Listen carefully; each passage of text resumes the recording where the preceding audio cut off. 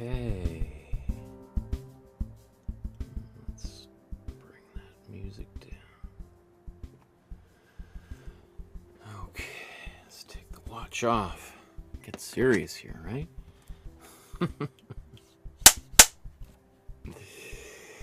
Okay. Good afternoon, everyone. My name is Michael Markowsky, and this is my studio, and today we're going to recreate another painting by another one of my favorite artists. Today we're going to be looking at Henrietta Shore, and we're going to be painting this painting, My Cat, from somewhere around 1930, 1935. I love this painting. I have been wanting to do a series of episodes about Henrietta Shore since we began. In fact, the outline that we look at here that I did was literally one of the first 10 outlines that I ever did. So finally, 2.5 years after I did this outline, finally getting a chance to talk about one of my favorite artists of all time. Just one of those things. Other things kind of came up and I wasn't able to fit her in, but finally, I'm going to do it.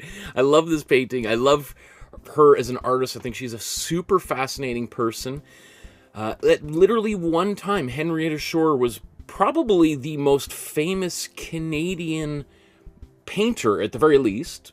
Arguably the most famous Canadian person besides Fay Wray, who was the star of King Kong, the actress who's held in King Kong's hand in the 1933 blockbuster film. And yet today, Henrietta Shore, and really towards the end of her life, fell into total obscurity. And it's a real shame because not only was she really important as a Canadian artist, but is, you know, beloved amongst Americans. Again, if you were to ask Americans back in the 1930s who's the most famous Canadian, they would probably say Henrietta Shore, Fay Wray, you know, in the same way that people would say Celine Dion or Justin Bieber or Jim Carrey or something today. Anyway, let's take a look at the plan for today's painting. We're going to get the image onto the canvas. We're going to stain it with a little bit of color. Then we're going to talk about Henrietta Shore's biography. We're going to do, I don't know, are we going to do an underpainting? Maybe not. Let's think about it. We'll do the background, foreground, and then by the time we get to the end, I think we'll be 3.5 hours, I say. So, you know, I wouldn't say this is a complex painting, but it's going to be a time-consuming painting, especially because there's a little bit more detail in the background. But, you know, I think to recreate a painting by one of the greatest artists, as far as I'm concerned, of all time, in 3 or 4 hours, I think that's pretty good, right? I mean, not everything comes as quick as a McDonald's cheeseburger, right? Nor should it. Okay, so, of course, please like the video. Do it right now, and then if you change your mind later, you can always press it again and unlike the video. Subscribe to the channel. Hit the notification bell so you know when future upcoming videos. I plan this Sunday to finally do another feedback episode. I know everyone's been asking about it, so finally we're going to get there. Also, if you want to support the channel with a small donation as little as 25 cents to $1, $5, $10, $50, as some of you that I know in the chat right now just recently did, I am super appreciative for all of your support. That's what keeps these episodes continuing, one after another. Okay, so let's begin. Our first step here is to get the image onto the canvas. So let me show you how you get this image onto the canvas and where you can actually find it to begin with. All right, so here's the original artwork, and then here's the outline that I did using my Procreate app on the iPad Pro, and I just traced it right out. And I'll show you where you can download it for free. There is this Dropbox folder. It's one of the first links in the description below. Click on that. You'll see the resources for our first few episodes at the top. All of our kind of more simple paintings above here. And then there's you know, I don't know, 200 plus folders down below of more complex paintings if you think today's is just too simple for your taste. Click in here, and you're going to see that there's actually 6 files, because I plan on doing a second episode dedicated to Henrietta Shore here. You'll see here's today's painting with 2 versions, the outline, a JPEG and a PDF. And of course, this is the other painting that we'll be doing here. I don't know. Well, I'll try to figure out how I'm going to squeeze it. It might be just next Tuesday's episode if I can't get it organized in time. But I love both of these paintings. I think they're masterpieces, deceptively, you know, simple. And you can also see here why she was often compared to Georgia O'Keeffe, or what I would say Georgia O'Keeffe was often compared to Henrietta Shore, because they knew one another, they lived in the same city, they exhibited, I don't know if they exhibited together, but they certainly exhibited at the same time and were compared constantly in reviews by critics. So let's get this outline on. Now the first thing, what I've done is I've just gessoed a whole bunch of new canvases. So here's one of these. I like these. This is another brand that I often use, and the link to buy more from Amazon should be in the description below. I bought like 300 of these, and I've used them many times. The 9x12 sized canvas panel or canvas board, and it comes pre-gessoed, but then I go and I apply more gesso on it. So here's just a couple containers. Here's, I don't know how many, this has been painted over, I can't see how many. This big jug is 3.6 liters or 221.7 fluid ounces. So I bet you this is maybe a liter, right? There's probably could fit 3.5 of these in there, right? And you can also notice the price, right? So that's, you can also certainly pay a lot more for gesso. Gesso, I think, you know, it's meant to not be seen, right? So probably is not worth spending like $100 on the same size, because I have seen that. Anyway, what I do is I just take that, I do dilute it in here, and I put maybe, you know, let's say this was entirely, you know, it's basically maybe a fifth of water, just to dilute it a little bit. I find right out of the jug here, it's a little bit too thick for my taste, and I end up having to do, it leaves a lot of ridges in here that I end up having to, you know, it just takes a little bit longer to sand down, and if you're not careful, sometimes you sand, I accidentally sand a little bit on the edges, and it causes it to fray a little bit. And you might have seen that in some of the previous paintings where you're like, why is there these little white or black things? Well, that's because I've literally sanded right through the canvas. These canvas boards that you buy often come, the fabric, the canvas is very thin. Anyway, I'm just going to quickly sand this. I might even just mute the microphone here. Or you know what, maybe, yeah, I'm going to mute the microphone.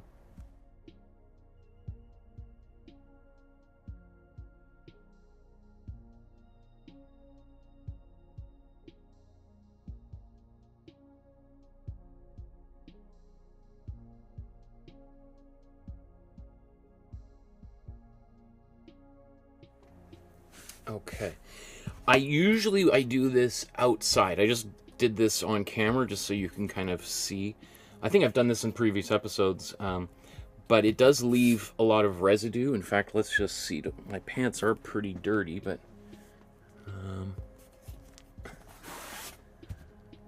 I don't know. I don't think that comes across very well, but I do often do this on my pant legs because I also don't want too much dust on here. Additionally, so there is, you know, you don't want this kind of getting all over your studio, right? You don't want really to be inhaling it either, right? That's probably a bigger concern than just creating dust that gets all over your studio. I got all this camera equipment, so you can imagine if I've got a couple hundred of these gessoed, it would be like it was snowing in here, right?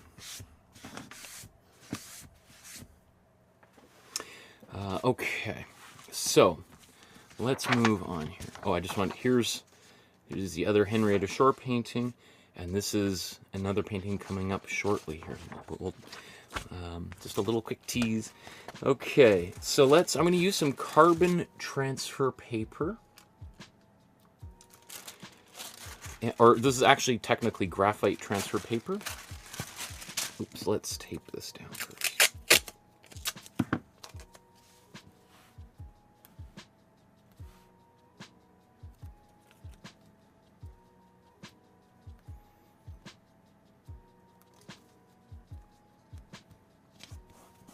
Technically, there's a oh, that horizon line's kind of funny how it goes.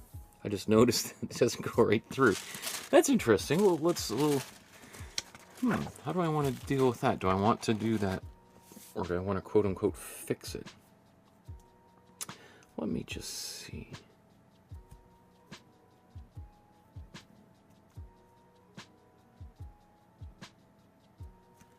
I think I'm just going to move this a little bit over so that the cat's tail and paw are both equally. I'm just anal retentive like that. When things are crooked or not centered, I don't mind if things to be not centered, but if they're so close to being centered and not centered, it drives me crazy. So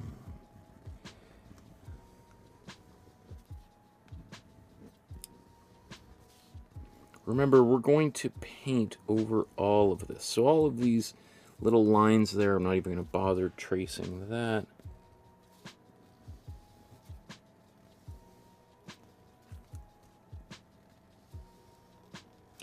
You know, as I was putting together the episode, I'm looking at this old outline. I'm thinking, it's interesting because I probably would have done the outline different had I done it today. Probably would actually have more detail on it than this one. Because when I first started, it's like, oh, it's the only purpose of doing this is just purely for the painting class. And then as I started doing more and more of them, I'm like, well, I really like them, and what if I just kept them? I could print them out, or I don't know what I would do with them, but it'd be nice if they could stand on their own as artworks in their own weird way.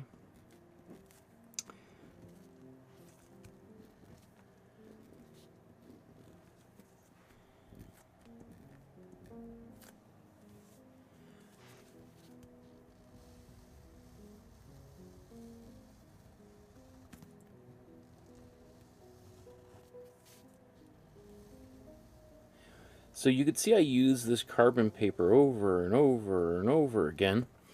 And one of the benefits actually of doing that and it could be a negative, is that as I use it over and over, the lines get more and more faint. And sometimes that can be a great thing, because especially if I want a little bit of my Imprimatura to stick around, as we'll talk about next step, you know, you might not want to have to cover up or deal with any pencil lines that are showing through. I'm not necessarily saying that's what's going to happen here, but sometimes you end up having to kind of cover them up. Some artists want you to see the process and the work that went in behind, and some artists want to cover it up. You know, it's just every artist is a little bit different. Some artists have real hang-ups over that kind of thing, and want to cover it up because they feel embarrassed about it, that they're afraid people are going to say they're cheating, and some artists just want to cover it up because they just don't like the look of it. So when you're painting one of those and making artwork of any kind, your mind just starts kind of wandering a little bit, and sometimes you start obsessing about those little things.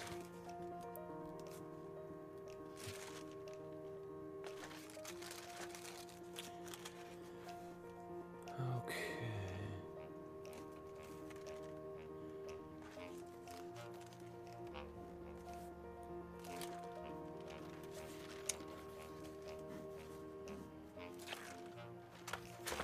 Cool. I think we're good.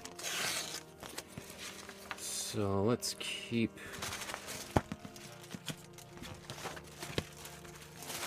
all this together. Wow, lots of comments.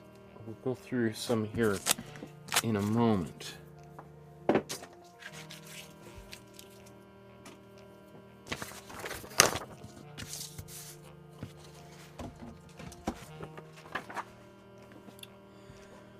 Wow, look at these.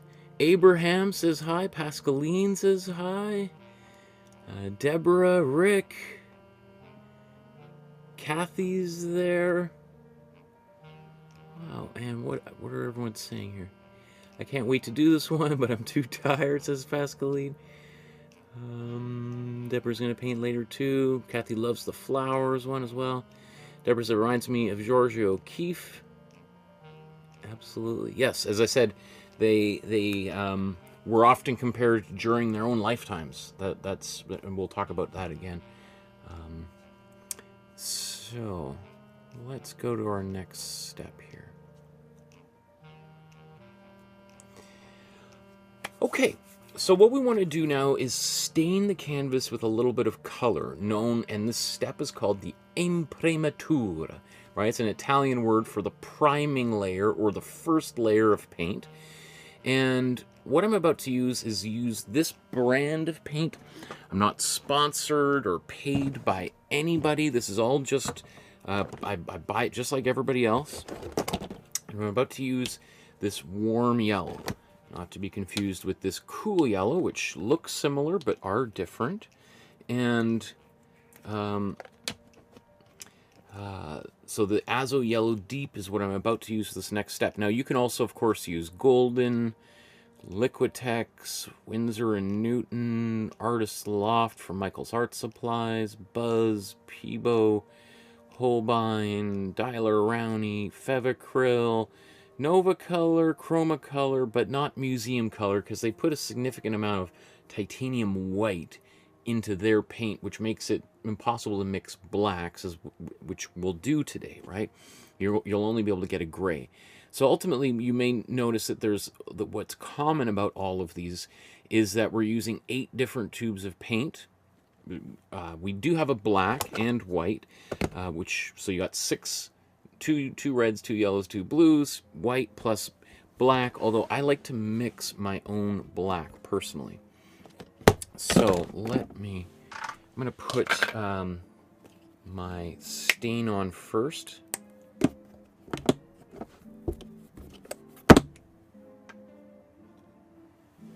Let's put this on my palette too. And then I'm going to put some water on here. So maybe a third paint to water, thins it out. It's also going to help make it dry just a little bit faster and spread it a little bit thinner. Oh, okay, there you go. Not that much.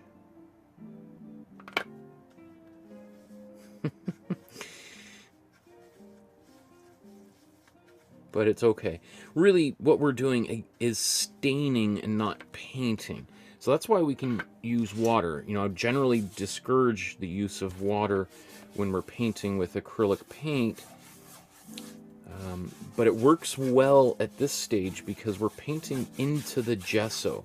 And gesso is basically clear paint with plaster powder mixed into it. So it really absorbs paint very well.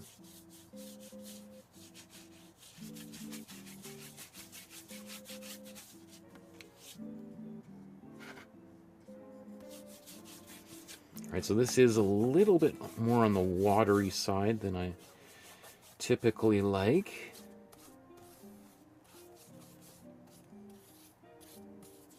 But, you know, it's not the end of the world.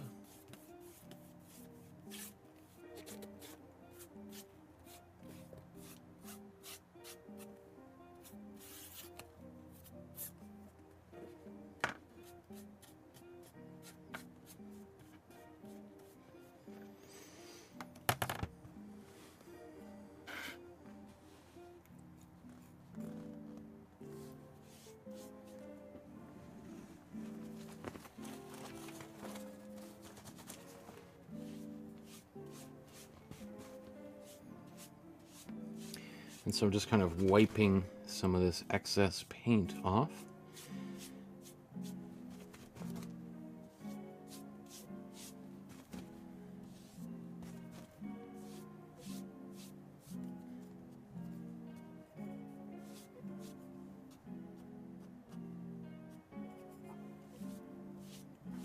There we go. I think that's much better.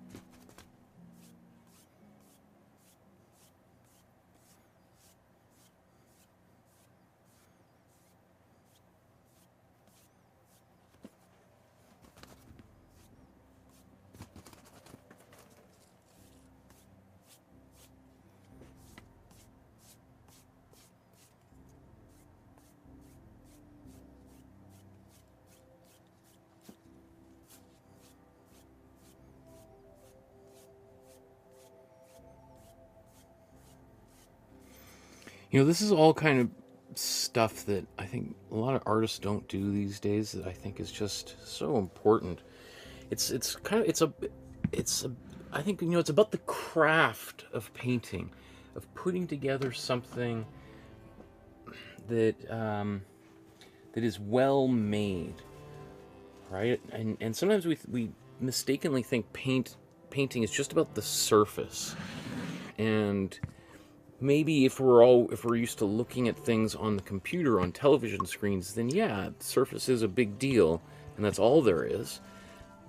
But you'll often hear painters, I remember I had teachers in college who would talk about your paintings should sort of defy photography in some way, that you want people to, when they see them, and like go, whoa, this is so much better in person. Having that adding those qualities into a painting that that just can't really be captured properly by photography is really rewards someone for making the trek to go see it in person.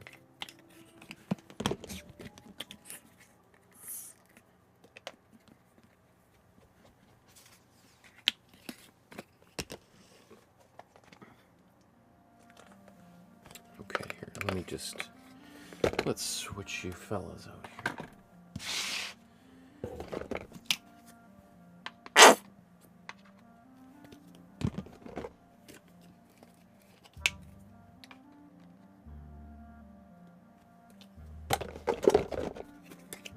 Lots of white.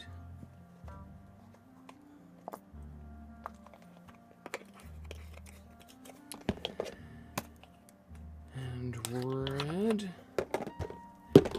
Finally brought my torture device back from school. I love this thing. This is how I get the last little bits of paint out of a tube. I think one of these things costs, I mean, I bought this probably 20 years ago. I don't know how much it costs new. I mean, really, it's should be $5, but I'm sure any self-respecting art supply store would mark it up 300 or 400% to $40, as they tend to do on everything. I'm going to leave that there. But what it does end up doing is saves you a lot of money. I do have another one that I can't remember what they call, like a key. That is just is much smaller and just kind of, it's a little piece of plastic, and I think you can get those at art supply stores for like $5 or something. Again, even though it should only be 25 cents. Okay, I think that means I should take a sip of tea. Sandra says, "Hi everyone. This cat looks like my cat, Ryuk." Is that how you say it? Ryuk? Ryuk? Ryuk?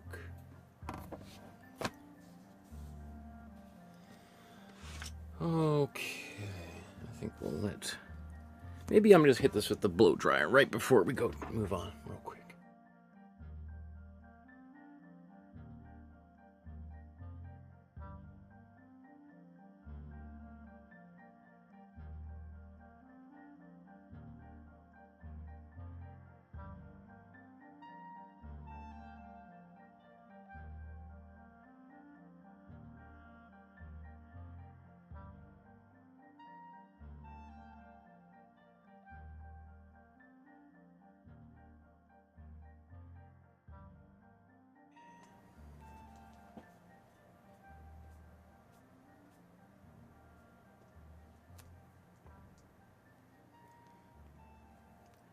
Okay, I just want to make sure my audio is back on.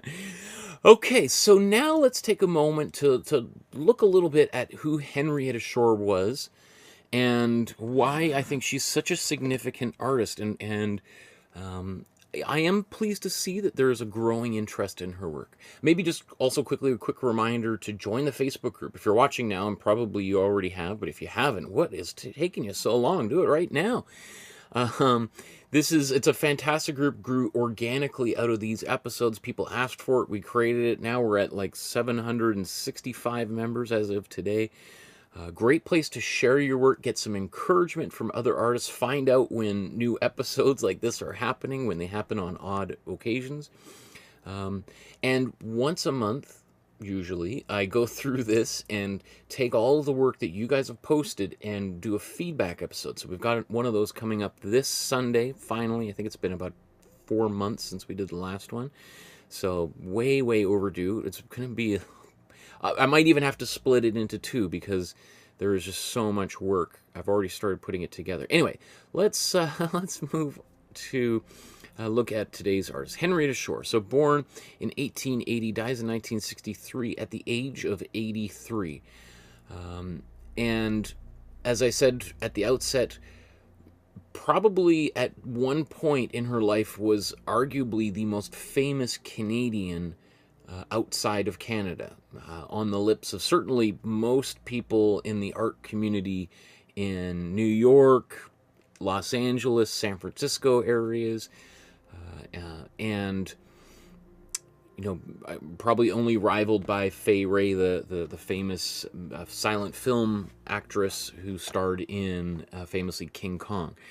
Right. So Henrietta she's born in Toronto, and her mother is very encouraging her ambitions to her artistic ambitions, and starts drawing and painting at the kitchen table from a very, very young age.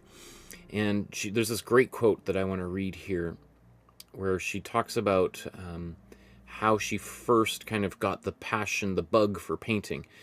I was on my way home from school and saw myself reflected in a puddle. It was the first time I had seen my image completely surrounded by nature, and I suddenly had an overwhelming sense of belonging to it, of actually being a part of every tree and of every flower. I was filled with a desire to tell what I had felt through painting. And I think that's beautiful. I mean, there's probably a little bit of self-mythologizing there. Whether that was literally the moment she wanted to start making art is debated. But there's a few things I think are spectacular about that. I mean, first of all, it reminds me of my own daughter, who is obsessed with stomping in puddles. So I think like, I wonder if similar thoughts are going on in her mind there. But the idea of looking in a puddle and seeing an image there and wanting to reproduce it, and remember, this is back in maybe 1885 kind of thing, right? So long before everyone has a camera in their pocket on their phone, right? Even if you did have a camera back then, it would have been a very difficult thing to capture. So your mind would have gone looking at something, even as an adult, like, wow, that's beautiful. How would I show this to anybody? How would I describe what I'm seeing? How would I capture this experience? The only real way you would have would be through painting, or maybe poetry, literature, I suppose dance, etc. But really, it probably would have been through painting. And then so there's that. Then I think the second component to here, which I think is fascinating, and goes into some of the philosophy that she becomes interested later in her life, is this idea of looking into the puddle and then seeing, let's say, the trees and the clouds and other natural things reflected in the puddle, as well as her own face, right? So she's looking in that and sees kind of all of them collapsed together into one image, which is not too dissimilar from a painting, right? We have a flat surface that we paint on, and there might be things in the deep, deep, deep background and things in the foreground, but literally they all exist on the same flat surface side by side, like puzzle pieces, right? So seeing that integration of foreground and background, natural and, you know, the objective outside world and the subjective inner world, your own face blending into those other images and being placed on an equal level with one another, I think is you know, what a beautiful image. I love the way she describes that. And, you know, I kind of, as someone who really cares deeply about the environment, I kind of think to myself, wouldn't it be amazing? What a different world we would be in if everyone sort of had that similar feeling of oneness with the natural environment, right? So, again, she's, you know, so she has this early interest in making art. One of her real first teachers is Laura Muntz-Lyall, and let's see, who is really, probably one of these days I'll do an episode on her. She's really known for her portraits of children and women. She was an impressionist painter, fairly successful, originally born in England, but grew up as a child in Canada. And so one of Canada's first, you know, strong female independent painters. And so this was her real first main teacher of art. And I think probably really inspired her to explore portraiture, which she did a little bit of. So some of Henrietta Shore's most famous paintings are portraits, but obviously the Impressionists are probably most famous primarily for their landscapes, right? So Lyell would have also been, you know, very well versed in Impressionist techniques for describing landscapes as well. And I think you probably couldn't do better as a little kid learning how to paint by studying from the Impressionists, because of the way, the speed at which they paint, the freedom in which they approached painting. Anyway, let's just kind of quickly move on here. So, you know, by the time she's 20 years old, she starts traveling. She's going to New York and Europe and seeing art, you know, at you know, in major museums in London, in Paris, New York, and eventually she settles, at least temporarily, down in New York City and attends the New York School of Art, now known as the Parsons School of Design. And she studied under William Merritt Chase, who eventually, I'd love to do an episode on him. He's also a very, very important American painter. But we also studied under Robert Henry. And we did an episode on Robert Henry. Oh, the painting I did of him is upstairs in my living room. I look at it every night. And Robert Henry, we've talked about many times because he was, you know, a very important American painter, as well as arguably one of the most influential American art teachers of all time. Really, probably. I mean, I would say, you know, in the 273 episodes we've done already, and when we're talking about American artists, let's say we've done 60, 70 episodes on American artists, probably 40 of them had some direct contact with Robert Henry. I would say probably had the same sort of influence in American art as, let's say, William Cruikshank had for Canadian art, who basically was one of the main teachers for all of the Group of Seven members. So Robert Henry also was influenced by the Impressionist painters, but had a much more urban approach. So they took that same sort of speed of painting that maybe it's just worth just quickly looking, because later on, Henrietta Shore and Robert Henry have a quite prolific letter writing correspondence. So let's just see if we can quickly. Oh yeah, so here maybe probably just a great example. This kind of Robert Henri becomes probably the leading figure of what becomes known as the Ashcan School of Art. And so taking that Impressionist method, but applying it to places like Chicago and New York and Philadelphia, dense urban environments, tall buildings that are kind of dirty and brown.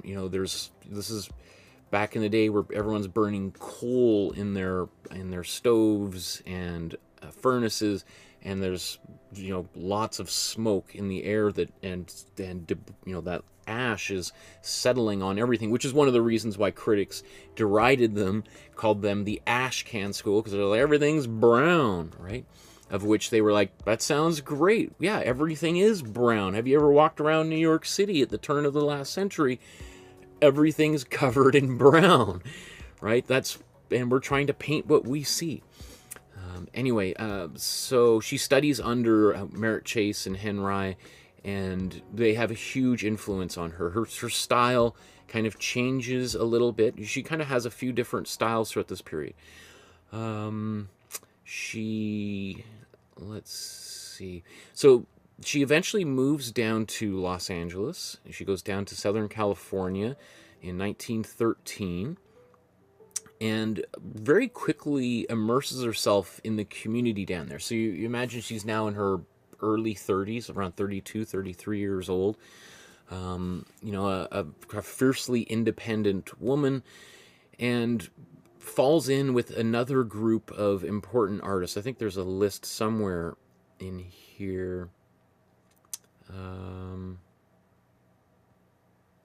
Where is it? I thought there was some kind of a list of... Oh yeah, so here, so she's a founding member of the Los Angeles Modern Art Society, which is composed of Bert Creasy, Meta Creasy, Helena Dunlop, Edgar Keller, and Carl Jens. Helena Dunlop, I'd like to do an episode on her one day. Carl Jens, also another important artist of that era. And so they really only have 2 exhibitions. They do invite the members of the Ashcan School to exhibit with them, including her teacher and mentor, Robert Henri. And that's some of the very first times some of those New York artists, those really important leading New York artists, are exhibited in Los Angeles. And Henrietta Shore is directly responsible for that. And it's hard to, measure the importance of that kind of those interactions. Who knows who walked through those exhibitions that may have already been an artist and was deeply moved by some of those artworks that they had only maybe read about in the newspaper before, and now they're seeing them in person, or people who were inspired by that art to themselves take up painting, right? So, I lived a quarter of my life in Los Angeles, and when I was living there in the late 1990s and early 2000s, Los Angeles had become kind of the center of the art world. But for a long time before that, Los Angeles might as well have been on the moon. It was so kind of separate from the rest of what was going on in art. So she is directly responsible for really developing the LA art scene. The group only lasts for a couple of years, and as it folds, she's kind of despondent. Like, it's, people start moving and traveling around a little bit. LA famously being, at least at this point in time, a city of a very transient culture. A lot of people moving to Los Angeles and relative, for the movie industry and for the weather, etc. But few people have, born and raised in Los Angeles. So, eventually people, I'm going to move on to another place after that. And so as the group folds, like, she's pretty bummed out about it. And I love this sort of quote by Robert Henri, just sort of giving some advice to the younger Henrietta Shore here. Says, perhaps it is good that the Los Angeles Modern Art Societies, perhaps it is good that societies die young while they are yet virtuous and useful. some of the old ones have hung on long after those conditions, and they stand as horrible examples, right? So, it's interesting. He's just sort of talking about how, it's maybe it's a good thing that it lasted and it ended at its peak and didn't sort of hang on desperately and kind of get diluted and some of the more important artists moved on, and then they just sort of found anybody who was breathing to fill those spots, and then it just sort of becomes a bit of an embarrassment, right? So, but not to be deterred, she goes on to form another group, the California Progressive Group, with Helena Dunlop as well as Caroline Bowles, William Cahill, Edward Viscal, and Luvena Buchanan. She's kind of a natural organizer, which is probably not too unusual, especially being so far away from home. You probably are desperate for some kind of community, and if you can't find it, you end up creating it for yourself. So after having spent a decade living almost a decade living in Los Angeles, she comes back to New York for a brief period of time. For about 3 years, she moves back to New York and has a studio on 57th Street, where there's quite a lot of artists. Now we think of it as kind of the Upper East Side or Upper West Side, and being pretty posh. But back in the day, it was not the was not a particularly expensive. People are, the more and more wealthy people are living up even much further north than that. Like 57th Street, is that Columbus Circle around there, kind of near Central Park kind of thing, the south part of Central Park.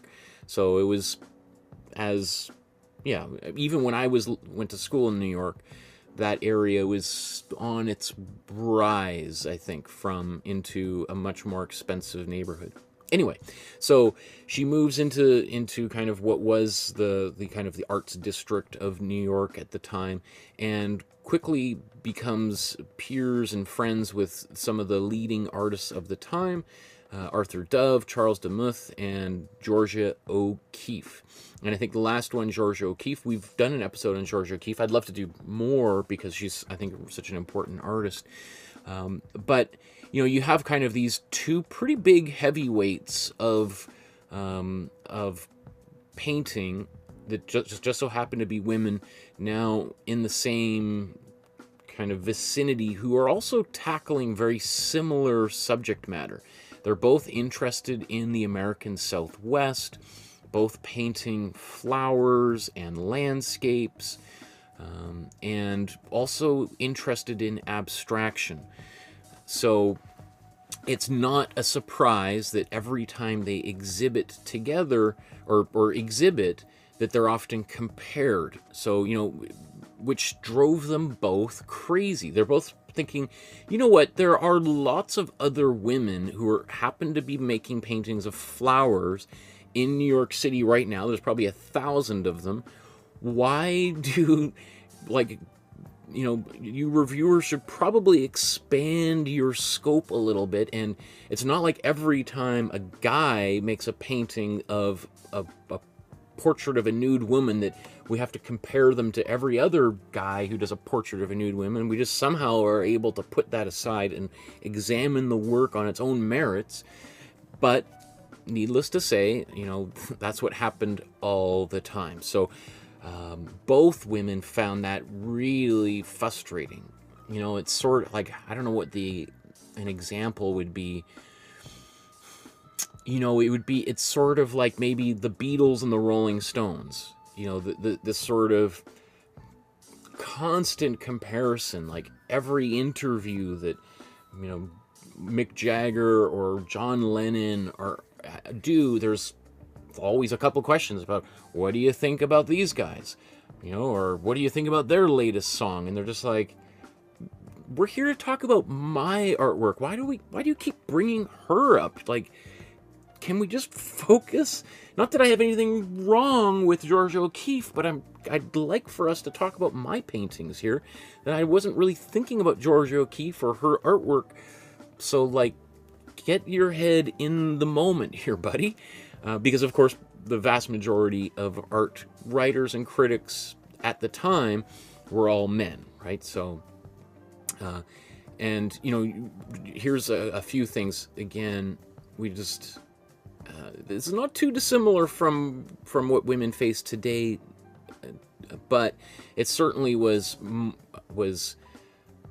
overwhelming thing back in the day. Was this critics reviewed both shows together, attributing the similarities in their work, both abstract nature scenes, to a female sensibility. Their works were framed by their gender and said to showcase smothered passion and dark destiny or original sin. Right? Like, you know, you kind of want to see, like, if they just put the exact same painting up on the wall but changed their names to a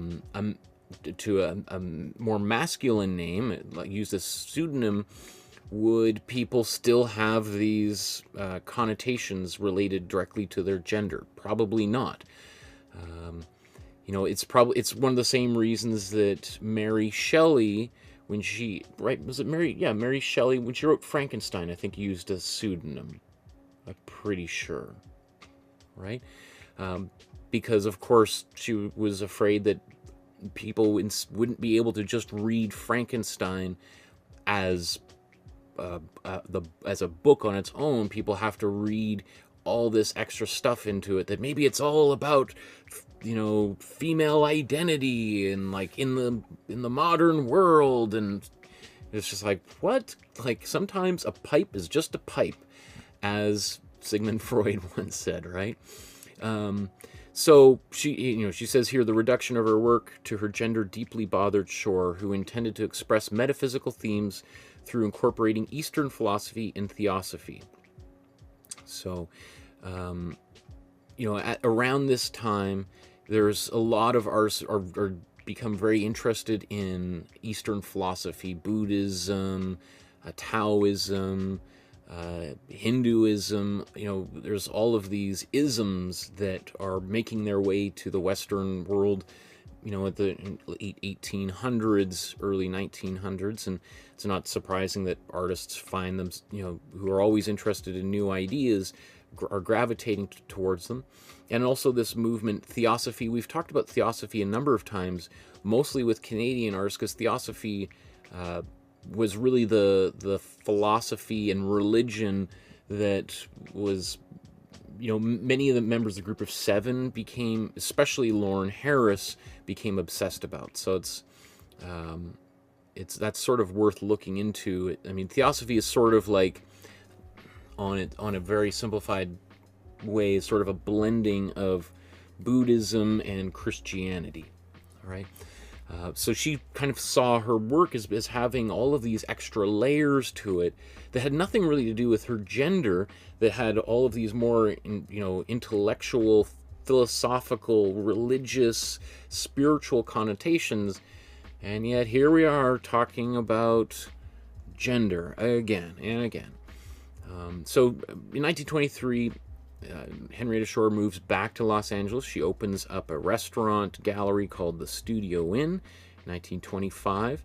And while she's kind of going back and forth between LA and New York, she meets the photographer Edward Weston. And I thought I'd just quickly show him a little bit. Edward Weston is now considered to be, you know, one of the most important photographers of all time. Unquestionably so. Maybe only outpaced by Ansel Adams as the most important photographer of all time. And Edward Weston, maybe we'll just take a quick look at, you know, some of his famous photographs. Did a lot of portraits of nude women and some architecture. Some of this I can't really show too long on camera, but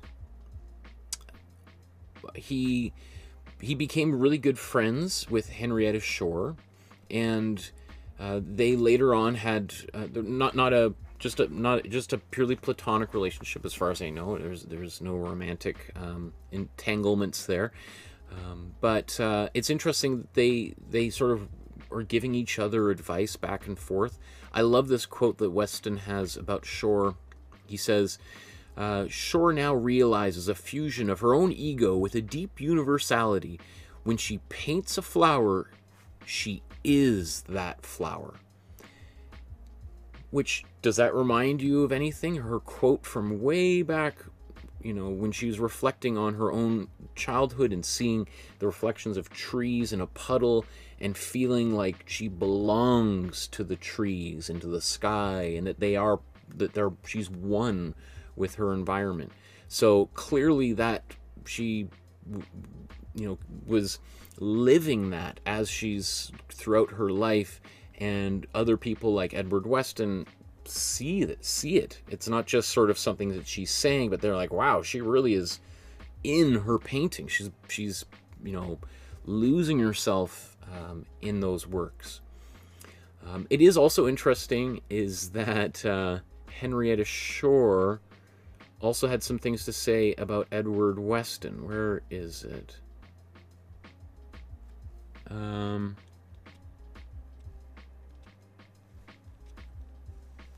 Oh yeah. So he says, or she says to him, I wish you would not do so many nudes. You're just getting used to them. The subject no longer amazes you. Most of these are just nudes.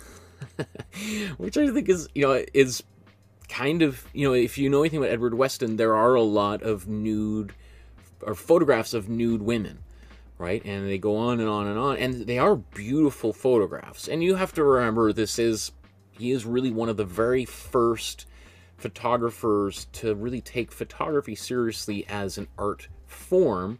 But it is funny that even she back then is like, Edward, maybe it's maybe time to move on and take some photographs of something else than these nude women. Yeah, beautiful nude women. Yeah, that's great. We kind of got it a decade ago. You know, maybe explore some other things. So one of the things that she shares with him some seashells and some vegetables, and you know, that last image here is sort of the product of it, is that he starts looking at things like this pepper and being like, oh, I kind of see again that kind of a nude figure in the vegetable. And that's probably a part of her own, Henrietta Shore's influence on Edward Weston, saying like, can you see that here, those same sort of forms, those nude women that you're so fond of photographing, we see almost the same thing in this vegetable or in this seashell.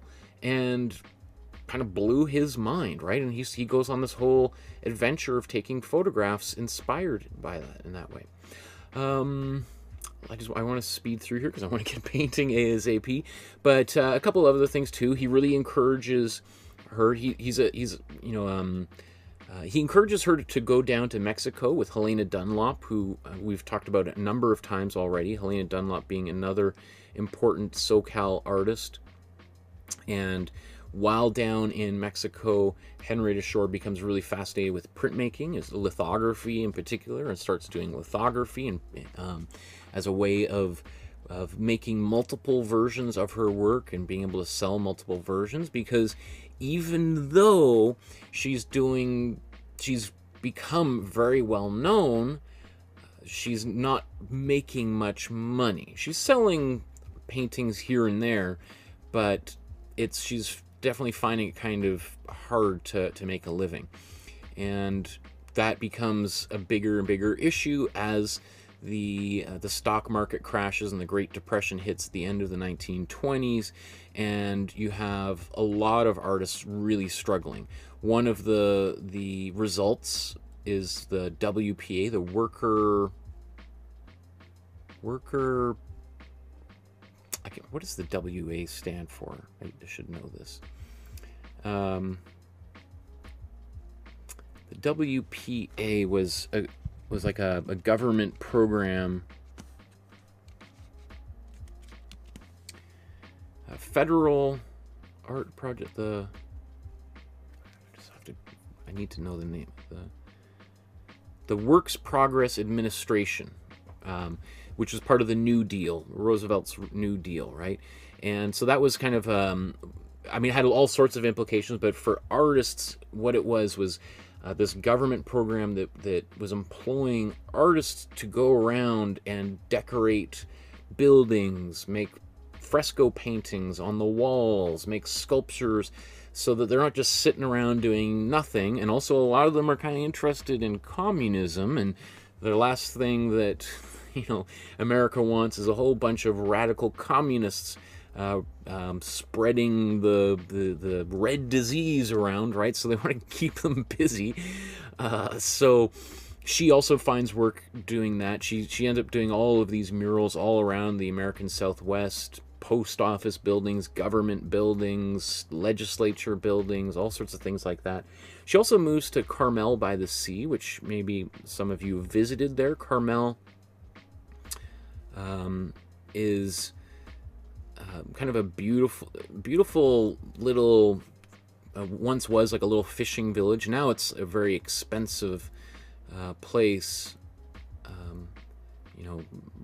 kind of like Palm Springs or something. And it's, maybe you could see Big Sur if anyone's been, it's kind of between Big Sur and Santa Cruz or San Jose, San Francisco.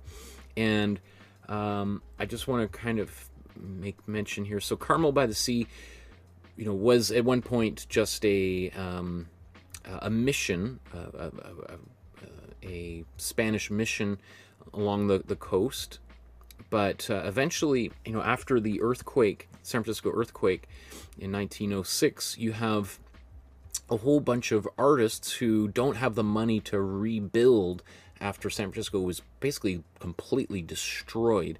So they kind of go down the coast to Carmel and establish a really important artist colony. Jack London wrote a whole book about it called The Valley of the Moon. And you see, like, some of the great writers of the time, Upton Sinclair, Sinclair Lewis, Jack London himself, all move there. You have a lot of painters, sculptors. I think there's, in this here we can see, there's a big theater community that moves there. Because artists who are struggling to find work in the film industry in Los Angeles, a lot of them moved up to Carmel as well. And then, of course, Carmel and Big Sur become later on very important in the Beat generation, in the 40s, 50s, 60s era, right? Kind of a big hippie population later on. Okay, so I don't want to diddle-daddle too long.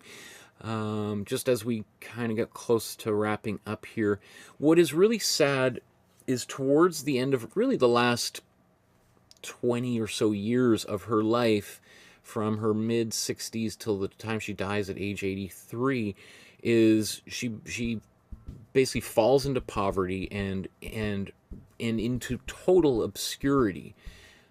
At one point, in the 1930s, there are these big retrospective exhibitions of her work in Los Angeles, San Francisco, New York, Chicago, and even though she's become critically famous, she's still not selling her work as much as she would like to have.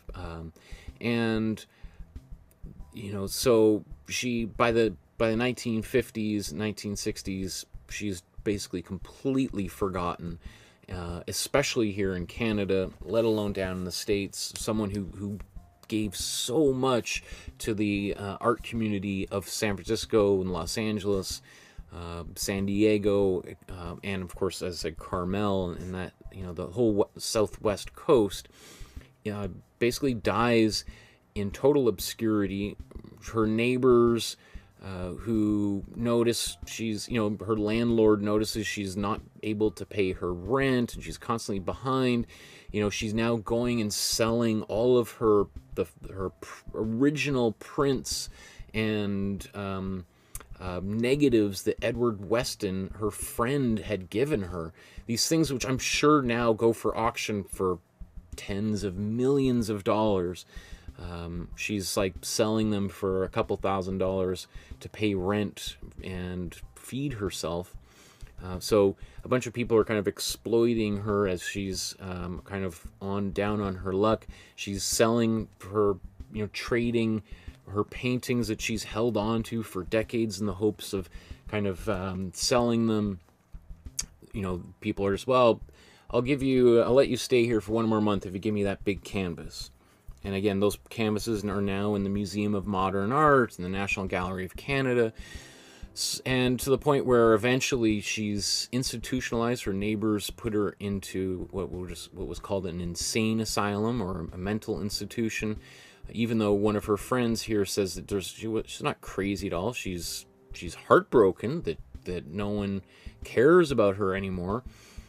She didn't have a husband or any children, and most of her family back in Canada had passed away. So she's, I think it's really sad what happens to her at the end of her life. I just think, considering the importance that, like her unsold work was divided amongst her surviving nephews. So they tried to have an exhibition to try to raise some money for her at the end of her life and after she passed, to pay for her gravestone and all that kind of stuff. And it just barely made enough to cover those basics. And then it's just sort of divvied up, and people drive away in their pickup truck with all of the proceeds of her entire life. And maybe she spends the last little bit of her life before she's institutionalized in the Sundial Lodge in Carmel. And I just, again, want to show this, now called L'Auberge Carmel, which is on the intersection of near the corner of 7th and Monteverde in Carmel. So if you're ever there, by the way, the Sundial Lodge was voted the #1 hotel in the United States by, I think, Frommer's or one of these guidebooks a few years ago. Where was it? Travel and Leisure Magazine's World's Best Hotel Award in 2007 and 2011. Right, so here's just kind of a little view of this what is now kind of a bed and breakfast hotel. It does look beautiful inside. I mean, does it look to me like this is the most incredible hotel in the United States? I don't know. It kind of looks like, a senior's home, to be honest, right? This is where my grandmother lived before she passed away. Not that there was anything wrong with that. She lived in a beautiful place, but I'm looking at these photographs. I don't know if this is... maybe the food is really, really good. Okay, let me... I just want to, before I move on, a few things I just want to point out. Oh, I love these. There's so many great paintings that she did. First of all, there's no wiki art page, which most of the artists we've looked at have, which is just sort of a sign that their art has been sort of organized by just people on the web to help to share their work amongst wider audiences. None of that exists. But one thing I do find fascinating about Henrietta Shore is when you do a Google search on her, the first things that come up are a bunch of auction houses that say, "We buy Henrietta Shore artwork," which is a tip that there's a big market for her work right now, and it's growing, and it's growing fast. So that tells me that there's a lot of total reappraisal of her probably coming very soon. I would say over the next decade. It wouldn't surprise me if, let's say, the National Gallery of Canada did a massive retrospective.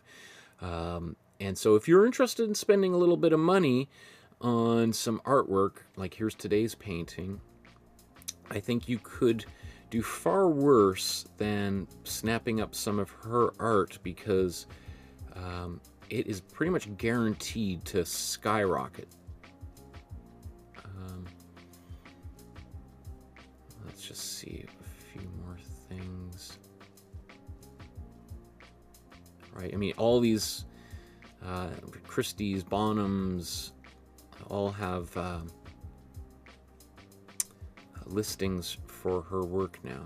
Because often what people do is they buy the work and then they flip it, right? I mean, a lot of the great big American institutions have some of her work in their collection. We just saw the Whitney, and so let's see, so this painting sold for $125,000 American in 2019, the painting we're about to do today. So it's, I think, in a, I guess it must be a private collection. It doesn't say who owns this painting now. Okay, so let's get let's move on here. Yeah, Sandra says, "Oh, poor Henrietta, what a tragic ending." And she was awesome.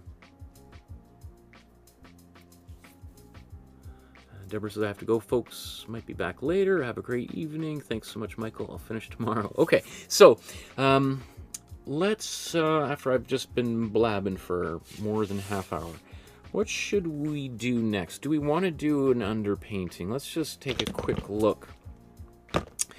So, reason we would do an underpainting is so to kind of help us see any details that could get covered up.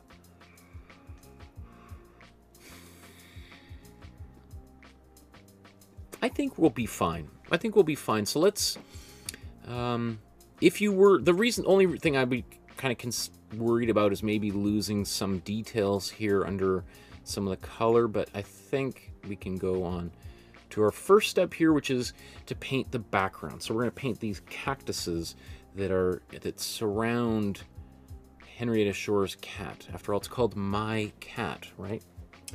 So what we want to do is we're going to mix cool greens. So to start with, let's put these side by side. Let's take our cool yellow and cool blue. Probably need more yellow here. And let's mix up this yellow.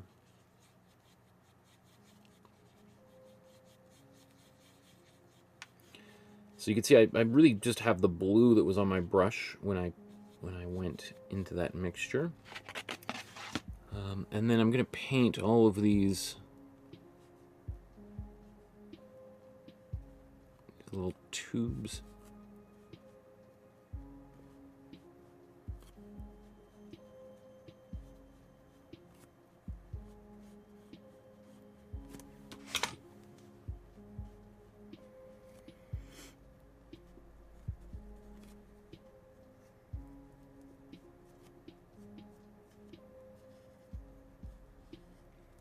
I wonder if anybody knows what these things are actually called. I'd be interested to know. Are these where flowers grow out of on a cactus? These call protuberances.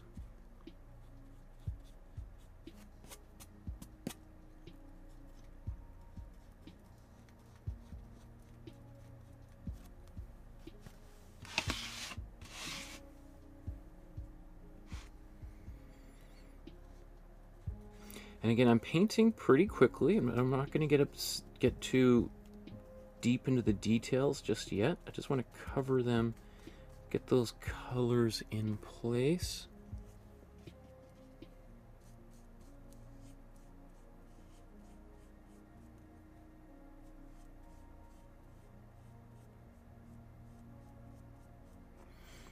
And these colors may not be exactly the right color just yet. And that's okay, because we can always modify them. Okay, so now let's add more blue to this mixture.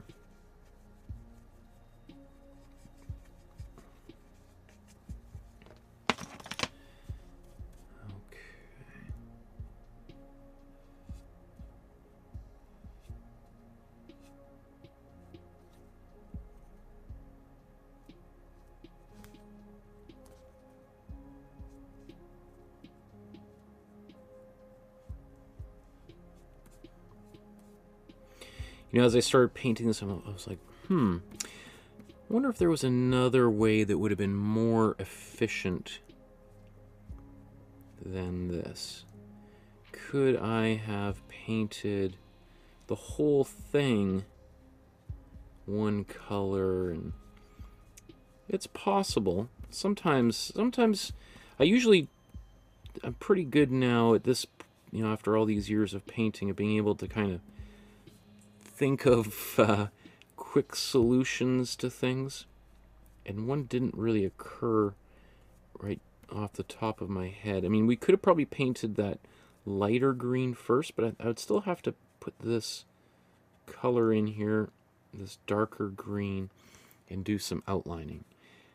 Now it does appear to be a little bit of a, I think probably I want a little bit more blue in here the next time around. Perhaps. But I think also, you know, we got a lot of yellow in here, and that yellow is going to affect how I perceive this painting.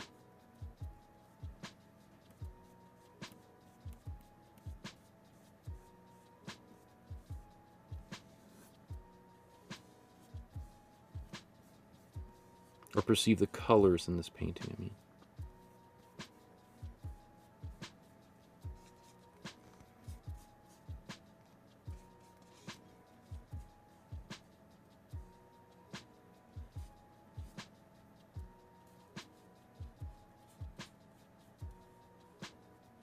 So I want to get as much of this kind of filled in as quickly as possible.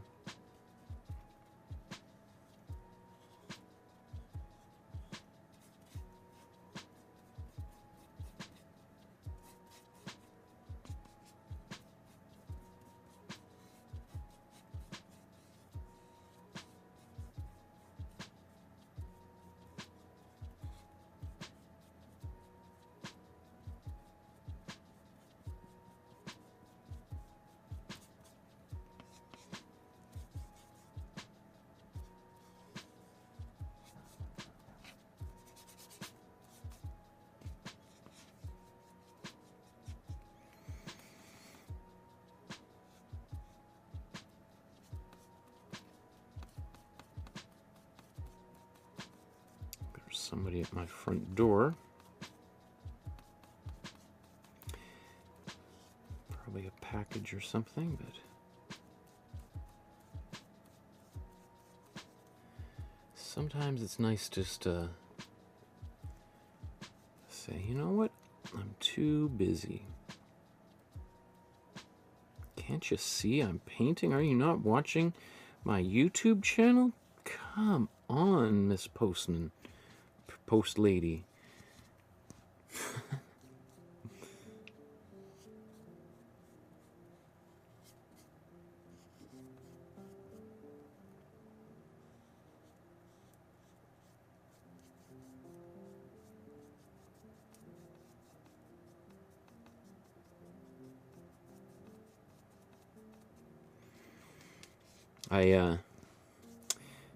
One of my best friends is a postman, postal carrier, and I was complaining to him the other day about my postal delivery person never closing the gate in front of our house.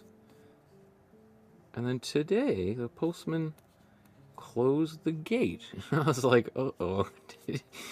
Did word get out there that... What inspired the postman to suddenly start closing the gate after years of never closing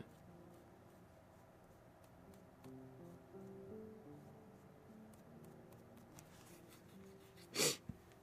Okay. That's that first little layer. I'm going to go to an even darker blue here.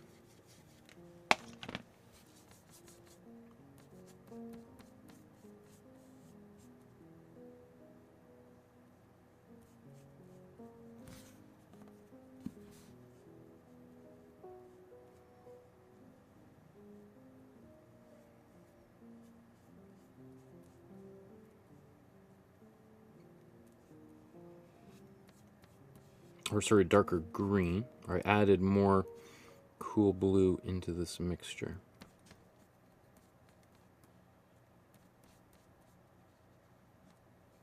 Now, one reason that this is so green, unlike the original, is because we have yellow Imprimatura underneath it, right? So that's going to affect how green this green actually is. Now, I don't mind that at all.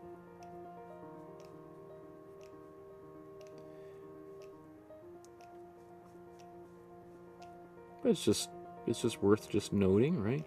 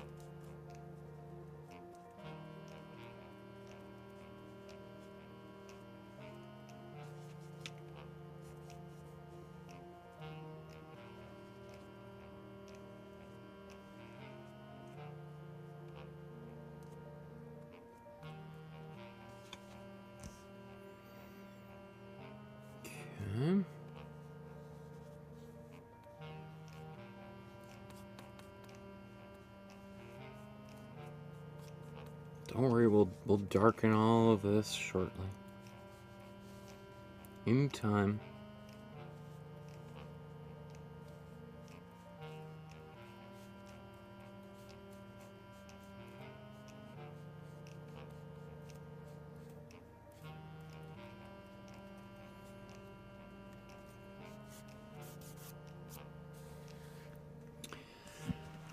Okay.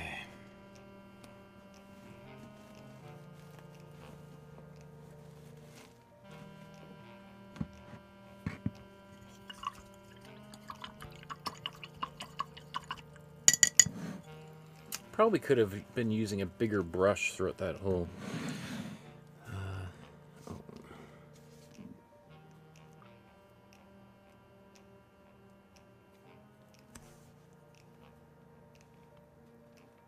I guess it is worth just looking right now. You can see that horizon line goes across here and then dips down. That is weird. Part of me, I'm just trying to remember if that's something I did in Photoshop by accident. Part of me wonders, maybe I might raise this up. I have a suspicion that this might be my fault. So...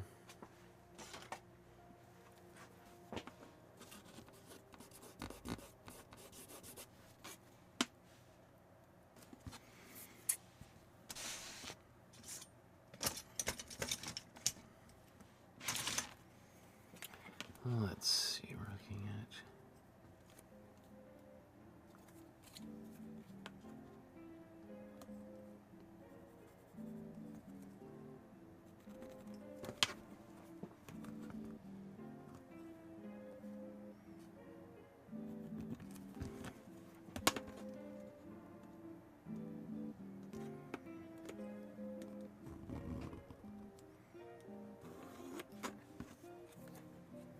So I'm going to raise this side up because that's another thing. It's just going to... I won't be able to sleep tonight if I look at that. And so I'm going to raise this up here. So that, again, it is possible that the edge of the painting... In fact, let me see. Yeah, so here's the original. You can see it's more of a square orientation. Does pop down there. But... yeah, I'm going to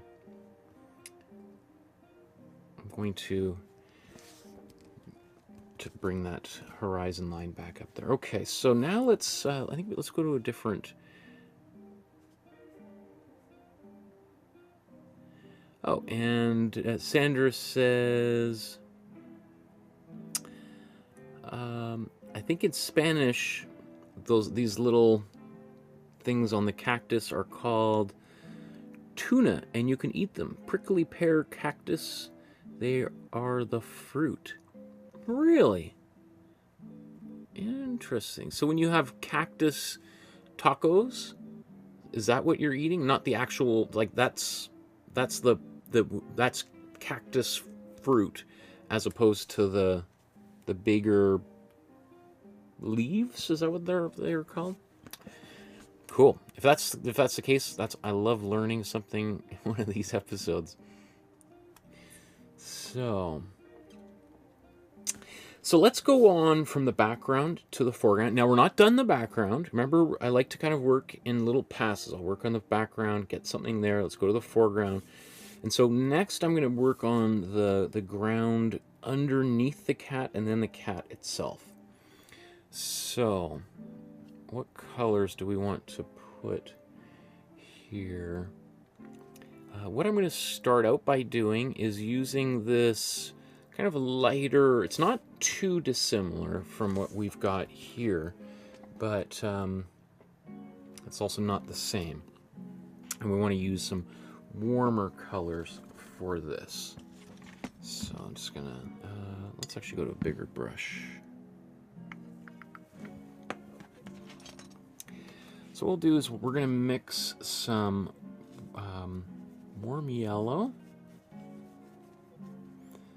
a little bit of warm red, and some white, a lot of white.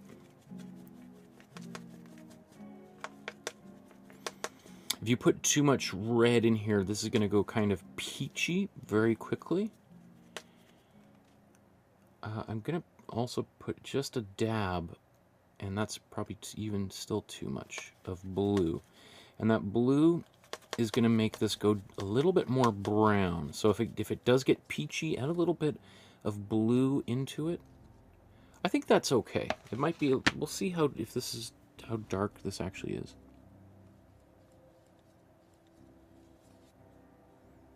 Also just going to paint over that line.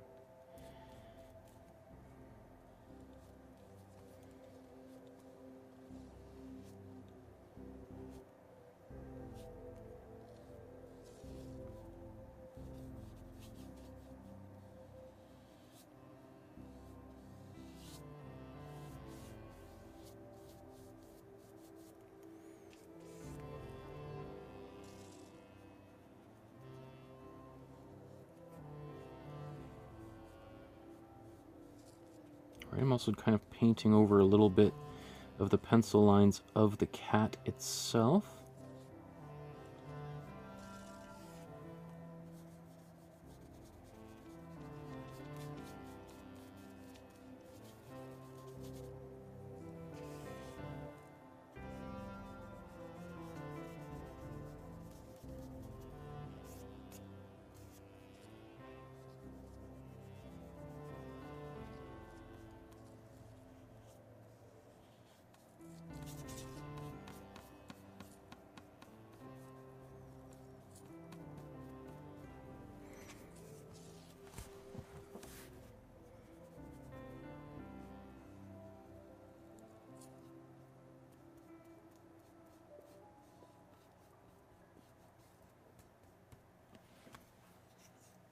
So there's still a little bit of green where I've painted over, but I think that'll disappear shortly.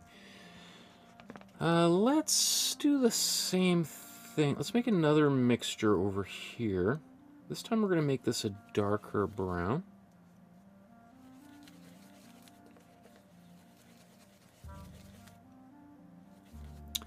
To make a bigger batch of it.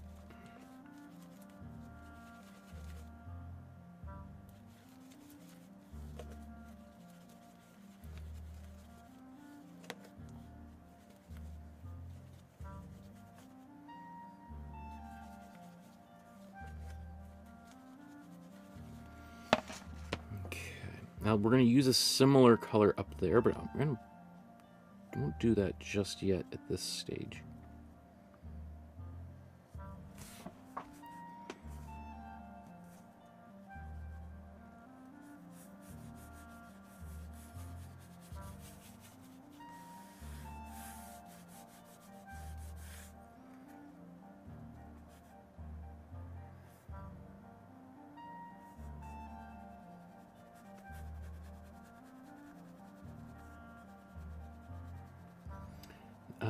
I like using this kind of little shimmy technique sometimes.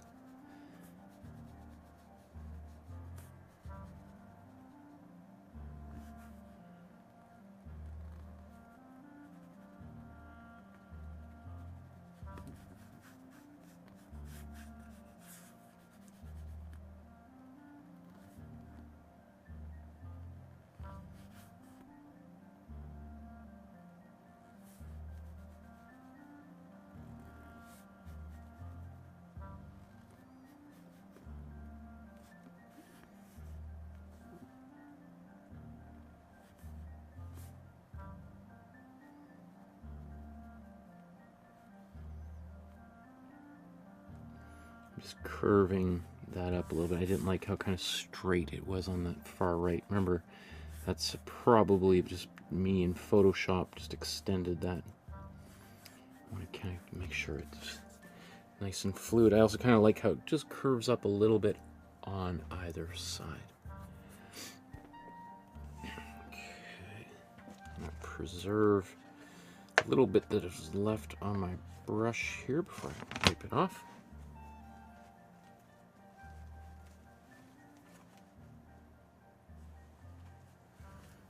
Sender says the fruit of the cactus is sweet. Cactus tacos use a different part of the cactus, the flat part. Okay, so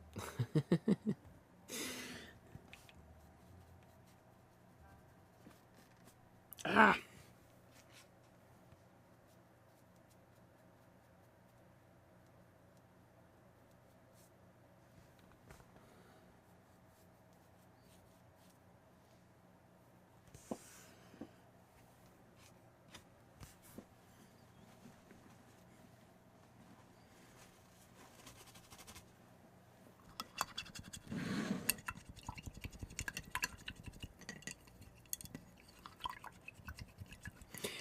You know, it's interesting, there's not that many people watching right now, which doesn't surprise me, because Henrietta Shore, as I said, is not as popular as certainly she should be. But, you know, I also don't, I'm not super concerned with clearly with people's, with the you know, the mainstream tastes of things. I think part of what I'm trying to do with these episodes is raise awareness for a bunch of artists that I think are grossly underappreciated. And I think as time goes on, there, I just touched, I did that again. The numbers will go up on some of these paintings, as they have. I never, it blows my mind as to, like, for instance, the painting I did, the episode on Bigfoot. It's like one of my, the most popular painting episode I think I've done. I don't think it's really, by far, not the best one, but so you never know which episodes people are going to be interested in. So let's get a little bit of the cat started here. And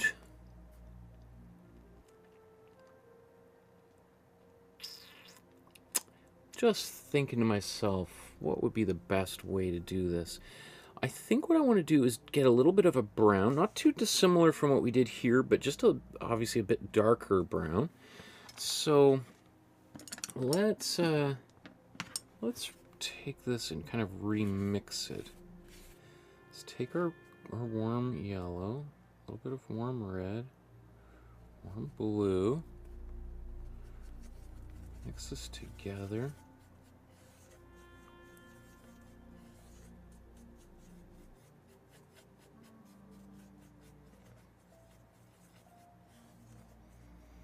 Let's get even more blue in here. So the more blue we put into our brown, the darker it's going to go.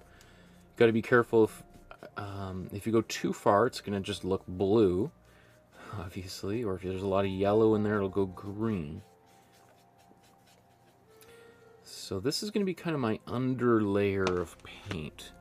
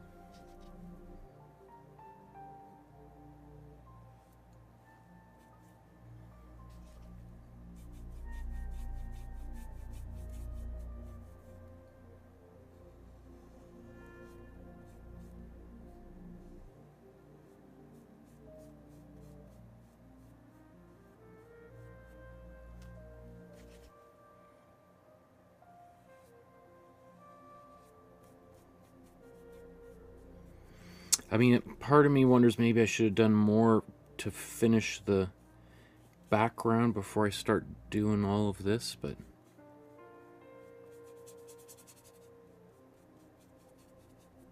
one thing is there is basically where it touches most of the other colors is either white, which we can easily use to cover things up, or black. So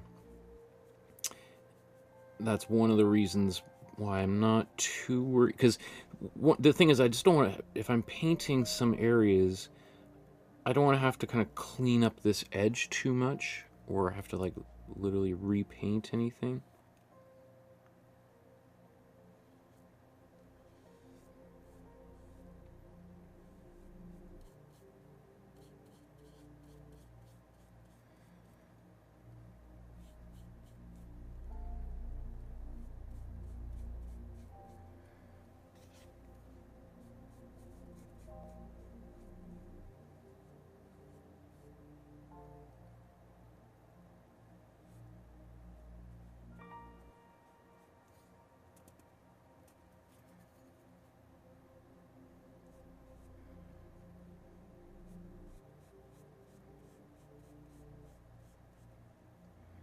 You can notice I've just painted right over these eyes. I can still see the pencil lines under there, maybe not so visible for you guys, but...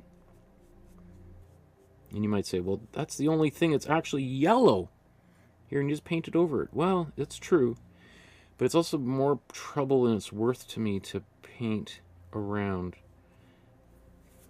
I can just paint that yellow on top and be done with it.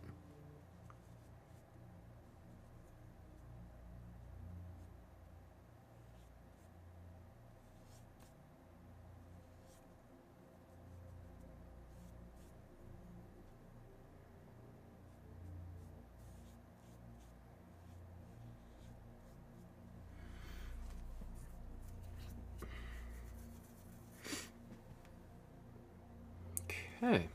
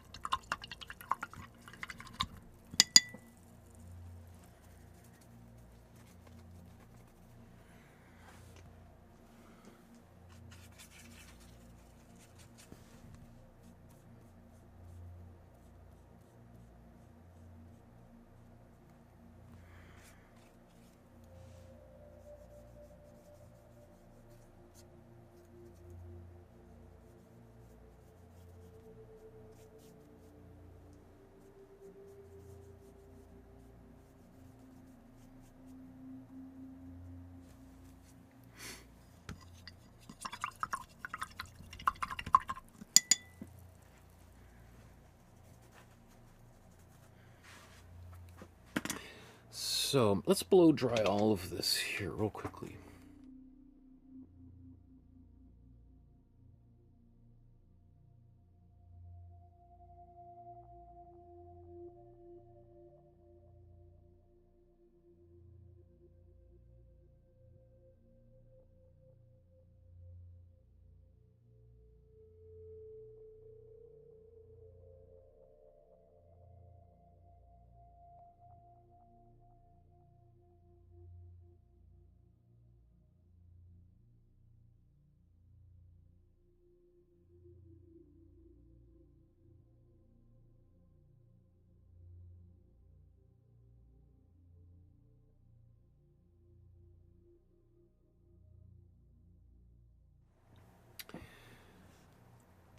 Okay.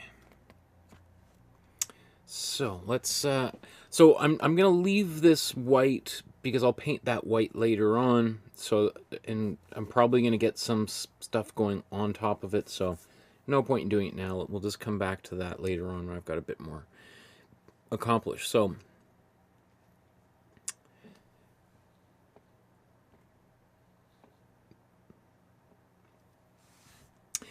let's go to our next step. Let's go back to the background and ideally finish or get very close to finishing the background so that we can finish the painting. So let's just take a look, compare these two side by side, and what we might want to do here. So obviously now this does look way more green. I thought it was going to be more green than necessary, but you know, if I look at this painting pretty close, I do see, you know, that there's something underneath here. You could see it's almost like a warm yellow that's bleeding through some of these colors. It's hard to say. It's possible she just painted directly onto a white canvas. I'm not sure. I mean, now that I've gotten to this stage, I could see someone just doing that first, just painting kind of a light green over that entire background area just to save time. But I didn't know that at the time. Now, if you're watching, you could go back and if you haven't started it, you probably use this same color here to just quickly go over that whole background. So let's say probably the next step, I'm going to paint maybe my darker colors. Maybe darker colors first. Yeah, because it's possible, well, no, I was going to say maybe there'd be a bit of white in here. Let's mix a black, because we're going to use that eventually anyway. So let's take some of our cool yellow, cool blue, and warm red, and give this a good mix.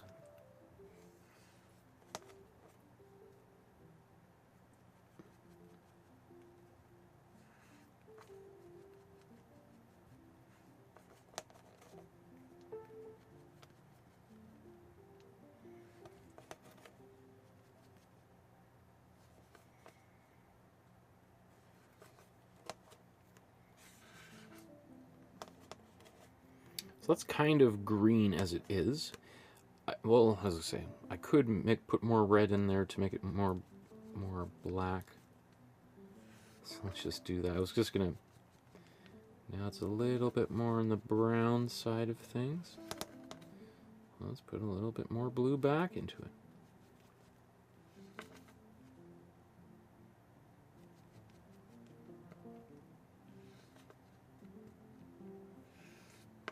A bit more on the purple side of things. I need a bit more cool yellow.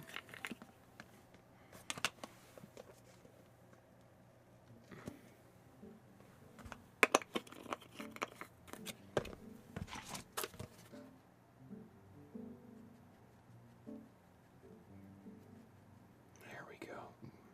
You know, almost sort of see it happen when it actually goes into black or really, really dark gray, because there is some white in all of these colors, which is, you know, one of the reasons why it's cheaper than the golden, which has a higher concentration of just pure pigment. But anyway, so there's my dark, or my black, basically. Now I'm gonna just sort of clean a bunch of that paint off. I'm gonna take a bit of warm blue and cool blue, and let's mix this together. Mostly cool blue.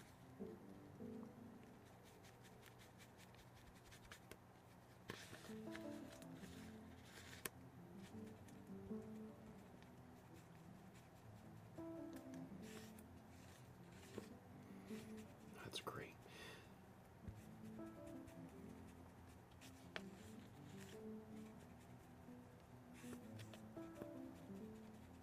I think that gets us pretty close to that background color. Yeah, I think that's good. So, I'm just going to maybe use a smaller brush for some areas here.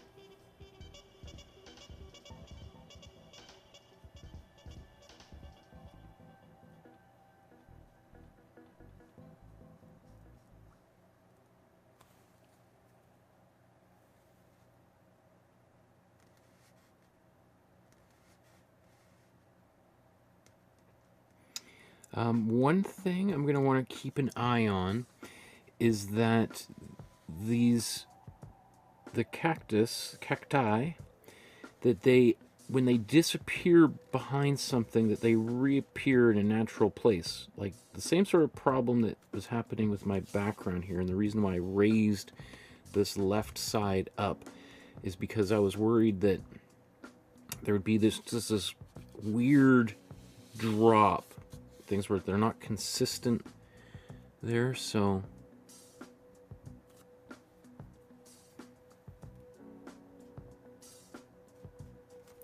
and I don't have to be perfect at this stage.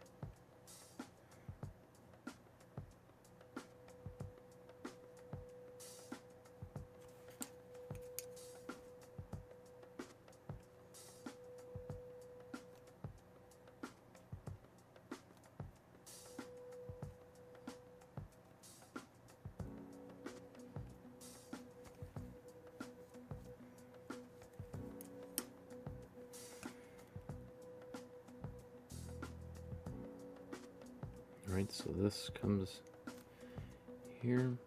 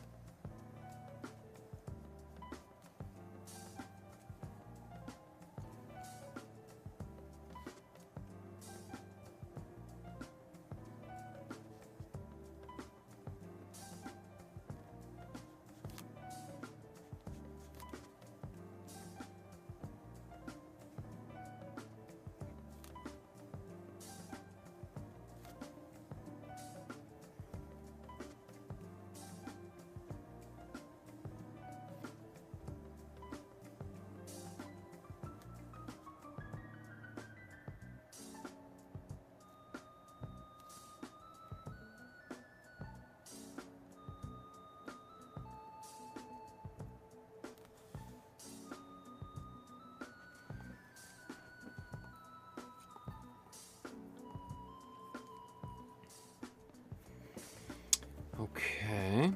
I'm just going to quickly blow dry that and then go back over in some of those areas just to kind of, they're a little bit patchy in places, and let's just kind of make it a little bit more solid. In fact, maybe just before I do that, just saw a little ridge of paint there, and that's, once it's baked in, it's in there, right? So let's avoid that.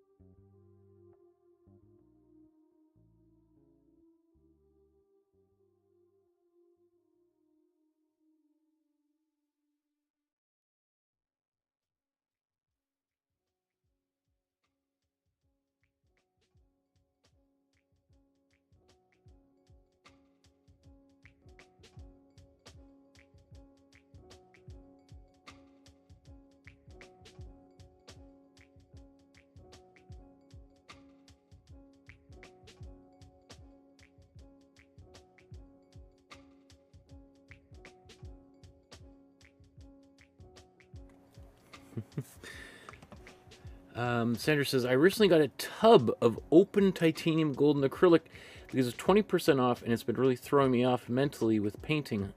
It doesn't blow dry as easily. That's so fascinating. Yeah. I've actually never used those open acrylics. which are intended to take longer to dry. That's what we mean by open, a paint that stays open, meaning that you can work with it longer than your regular acrylic paint, because it has essentially like a slow dry medium mixed into it, or what we call like a paint retarder, and which I don't particularly like that term, which is why I like using a slow dry medium. Most brands call it slow dry, except Golden.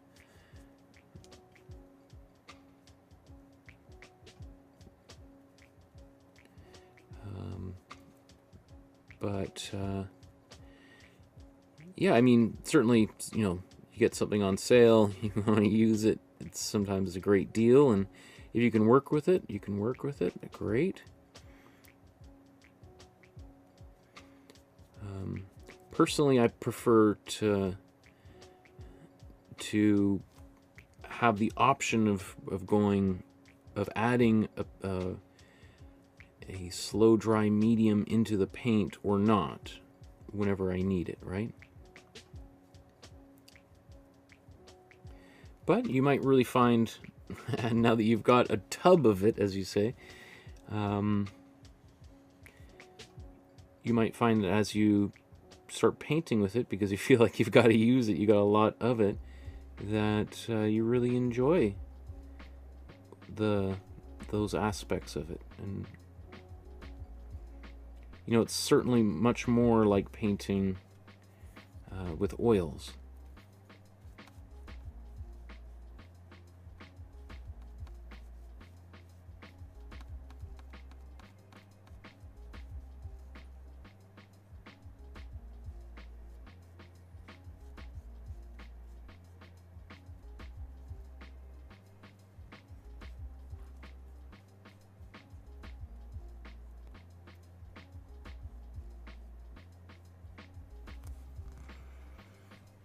Yeah, that might be too dark. Let me just compare that. Yeah, it's kind of a little, it's darker than the original.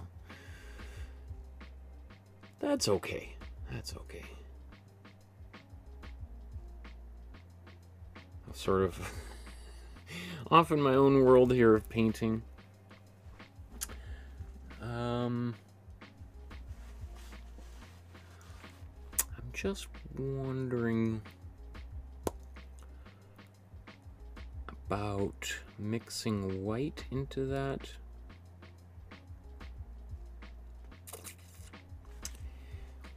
I'm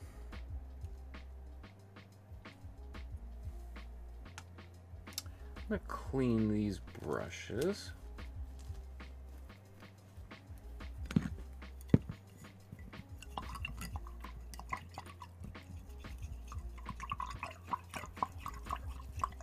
I think if I put white into that, that's going to get really gray.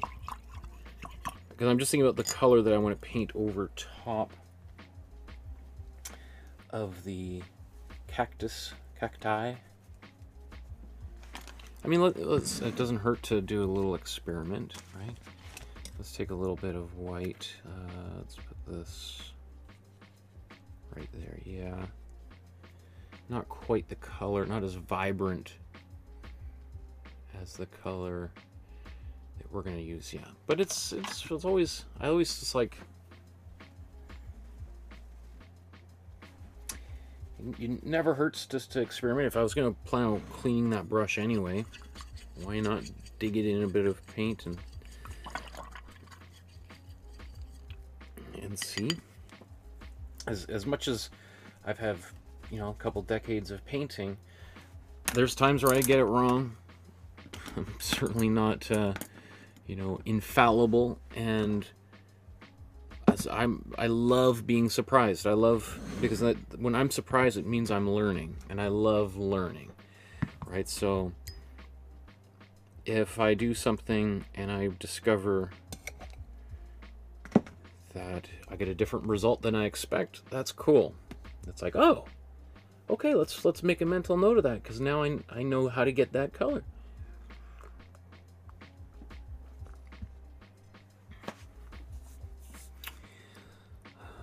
Okay, so let's do this green again. So that was my first attempt. I suspect, you know, if I did this again, but I add a little bit of white, I'll get pretty darn close to that original. So let's, and I think we want to get pretty close, right? If anything, this color here is probably closer to the fruit of the cactus. So let's take maybe, well, let's take this white. Let's just mix that in first. That's pretty close. Let's take, we'll have to make a bigger batch, so let's take all that cool blue.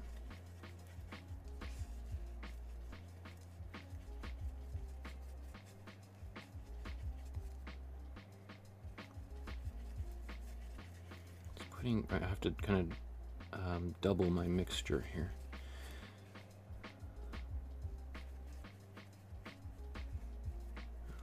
Okay. Just gonna add a lot more cool blue.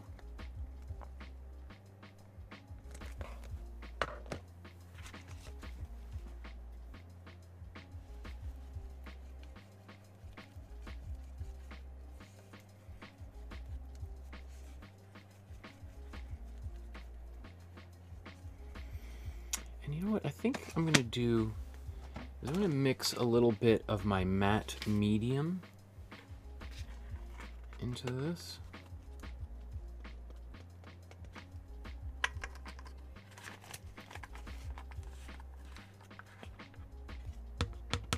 Oops.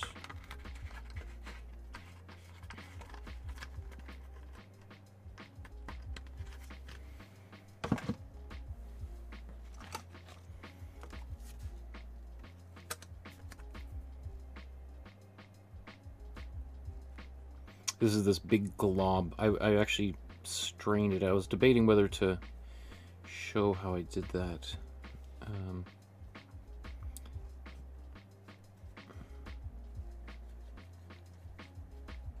So this is probably the last time I used I strained, because I don't know if you've seen previous episodes where I was using that matte medium, which is just clear paint without any pigment in it, and there was some, just like this, big globs of dried paint, because, you know, I've had this for like a year and I'm slowly going down, but there's air getting in there and it's drying that surface, and then it's flaking, and, you know, it's like that layer of, leave a cup of milk out overnight and it gets that kind of skin on the top. Same sort of thing. So what I just did is I made screens for windows here, and I bought a roll of like this plastic screen, and like to keep the bugs out, and I just stuffed some of that in here and poured the paint in there, and it would slowly drip through, and so I got a nice strained matte medium, which obviously I didn't use right now because I'll use it again in the future. So there is some chunky bits in here. This will hopefully be the last time I have these chunky bits trapped in the paint. Now that's pretty good. It is I'm going to add a bit more white.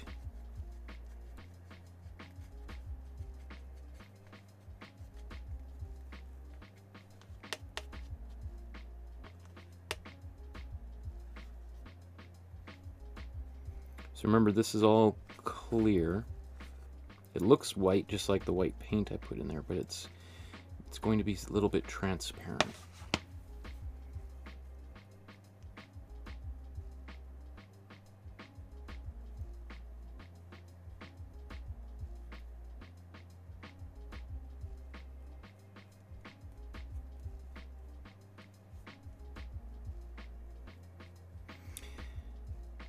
Now, again, it does feel kind of maybe like wasted time, where I put that initial layer down and then now I'm painting over top of it, and it's like, ugh. And you can think of it like that, or you can think of it as like, well, I've added just that extra little bit of another little layer of complexity into that color, so that, you know, it's You know, it's like adding a little bit of butter onto the toast or something, onto the bun. Yeah, maybe it's not visible when you look at the hamburger on the menu, or even when it's sitting in front of you, but it's there when you taste it.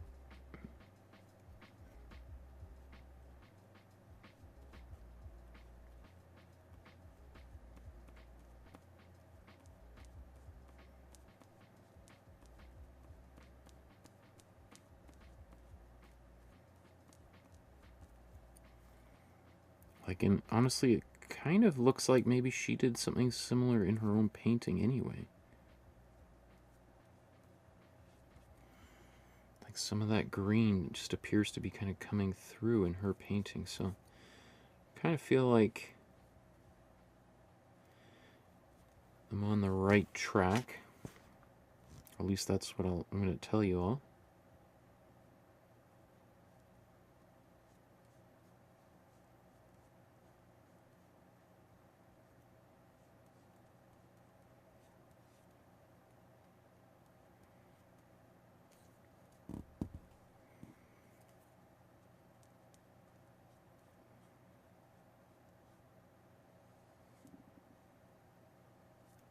So this is also an opportunity for me to clean up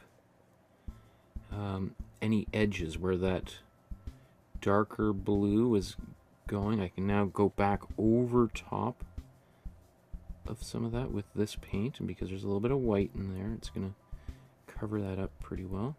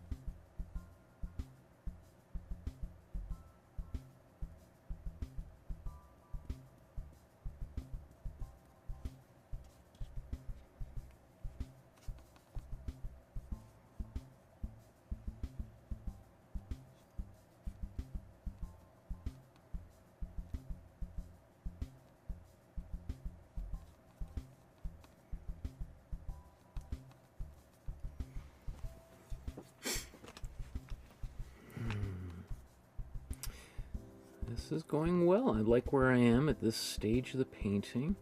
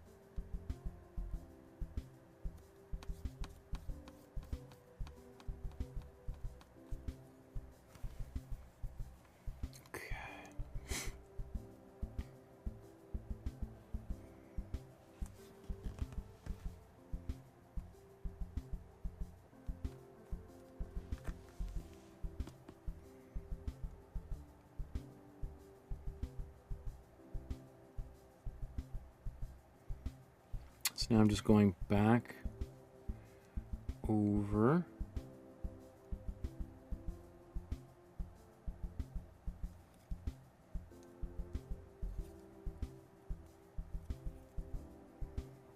Cleaning up those edges.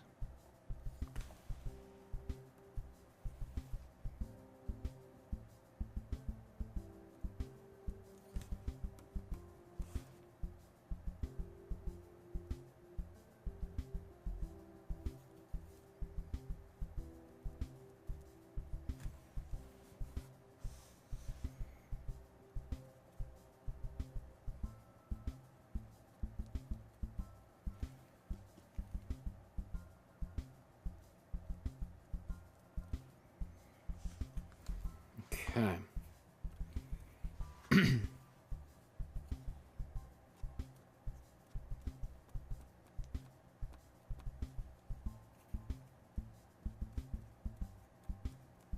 Just those little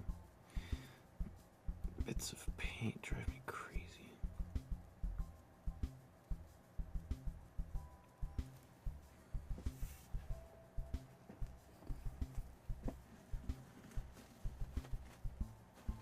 So one of the reasons why I added a bit of that matte medium is it thinned the paint out a little bit because there was a lot of white in there. If I painted that, then it would obliterate anything underneath, and I like a little bit of that green that we spent time painting. I want it to be there. I don't want it just to be kind of like a quote-unquote waste of my time. It's like if I painted it there, I mean, I could just paint over it and it would disappear, but it's like, well, I went to the effort of painting it. Let's keep it. Let's preserve a bit of it. I am going to add a bit more of this dark color.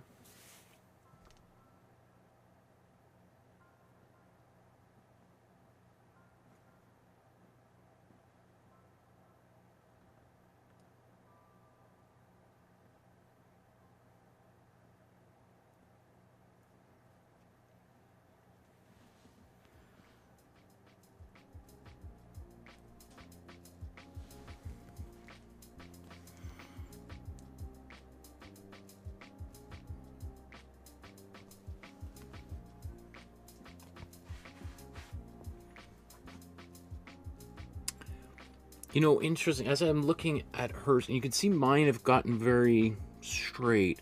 Hers, what's kind of nice is they're kind of a little bit lumpy. A little bit more organic than mine. I think it's okay. I mean, yeah, I could go and kind of play with them a little bit, but I'm going to just leave it like that. I think that's fine.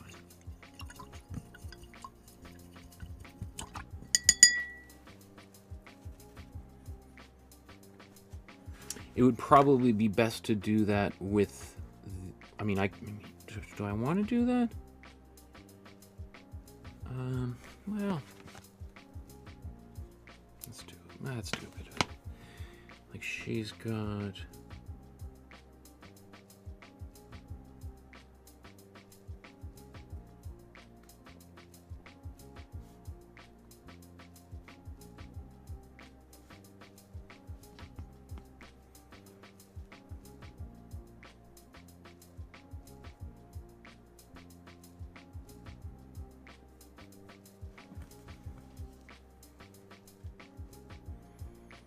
I don't know if there's anywhere else where we really see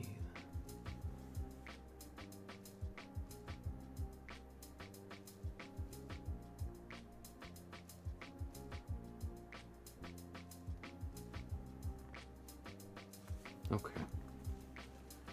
That's kind of nice. Just that little wobbliness. Maybe I should do maybe just a bit over here too.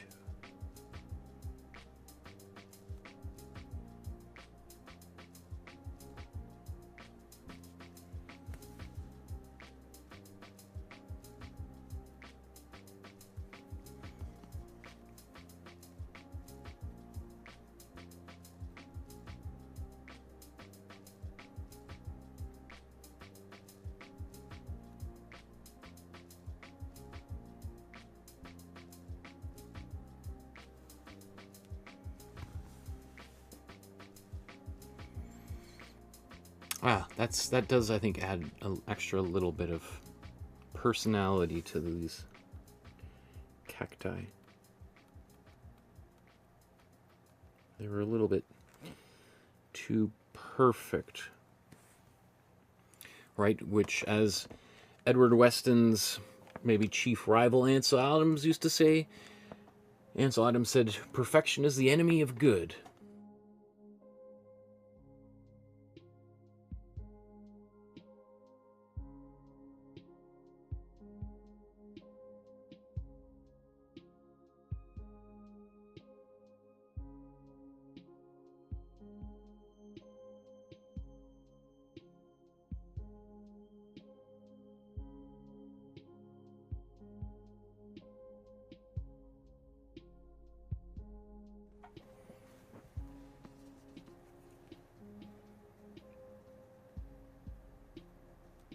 Just going back because I painted over that dark blue background, some of the...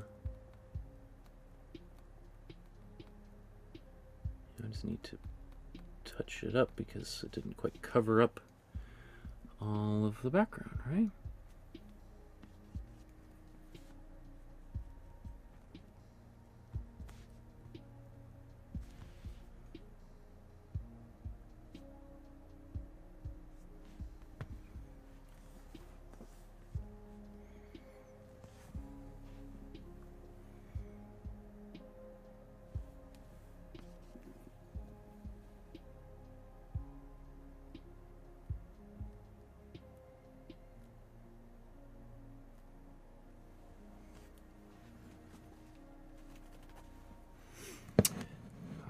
Okay, now what I want to do, let's take a look at these two side by side. Actually, these guys aren't too far off, but I think I still want to do a little bit of work here. So I want to take a bit more cool yellow, or a lot more cool yellow. Let's mix this right into this mixture. There's a bit of white in here as well, which is great. Yeah, that's nice. That's cool.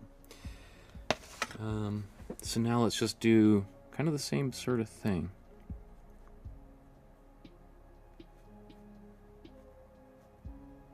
Although, you know, I was telling myself I would... You know what? I think I'm going to stop this in a second and do the rendering, the shading on the leaf of the cactuses first, then come back and do this. It'll be easier, way easier to do that. Just gonna blow dry that.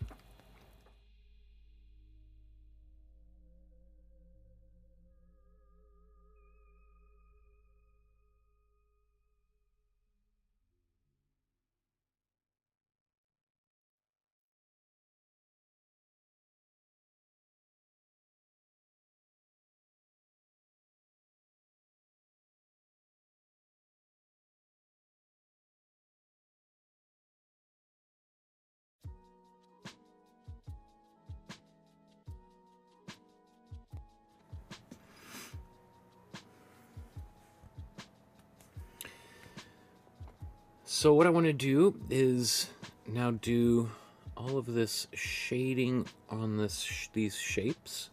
So to do that, I'm going to take kind of a smaller brush. Well, about the same size as I used to do most of that painting. Yeah, that should be good. Okay, so I'm going to use this color. In fact, I'm going to take it and bring it over here. So that's the same. Well, actually, that's lighter. That's actually not bad. Probably not a bad place to start with that. That was the color before I put white in, or more white into it. I'm going to take my glazing fluid. It's my satin glazing fluid. And I'm going to rub this paint into the mixture here.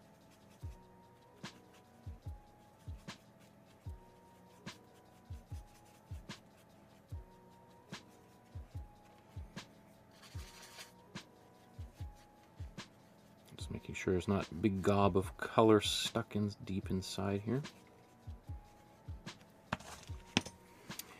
Okay.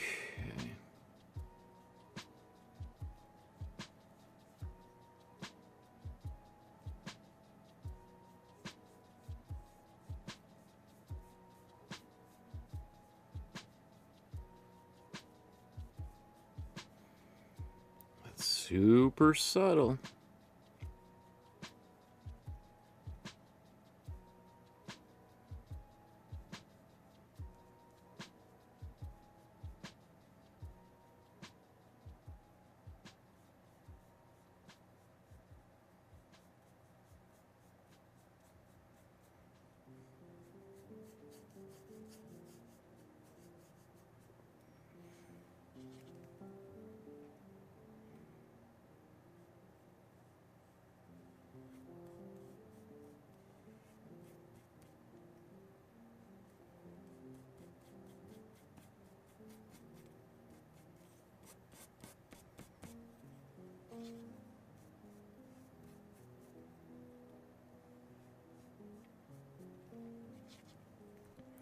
So now what I'm doing is shading this. Now it's probably barely any effect on camera right now, and that's okay.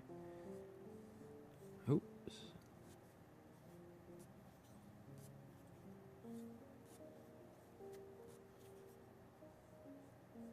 What I love about working with glazing fluid is because it takes, 2 or 3 times longer to dry. I mean, depending on how much paint or medium you mix into your paint, is that you can kind of blend or wipe away a mistake very quickly.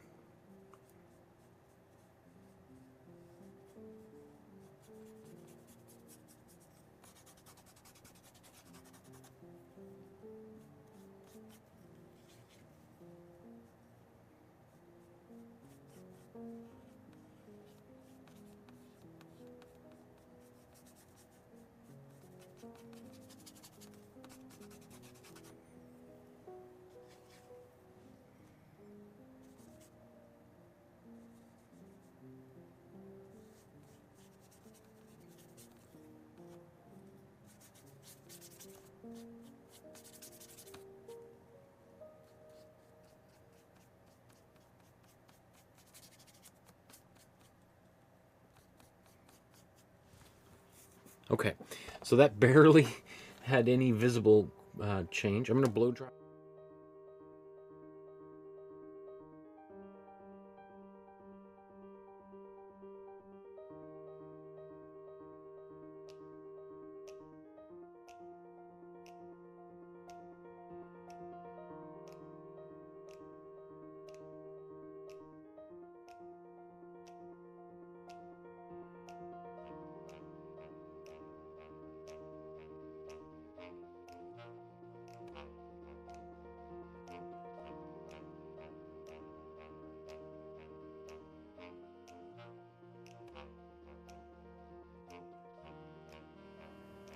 So I'm just looking to see if I can see shiny bits, which means it's still wet.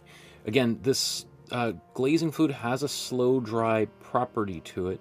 So the more glazing fluid you have in there, the slower it's going to take to dry.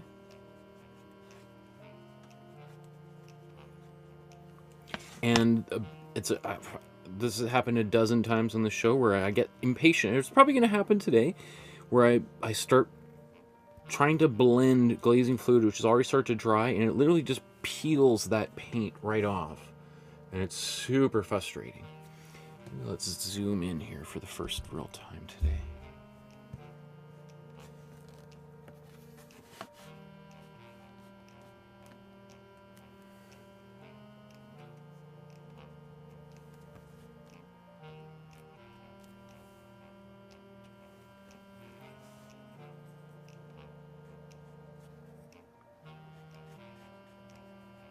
So now I just have a higher concentration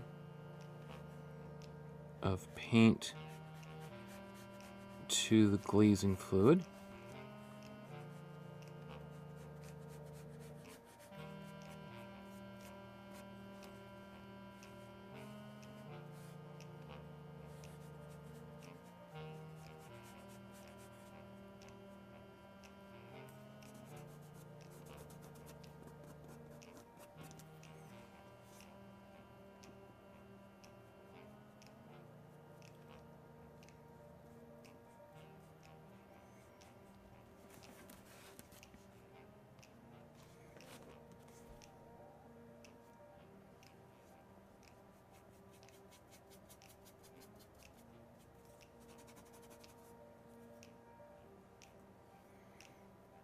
So we're starting to see this take on some volume.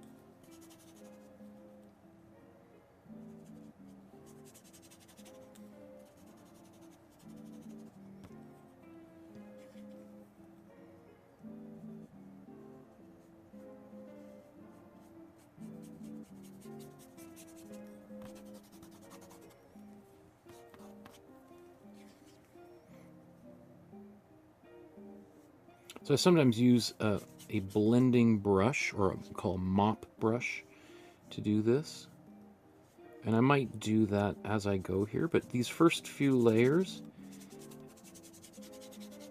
are just sort of covered up, well, are going to be less visible, so I'm not even really too worried about. As we get darker and darker, it'll be more and more noticeable.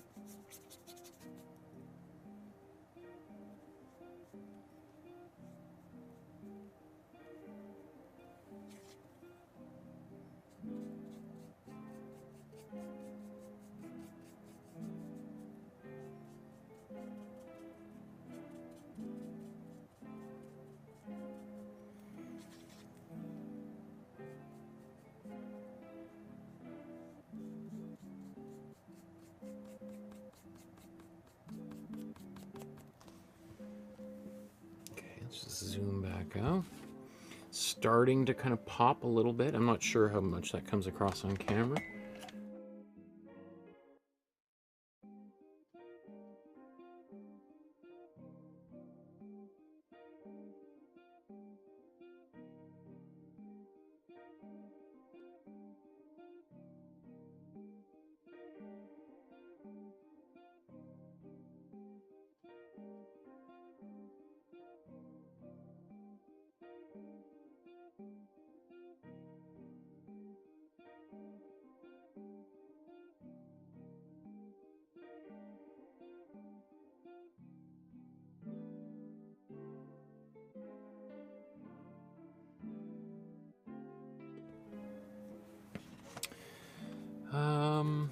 Let's take even more of that original color, and I'm going to take a bit more blue. I could do this all day. Keep on adding more and more and more, and we could do 40 layers of glaze and get this just imperceptibly transitions from dark to light. I'm just, in terms of time, want to kind of keep things rolling. So I'm gonna, oops.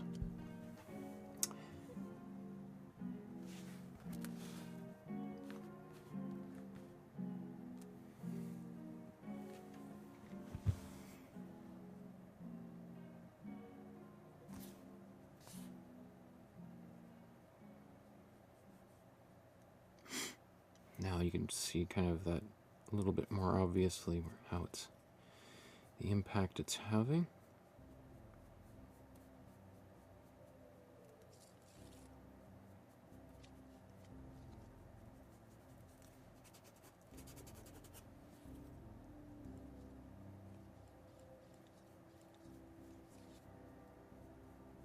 Maybe you can't, maybe you can't, I don't know.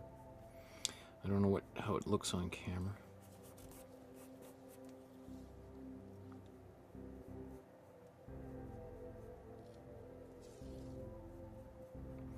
You'll see it more clearly when we have a darker area up next to a lighter one.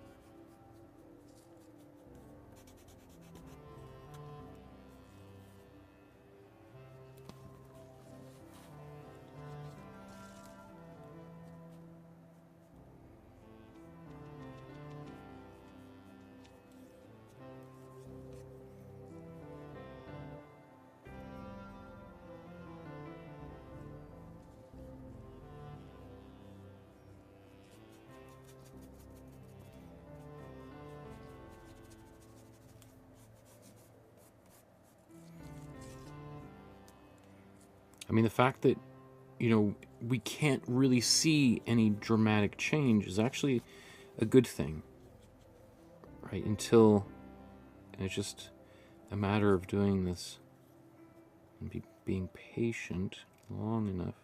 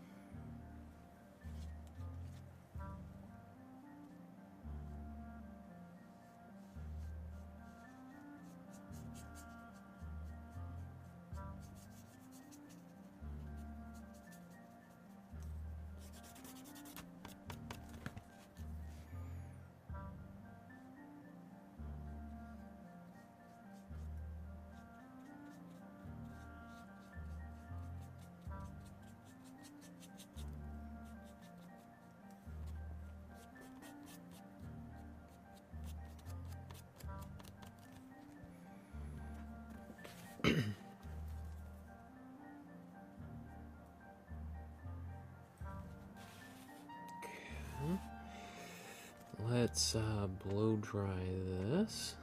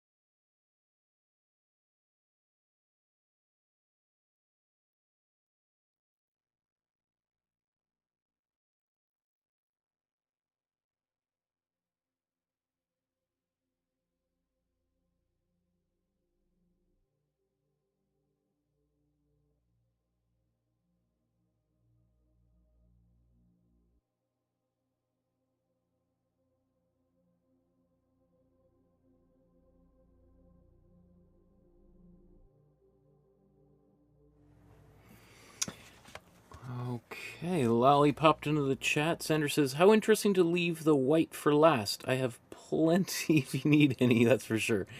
That's awesome. That's pretty funny. Yeah, I think it's just, it'll be easier to do that than spend too much time working in that area. I'm going to take this darker blue that I had used for my background. Again, I'm just going to kind of skip a little bit ahead here. I'm going to use this in my glazing fluid. The glazing fluid is starting to get a little gummy, so I just want to add a bit more.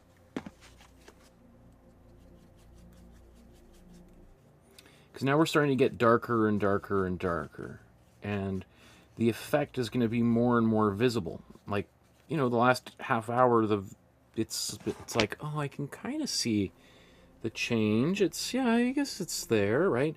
As we go, it becomes more and more clear. So let's go in here.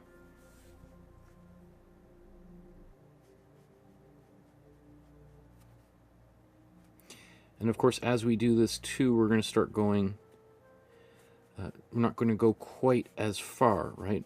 Each time I've been going just a little bit shorter distances.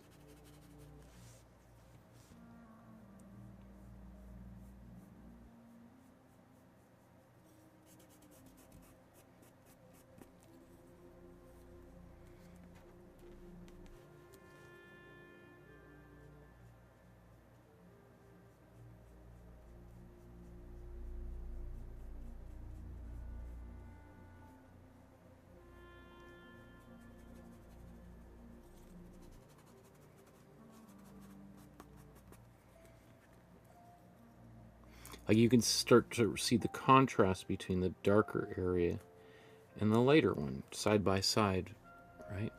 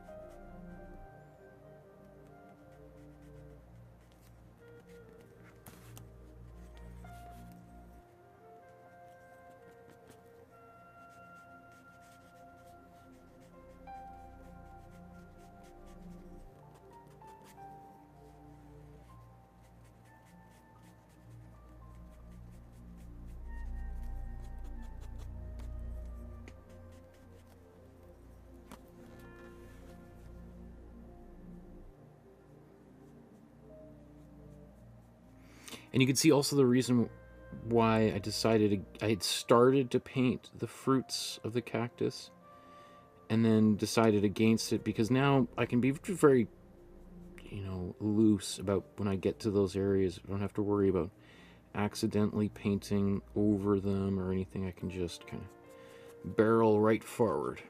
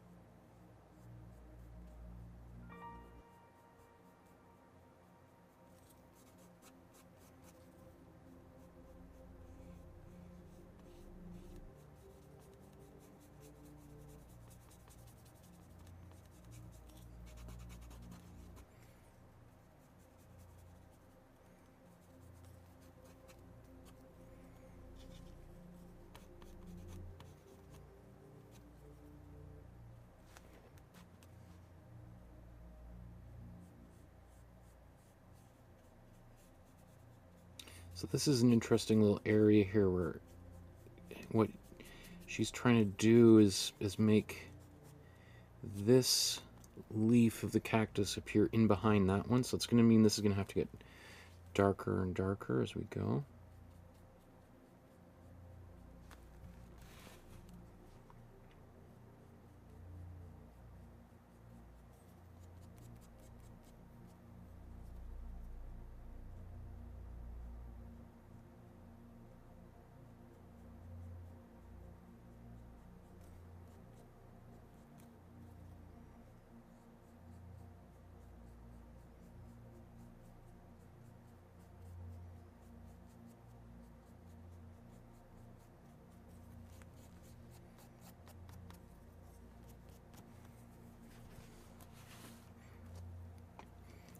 Okay, let's quickly blow dry that. And I think probably 2 more layers.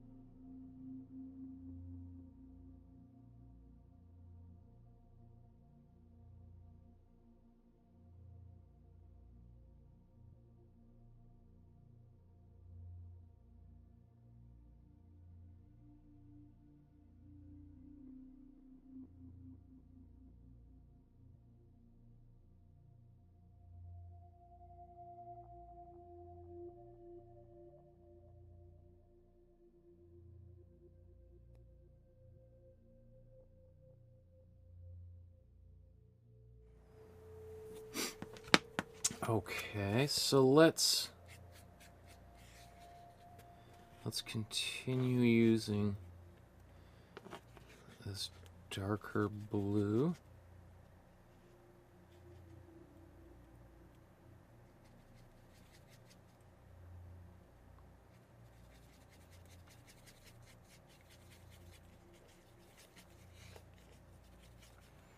Right, that's on its own, that's much darker, right? So we're just going to dilute it.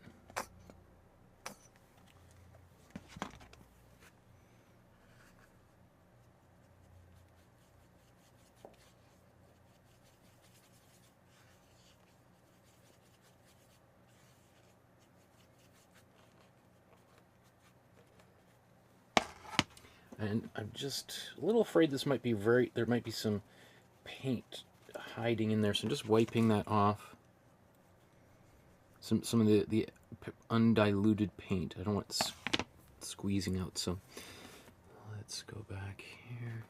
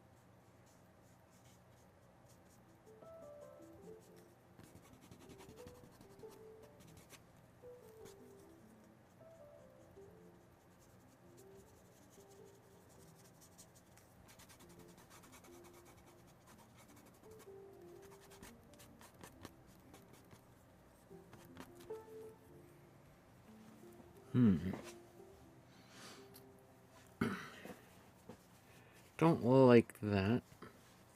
Don't like that. So I'm just going to take a bit of a rag with a bit of water on it.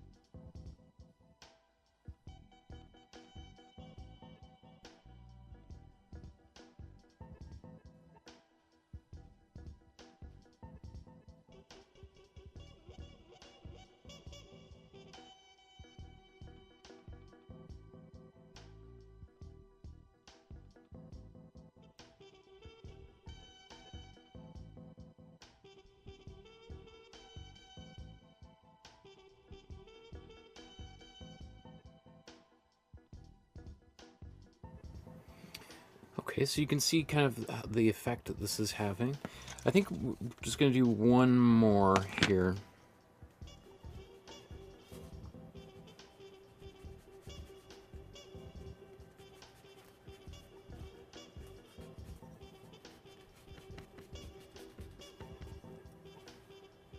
And as I said, each time I go, I'm doing less and less.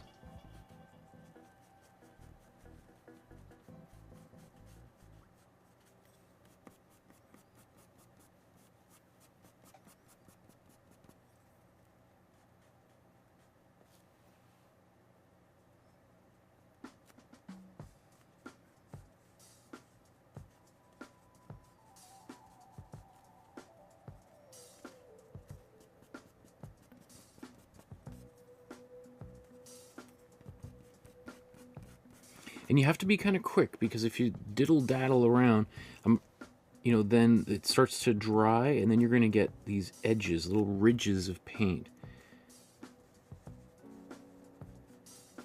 And the whole part of the blending is we want to try to avoid those edges, right?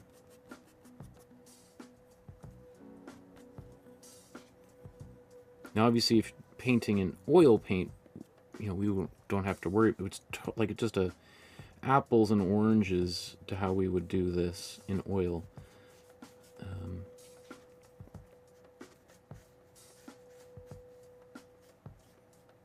And I know people always, every time I mention oil paint, somebody will ask when I'm going to teach oil painting course, and I probably will never teach an oil painting course, just because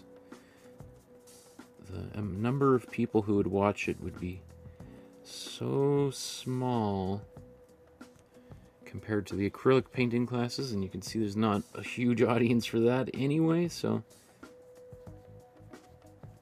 it wouldn't really be worth the time involved here.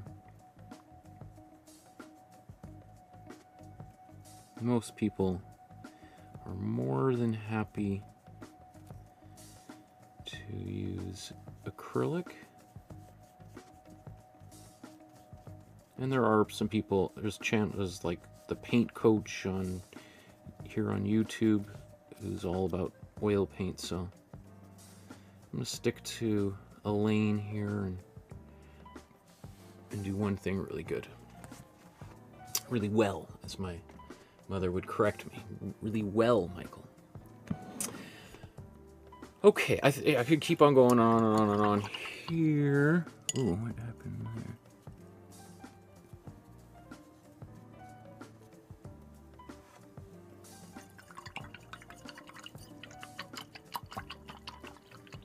I mean, ideally, it would get really nice. If I was to spend another hour here, I would really try my best to get darker and darker to the point where we even kind of lose the line between where the cactus ends and the background begins.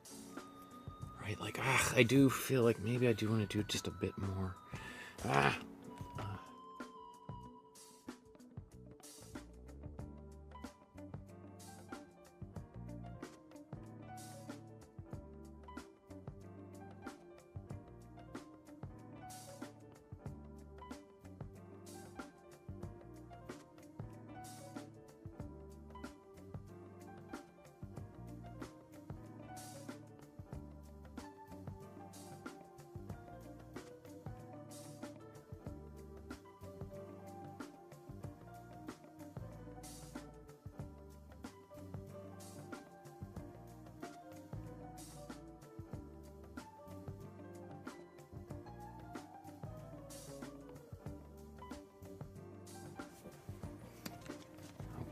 So let's see if we can amp this up just a little bit faster.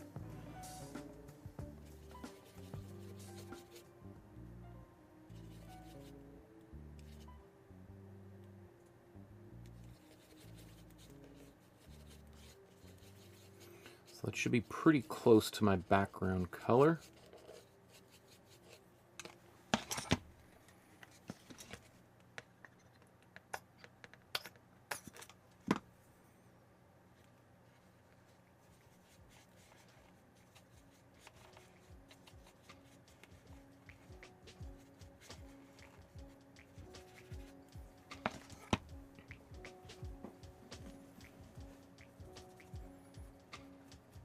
Just gonna wipe that excess off.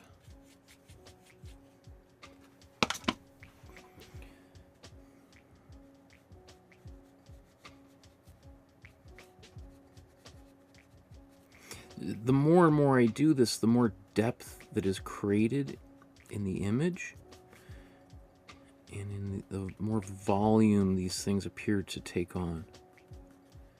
Without them, they look more and more flat and more stylized.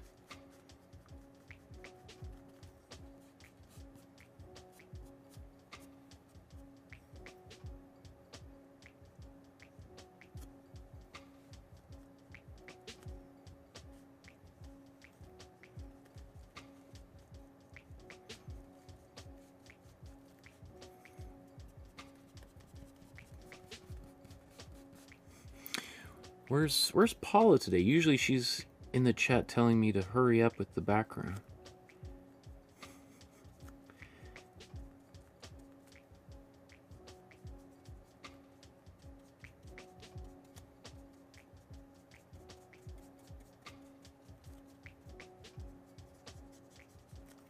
Let's paint the cat, Michael. Paint the cat.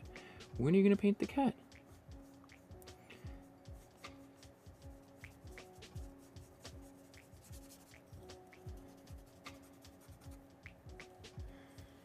That looks, I mean, I really like how that looks. That's cool.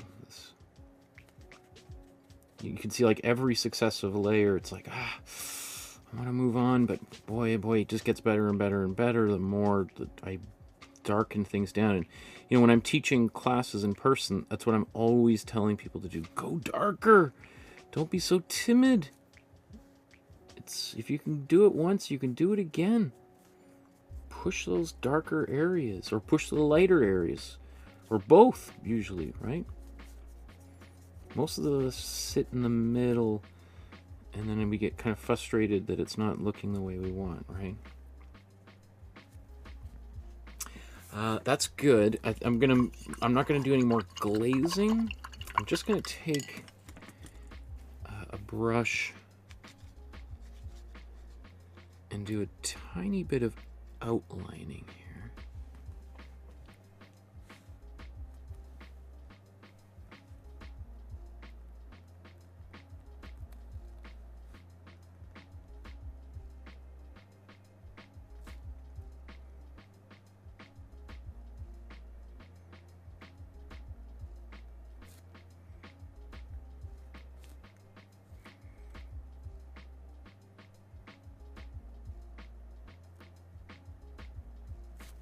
Let's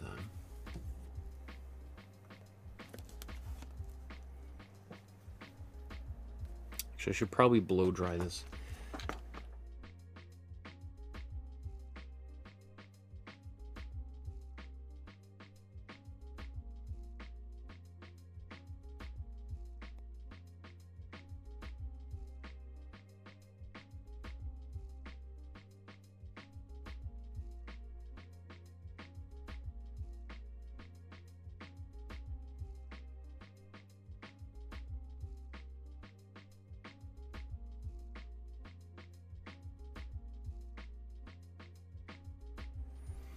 The reason why I want to kind of do a little bit of blow drying is that if I do want to kind of smudge any of these lines away, I can do that without worrying too much about doing anything in the background.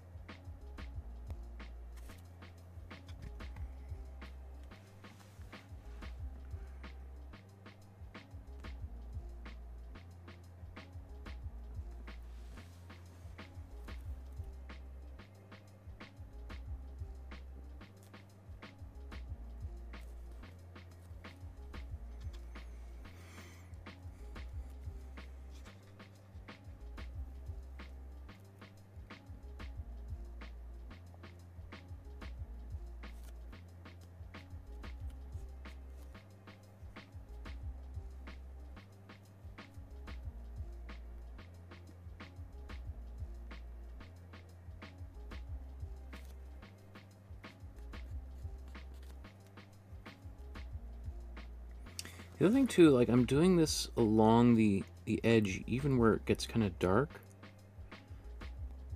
Oops. That just, again, helps that create that illusion of it disappearing into the background here.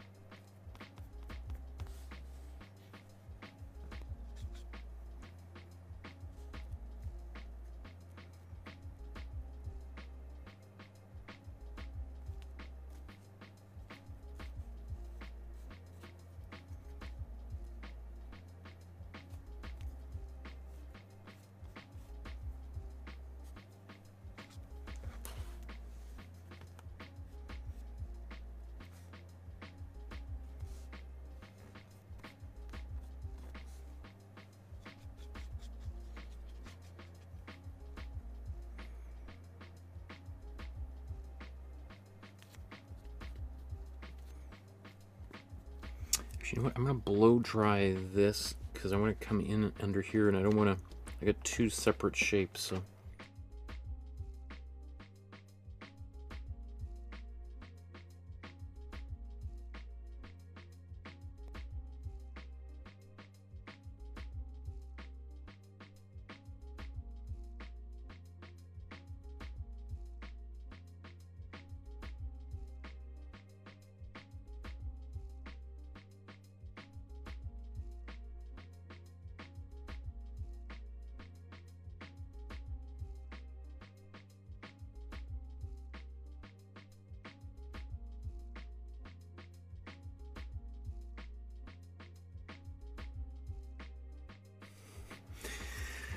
Bruce Wayne says, "How long did it take you to get?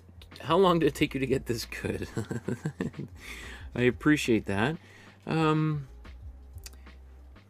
Well, you know, I've been painting for 20 years, but not always with this technique or using these techniques.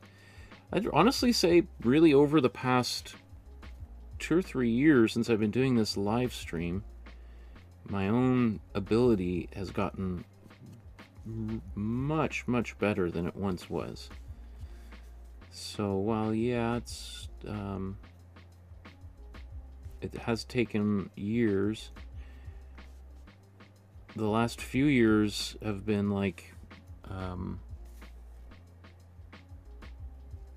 a leap forward in my own ability. The more and more and more I've painted.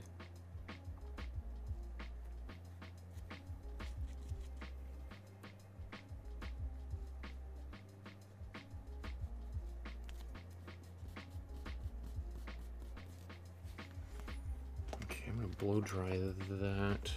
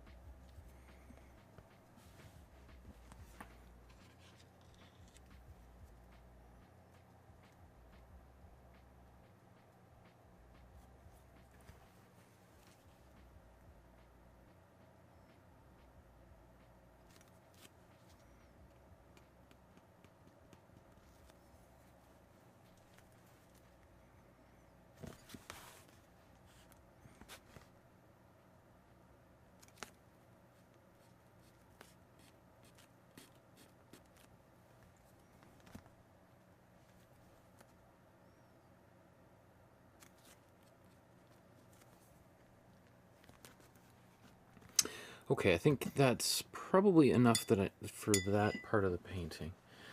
It's time is flying by. Okay. Well, it is what it is. You want something done well, you gotta be patient. And when I began doing these episodes, I wasn't necessarily in a hurry, but it didn't really cross my mind to diddle-daddle. I mean, I obviously also wanted to teach people how to paint as well, and I know people are probably not going to spend as long watching a longer episode than they will a shorter one, so... Okay, I'm mixing this green. I'm not even really... You can see I'm not looking too carefully at the original. That looks good enough for government work. A lot of white in there, and the reason I'm going to add a lot of white is so that I can paint over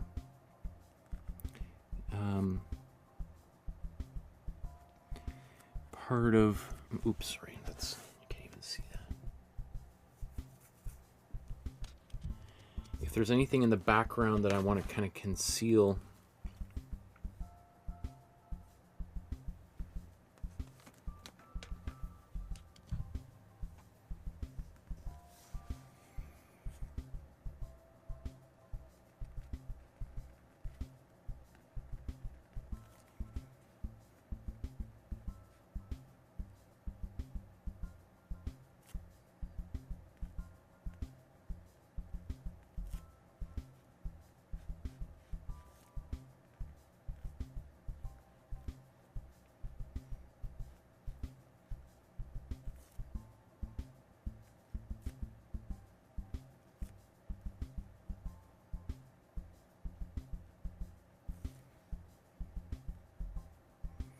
and I'll show you just what I mean here in a moment.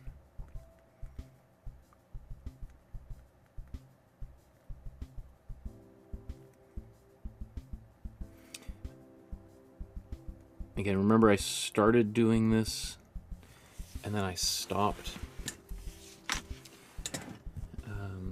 because I just immediately was like, oh, you know, I'd probably be a lot easier to do all of these. So for instance, here's what I'm gonna do right here. So this, I want to actually come out and make this wider.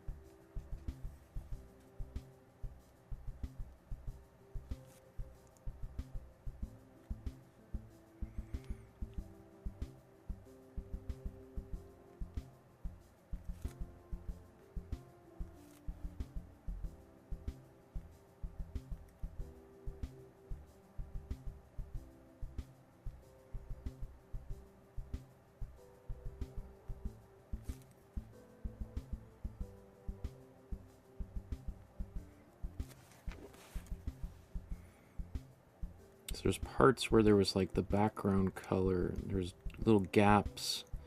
So this allows me to kind of go right into those gaps.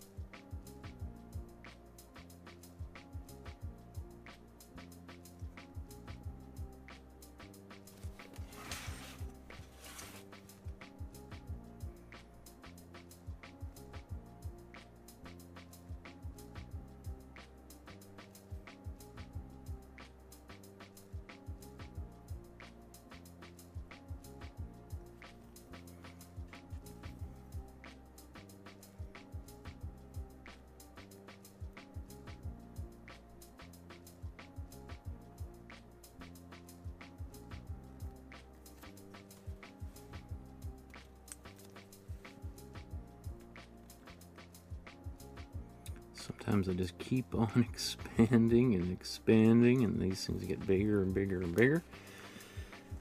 Okay, let's zoom back out.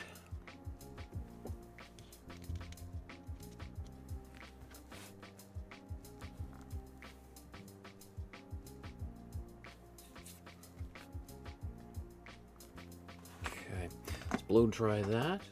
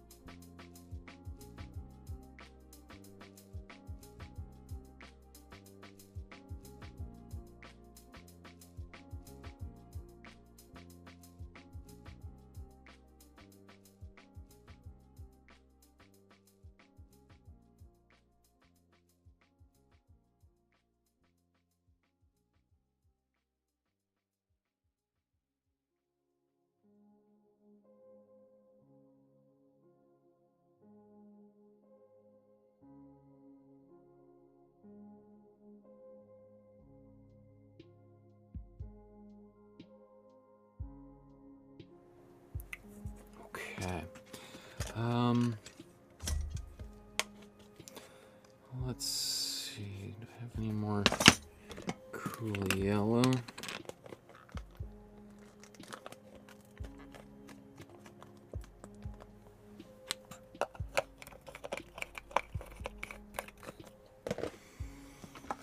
gonna do that same thing here. Let's just take more yellow. There's a few that have, you know, more yellow in them than others, so let's make sure. It's nice to have a little bit of variation anyway. We've treated all of these exactly the same thus far, so let's just give it a bit more. Some more unique ones.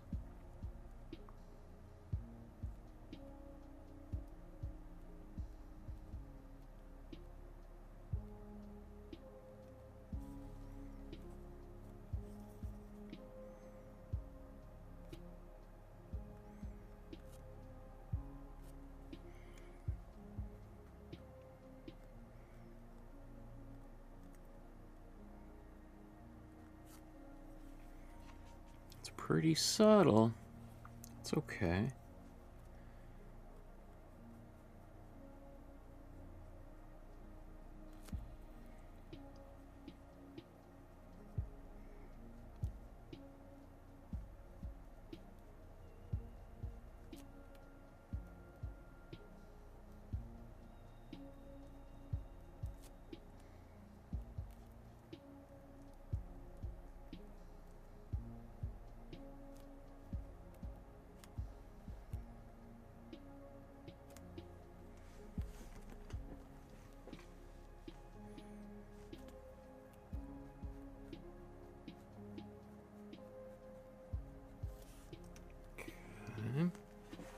I'll blow dry that.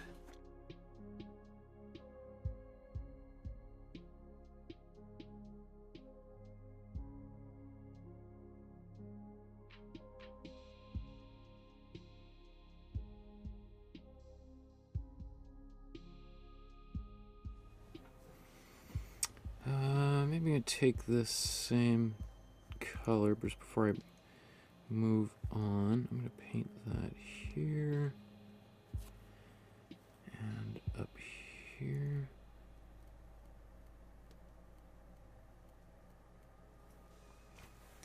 Then I'm gonna take even more yellow and give a couple .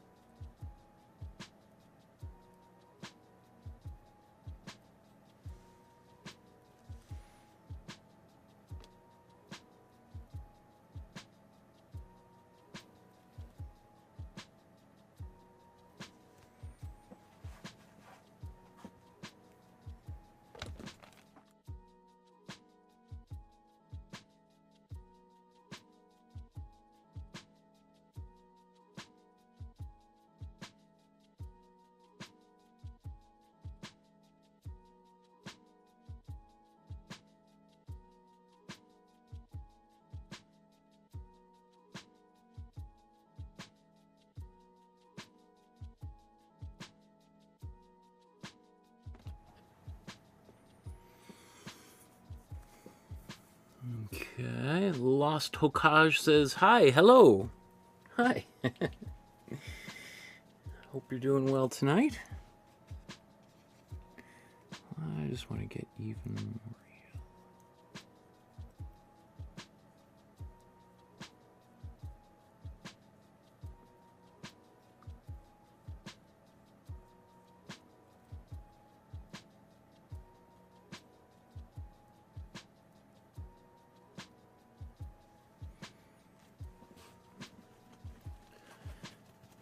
Okay. I'll blow dry that, and then we're going to start darkening a bunch of these.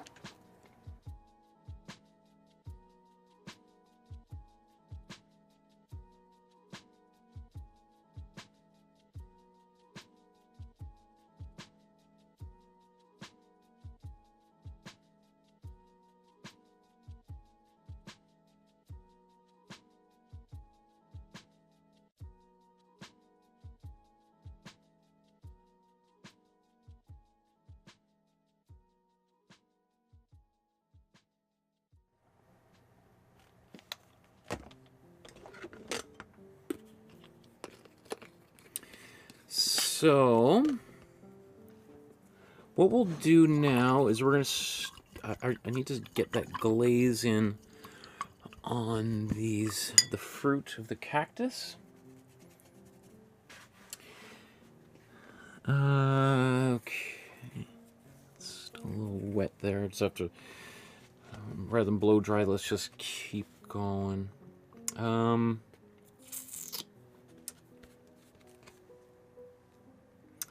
I want to get this done as quickly as possible, so let's I'm gonna go into that color. Wow, that's pretty dark. Let's take that color, let's mix it in with the color we were just using. It's not so extreme. This is basically the same color that we had for the original part of the cactus leaves. The leaves of the cacti. And so we just put some glazing fluid there. I'm going to mix that in. And just wipe excess off here.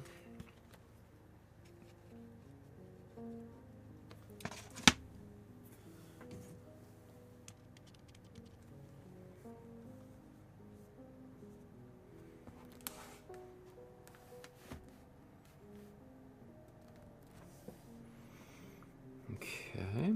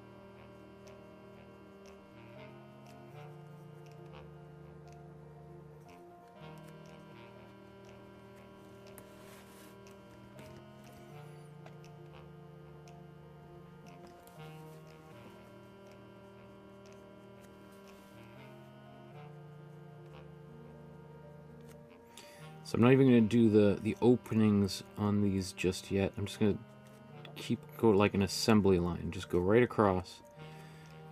Doing the same thing on all of these.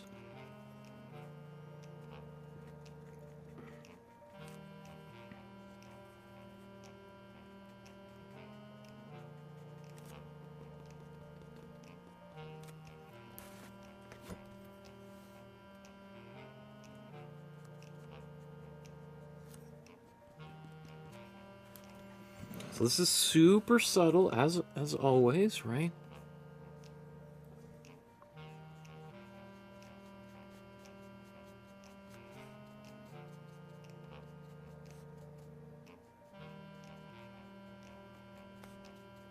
And that's the whole purpose of glazing, is the subtlety. Okay.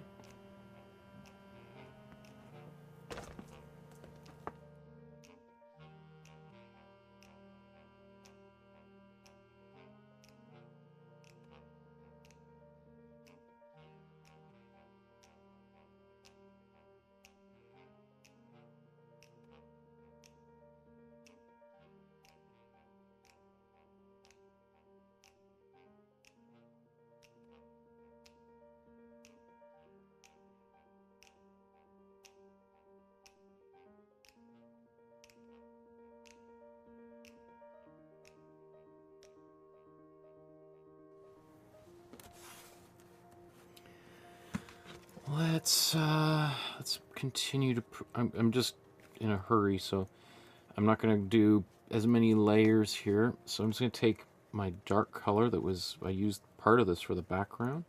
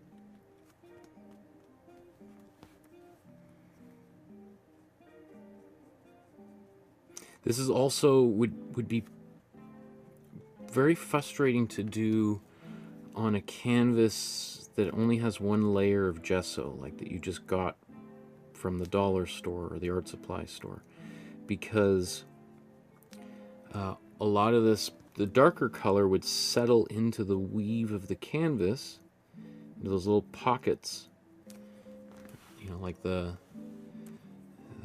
pockets of a waffle or something, right? And all those little valleys, and then you're trying to blend it away and get a nice subtle effect, and well, your finger or your brush can't get into those little areas, so then you have these like little dots of darkness.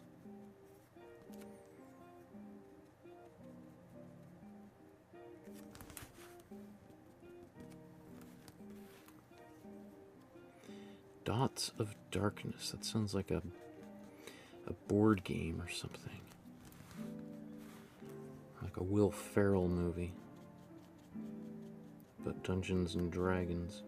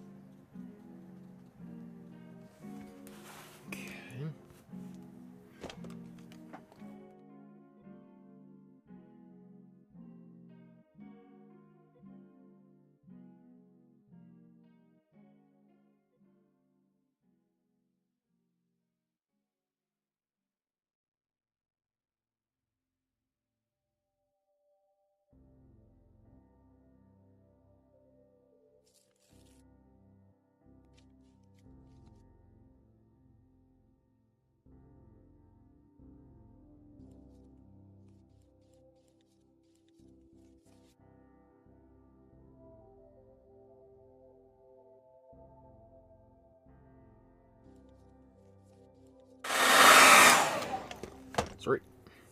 Forgot to turn it off before I unmuted it. Okay.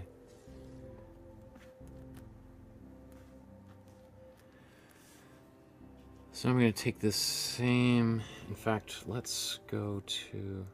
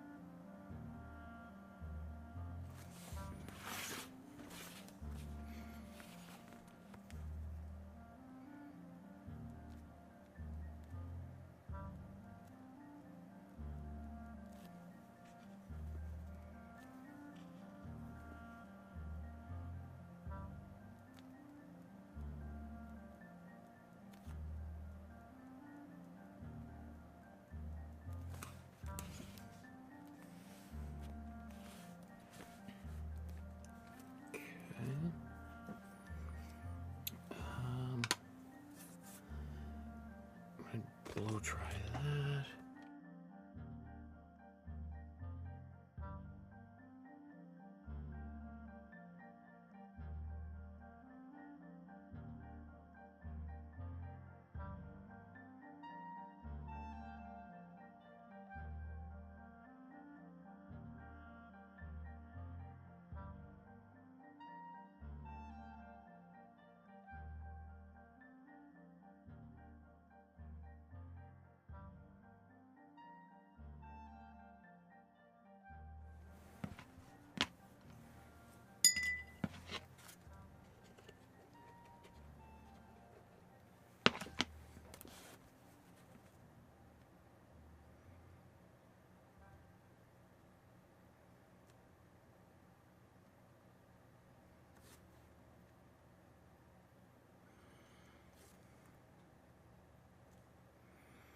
So now I'm just going back over in the same places, but just not darkening everything I just did, but just, you know, parts of it.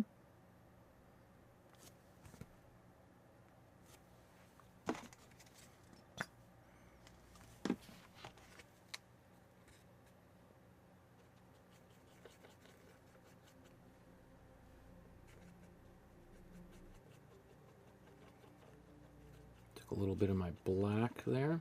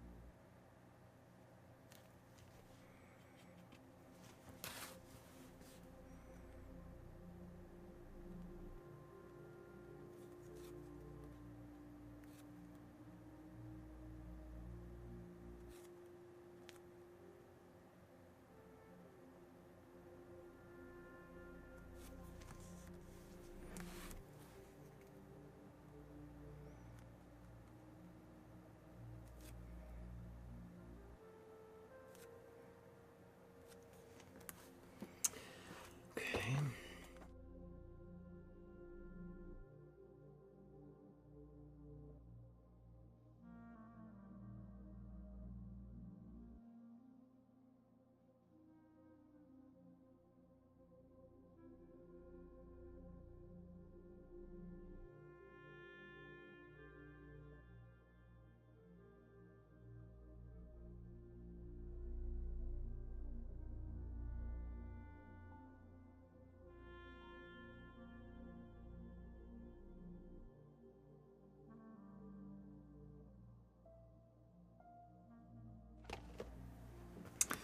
Lisa M says, looks really nice. Thanks, Lisa.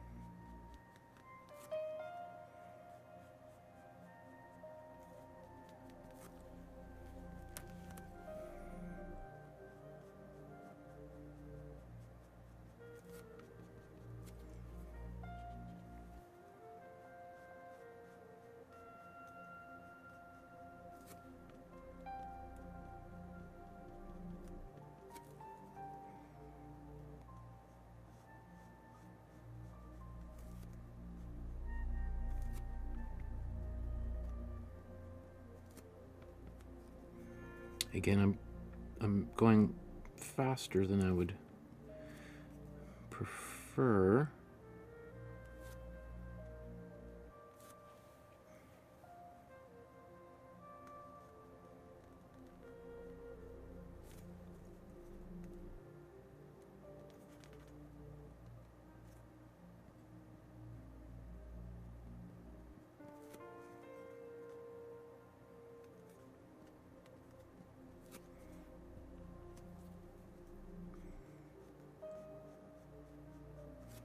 I mean, ideally, we would, I'm sure she would have taken her time doing this, and that's why this painting looks so great. I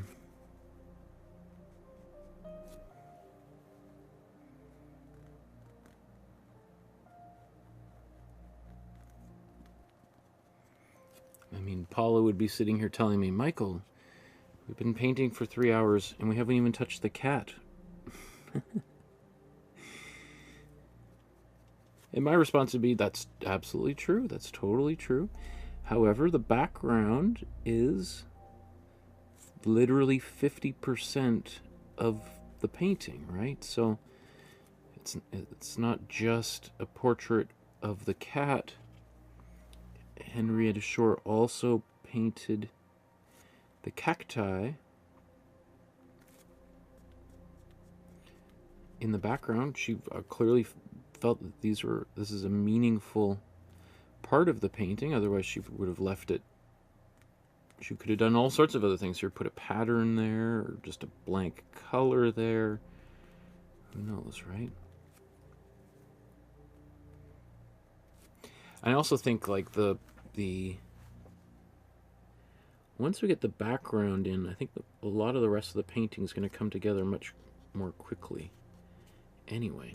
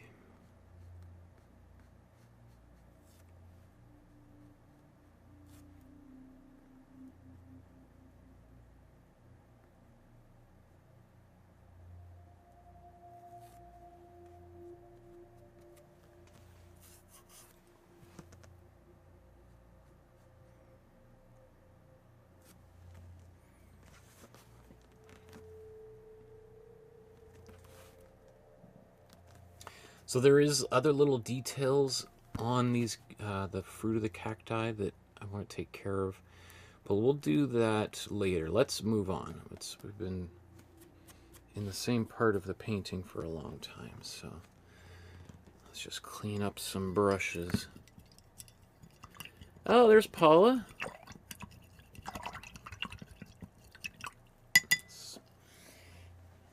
I was just thinking about you, Paula.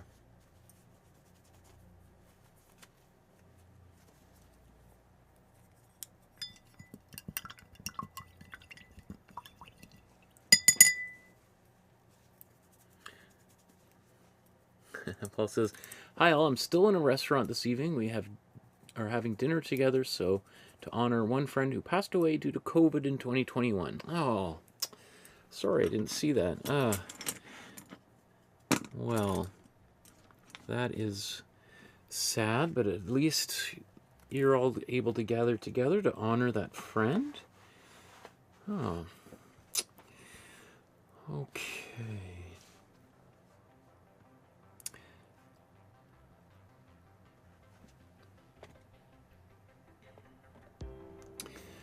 Okay, so let's put the background to the side for the moment. We might be done with that. I mean, I don't know. I think there's a few little things I want to do as I think about it, but let's move on to the to the foreground. I want to get the table, and then we're going to do the cat, and then we'll judge what needs, if anything else needs to be done. So there's where we are at the moment. And let's see them side by side. What we want to do now is take a brown and bring this brown up onto this edge and then fade it out. Or I guess, looks like she's kind of faded it in a diagonal manner. That's interesting. That's, you know, that's actually really smart that she did that. What she's done is, instead of fading them straight down, which would have been my instinct, she's deliberately done this in a diagonal manner so that it reinforces that this is a diagonal plane that is like this, and the cat is sitting on it, rather than like a, I don't know, maybe a mural or something that the cat is floating in front of, you know. So that's a, you know, looking at an artist's technique and closely like this, you start noticing those little tricks. That's a really smart trick. And again, obviously, another reason why this is, you know, one of the great artists, I think, of all time. So, add.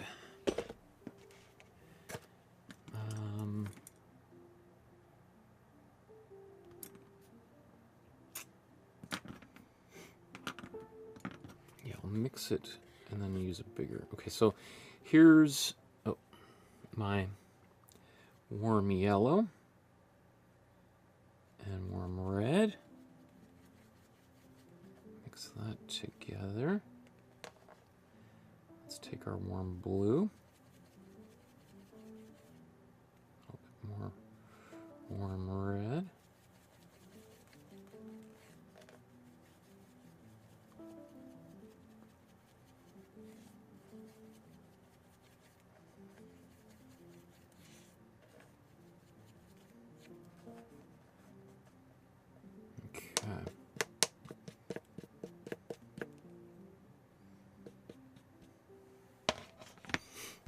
So next, what we're going to do,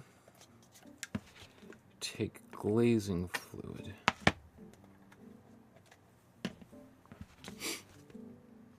And mix glazing fluid into this paint here.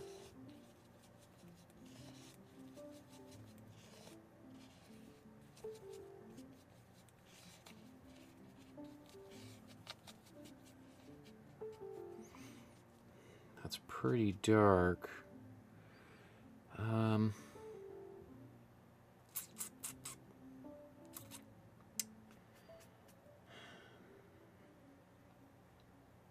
That'll work up here, but I kind of went a little far. So I'm going to kind of take some of this. Let's bring it over here.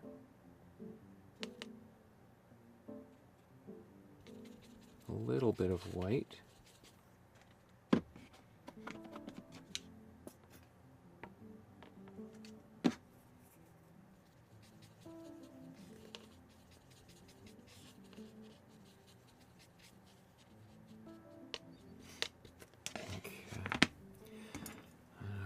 To go to a bigger brush.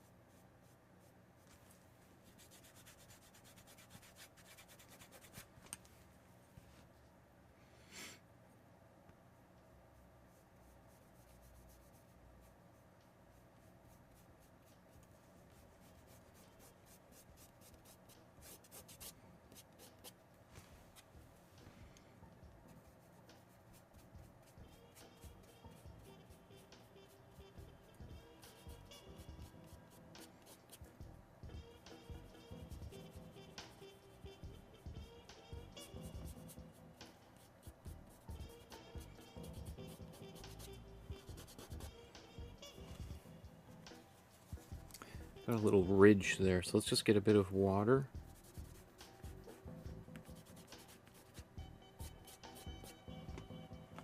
Wipe that away.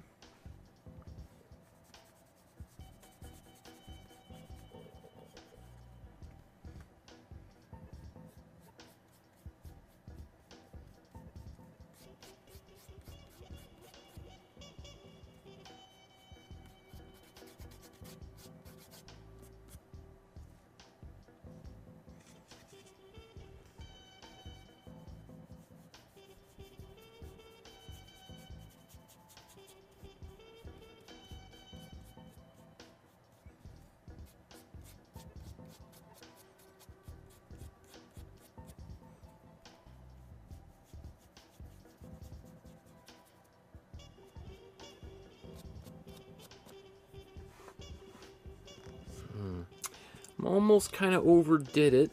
I might have to go back the other way with a lighter glaze. Okay, let's blow dry that.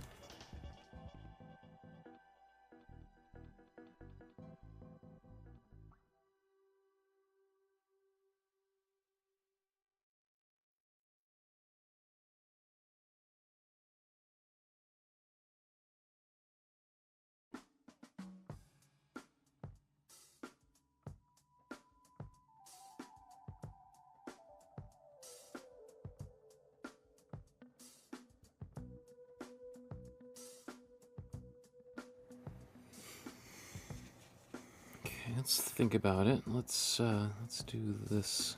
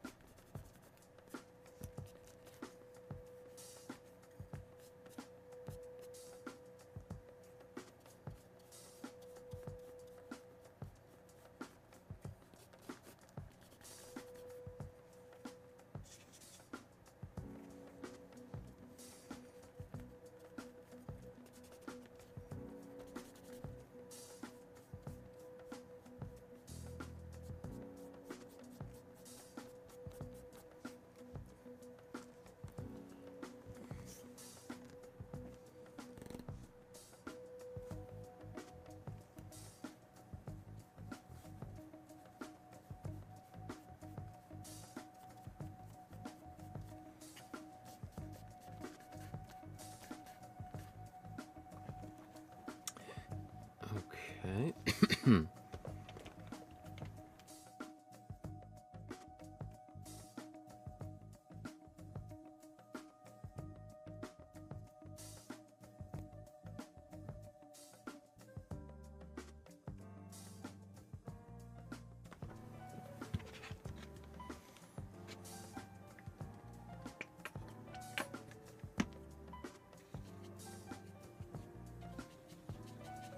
I'm going to my darker glaze.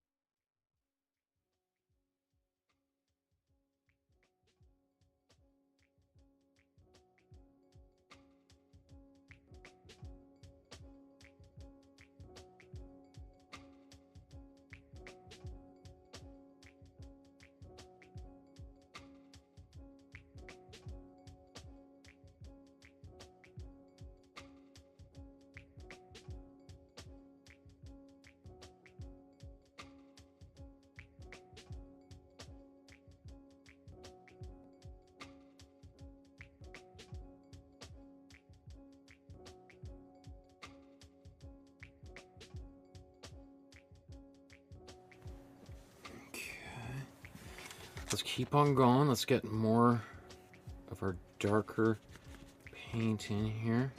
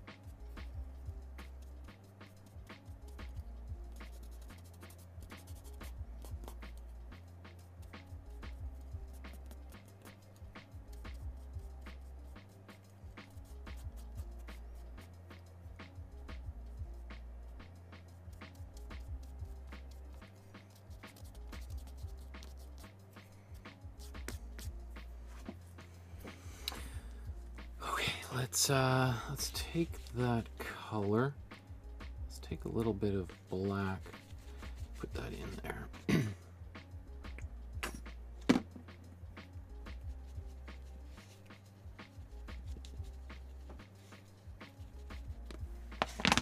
gonna blow dry.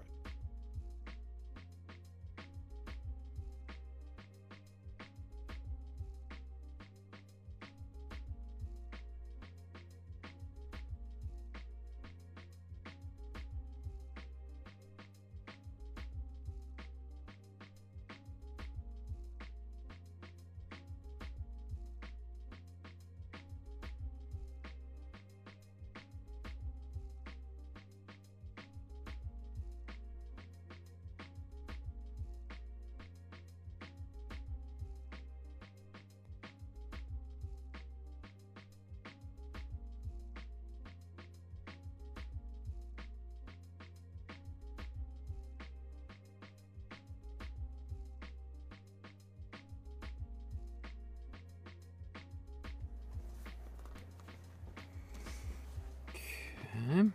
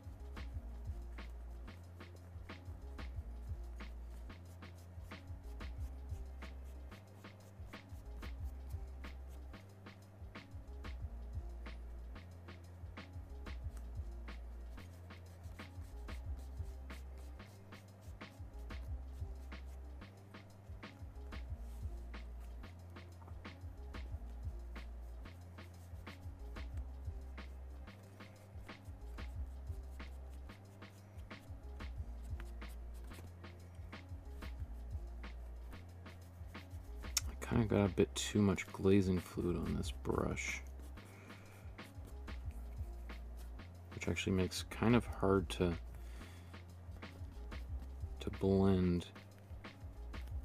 It kind of doesn't, some of it kind of puddles.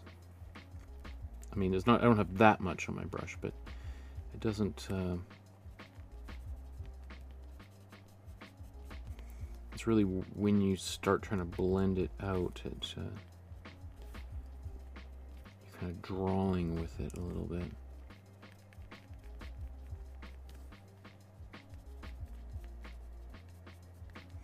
I'm also going kind of so fast that the previous layer hasn't quite totally cured so much, and my fingers are getting pretty dark, so I'm kind of smudging a bit of the paint that's on my fingers all over the place. So this is not the best demonstration of what to do.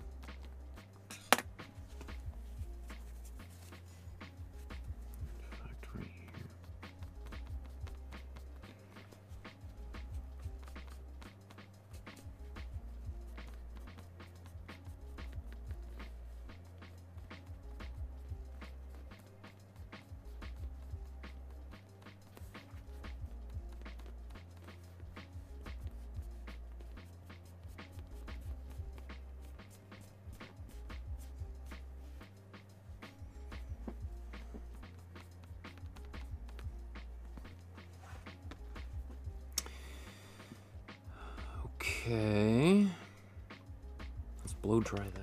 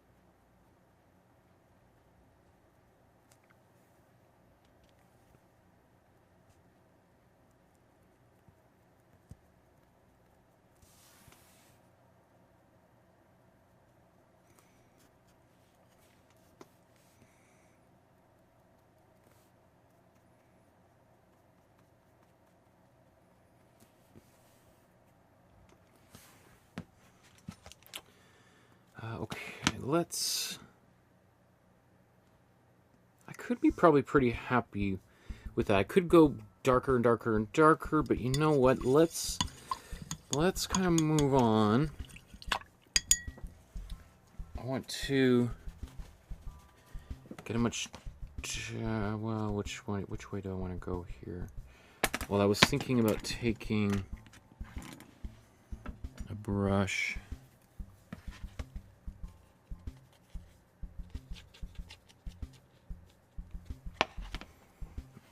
and just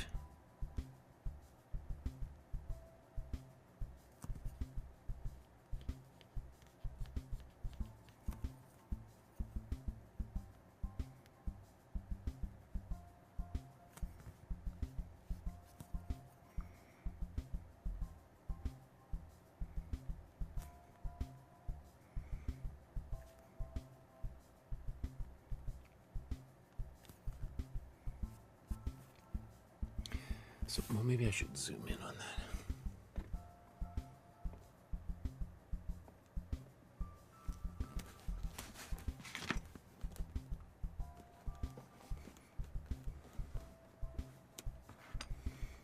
So what I'm doing, taking my brush that's got a little bit of glazing fluid on it,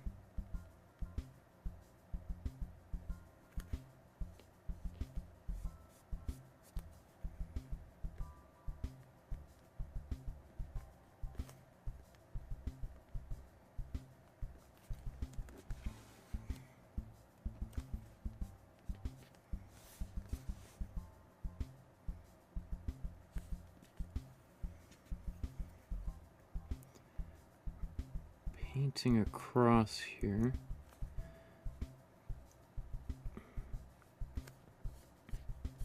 Ay, ay, ay. Whoa. Okay. Let's get a rag with a little bit of water on it. Just. Whew. Where on earth that come? I'm just going to leave that area blank for the time being.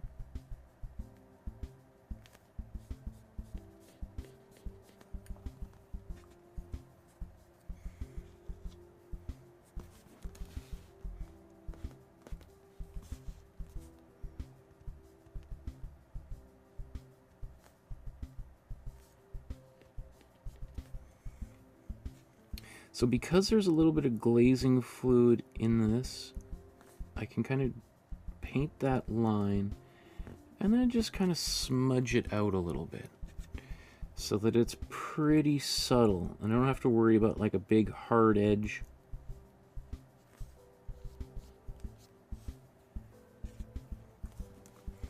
It's almost just sort of like coloring, like I can still see the pencil line underneath here. And it's almost as if it's just sort of like modifying the pencil line, going from kind of black or gray to brown.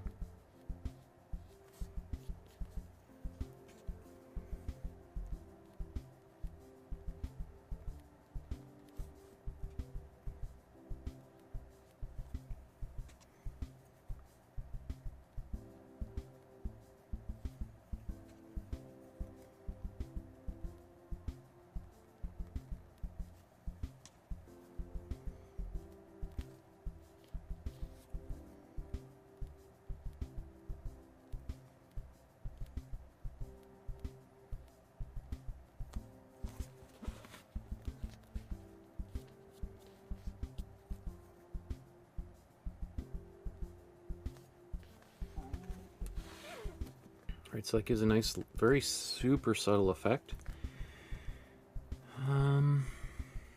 I do wonder about taking this brown and my black.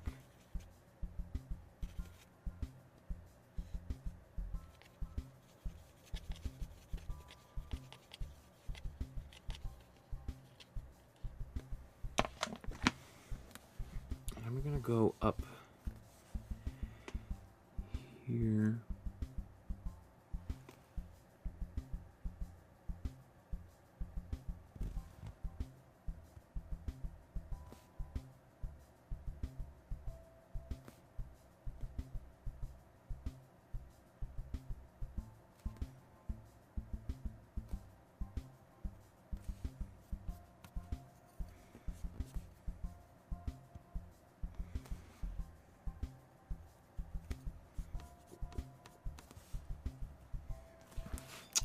that wasn't on camera at all, was it?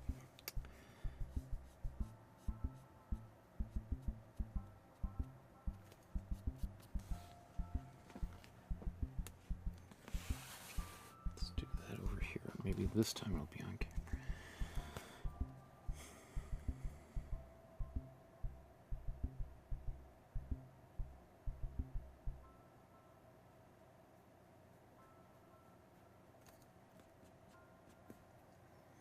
So it's darker and heavier, but it's also kind of cleaning up the boundary between those two lines. Okay.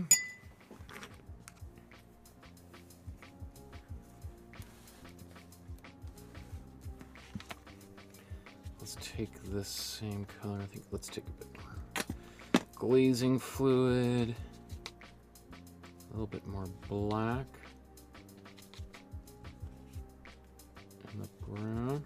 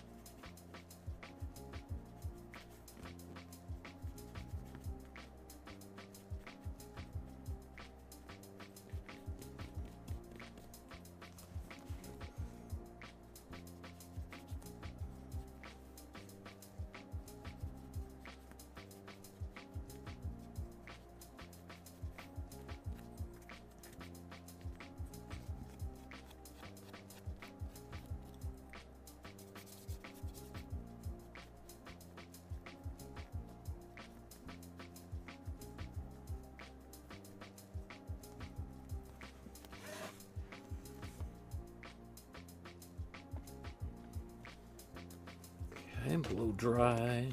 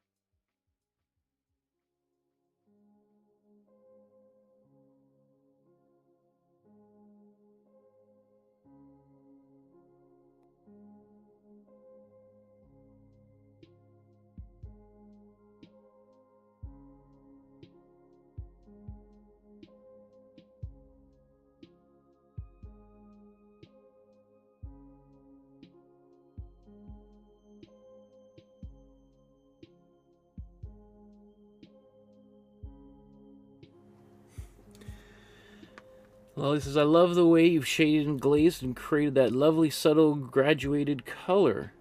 Another piece that Michael has totally nailed.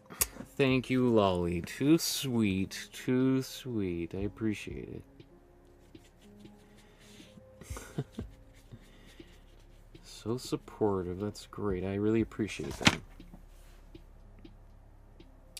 Whoa, that's pretty extreme.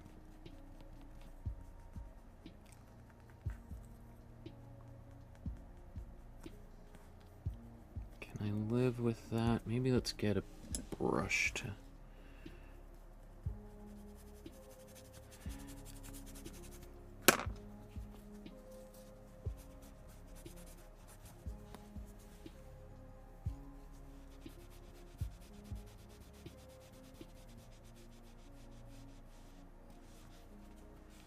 Let's just wipe that away. Do that again.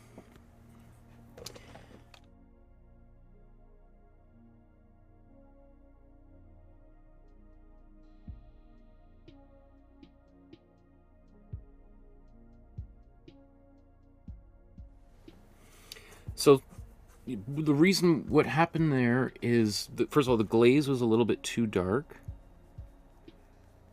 I'm using that same dark glaze again, but I also applied it kind of pretty thick, and then I didn't, I tried brushing it away with my finger, which worked a little bit. But then I went to the brush, and by that point it had all, because I'm putting the glaze on very thin. So anytime you got paint that's very, very thin on the painting or on your palette, it's going to start drying super quickly, even if it's got like a slow dry quality to the paint. So just something to be mindful of. Like, that's why I always try to work at little, like you see, I don't put the paint all the way across and then slowly blend it. I'm working in small regions at a time. I'm actually impressed I got this far in this painting blending with my finger, which is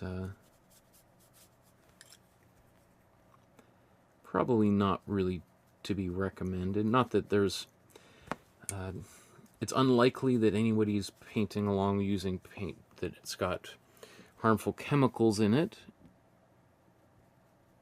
but it's also just not the most accurate.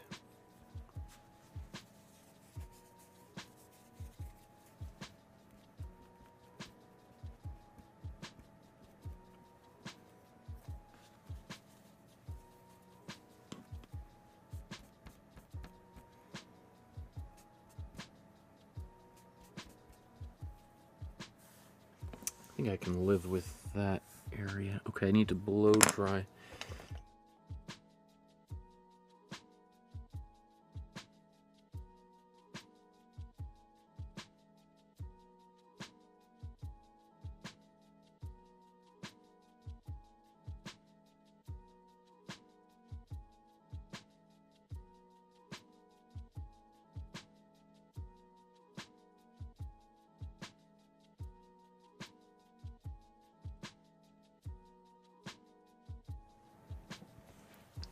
So one of the reasons you see me raise my brush is I just don't want hot air to get on my brush while I've got wet paint on there. Otherwise, again, it's going to cause the paint to start drying on the brush itself.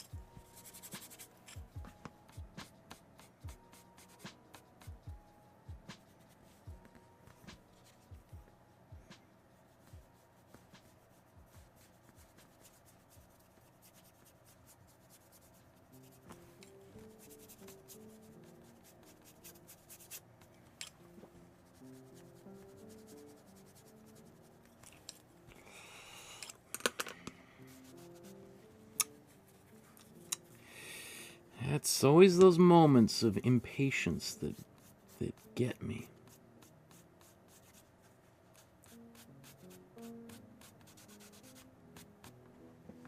Okay, let's blow dry that, do that again.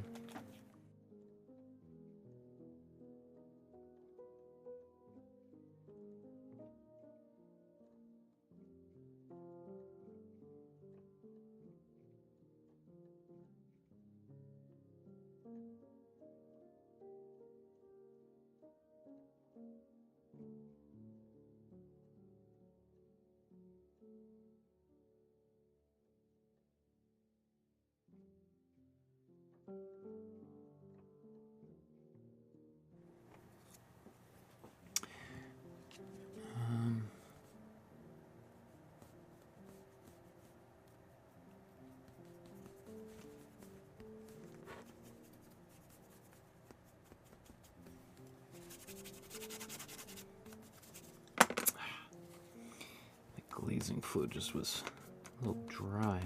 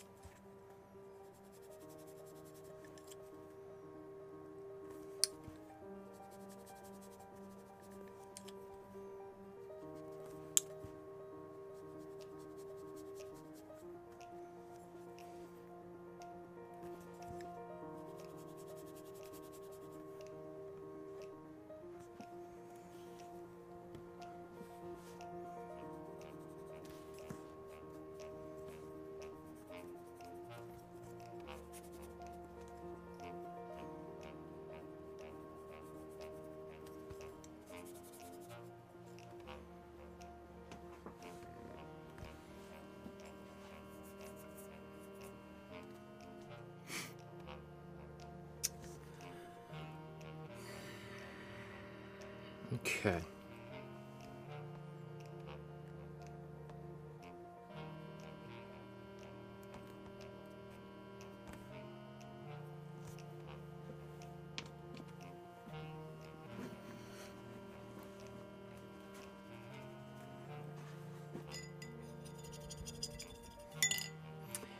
So let's just see.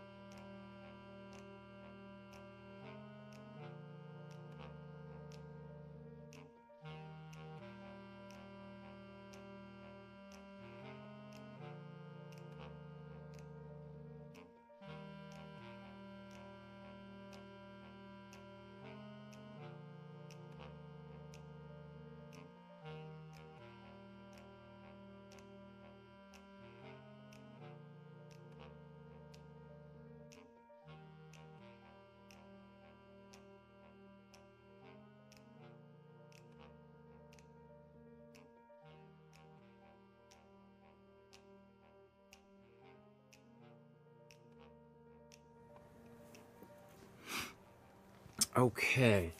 So, what I'm looking at right now is, do I want to do any a counter glaze of a lighter color here? I mean, when I look at them side by side, it's quite clear to me that that's what I should do. The question in my mind is, do I need to do it?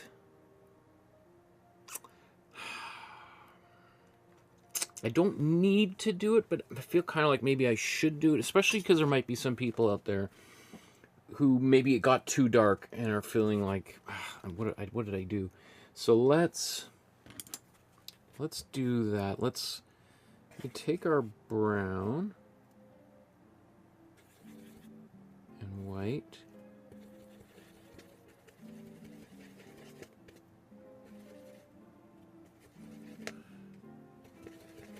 Ah.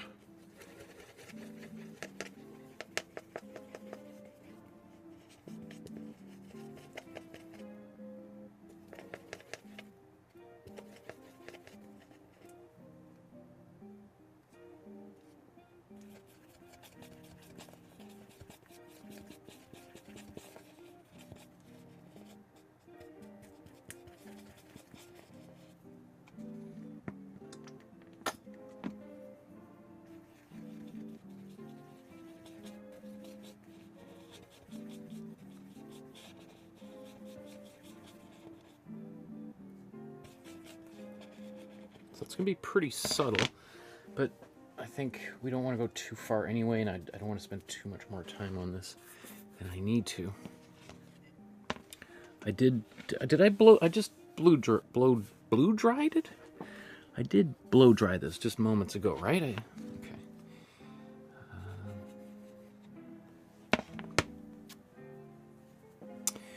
So, where do we want to do this? Why don't we practice in an area that is relatively hidden? Alright. So this is just the highlight, right?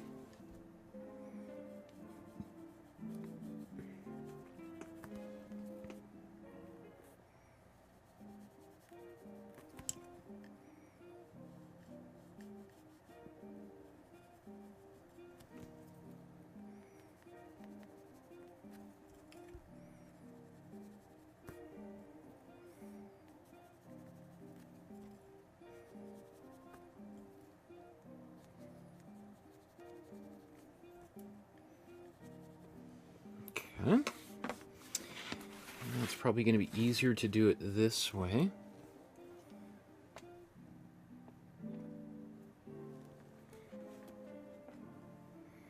It's also one thing just to be mindful of is you might want to be careful about using a blending brush that I used for my darker areas because we don't want to mix them, but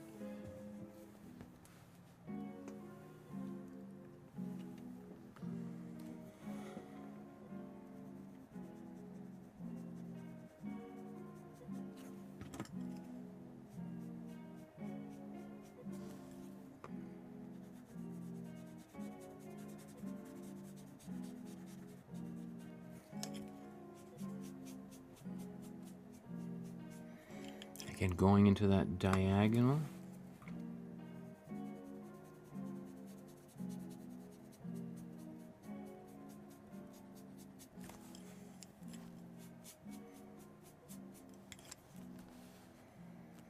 This is super subtle, but it is doing something.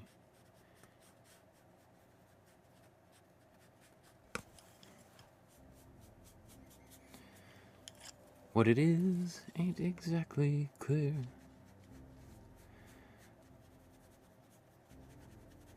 Stop, children. You blend that paint before that glaze dries on out.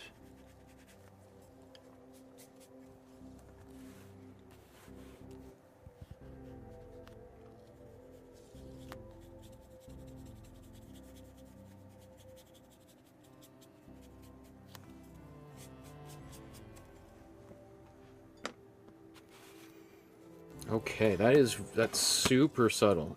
But it does look kind of nice. Actually, it's just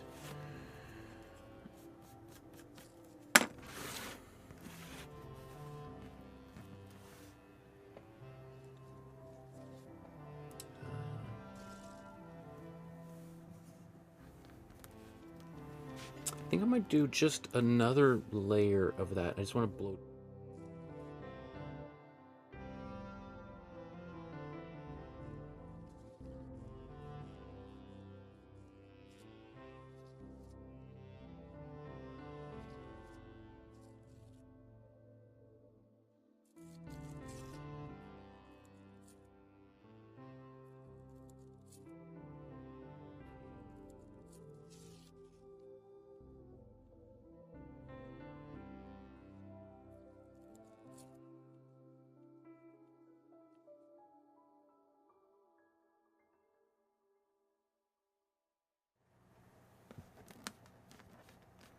So it's, I mean, I could do a lot of this, but I'm just going to keep it just a few more. Like, where would be the biggest highlights?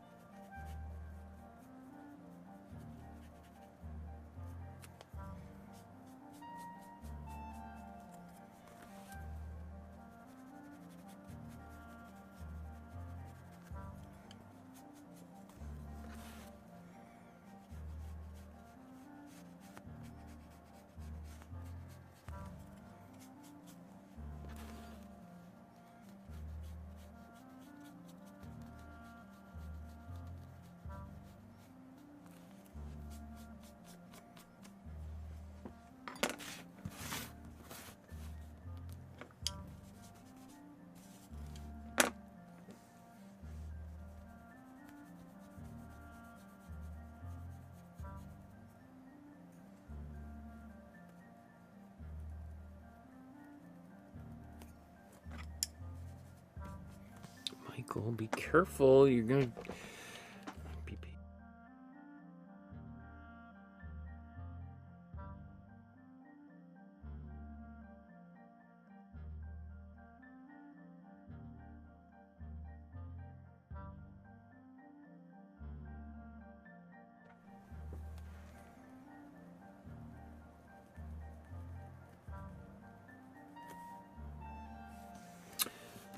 Okay,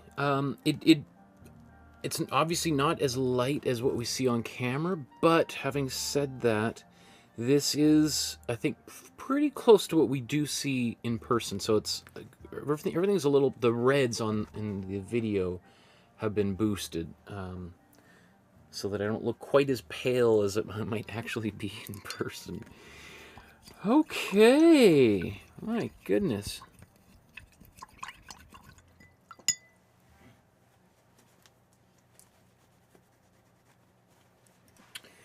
Entering the home stretch here. Let's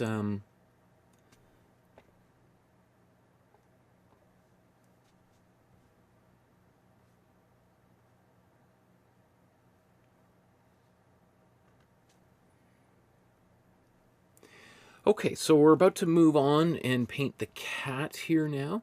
Again, just a quick reminder to like, subscribe, hit the notification bell, and if you want to support the channel with a small donation, I'd be super grateful to have as little as 25 cents or $1. That helps keep the channel going, and thank you to all of those of you in the chat right now. I recognize a lot of names of people that have been big supporters over the years, so once again, I really appreciate that.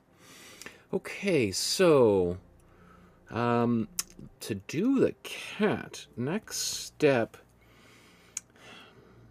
what I want to do is I want to go black to white. I want to do the white at the very end.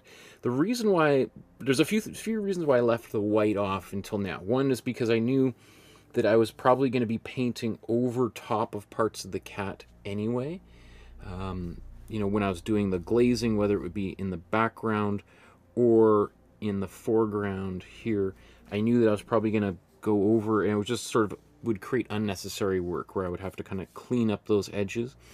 Not only that, I would likely be literally creating texture, edges in those places, and that can be kind of tricky, getting back into the exact same edge, and those edges can also show up on the glaze, right? So I wanted to kind of avoid as much of that as possible. And then lastly, the reason why I'm going to do the black and then put white over top is that when you if you have white and then you put a color over top of the white, it's going to look very different than where that color is just going over top of other colors besides white. Like, that's sort of great.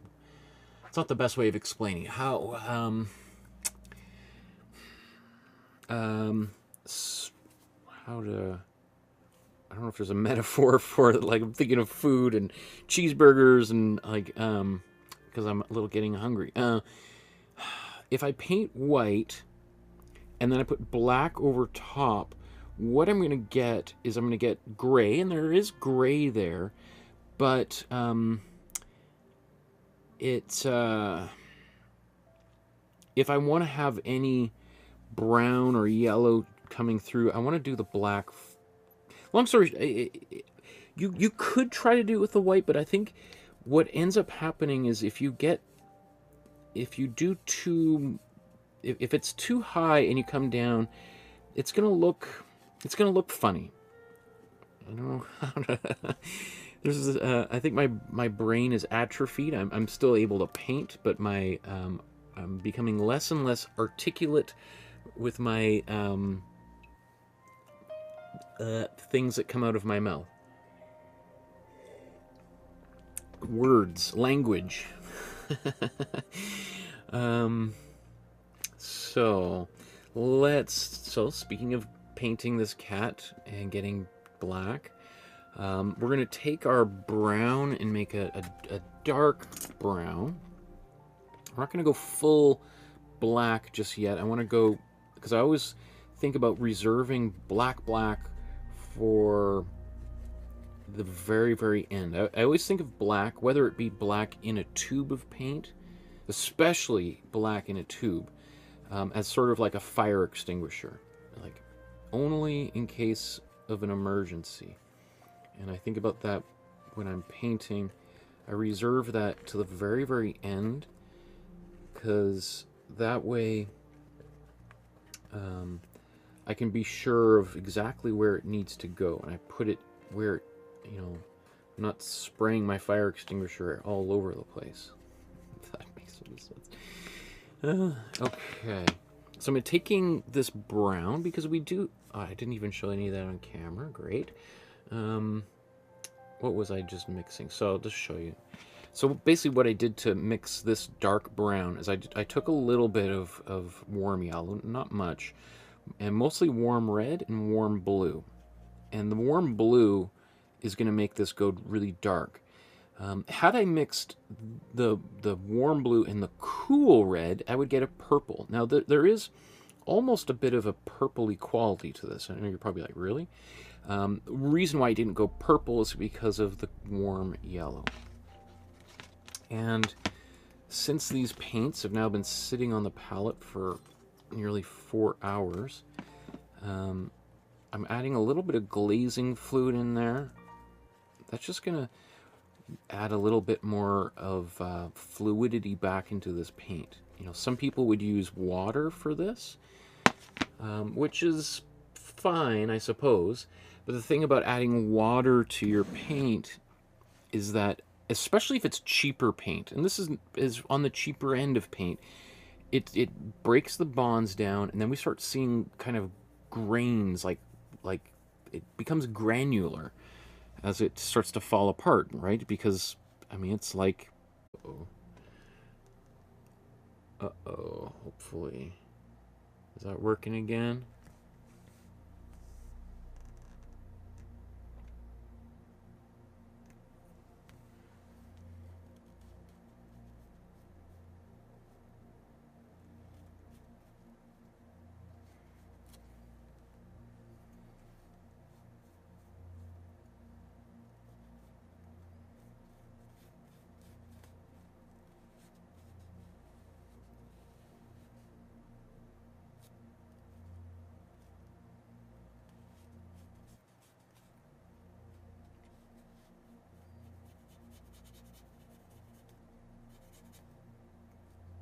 Okay, I think it's working again there. Phew.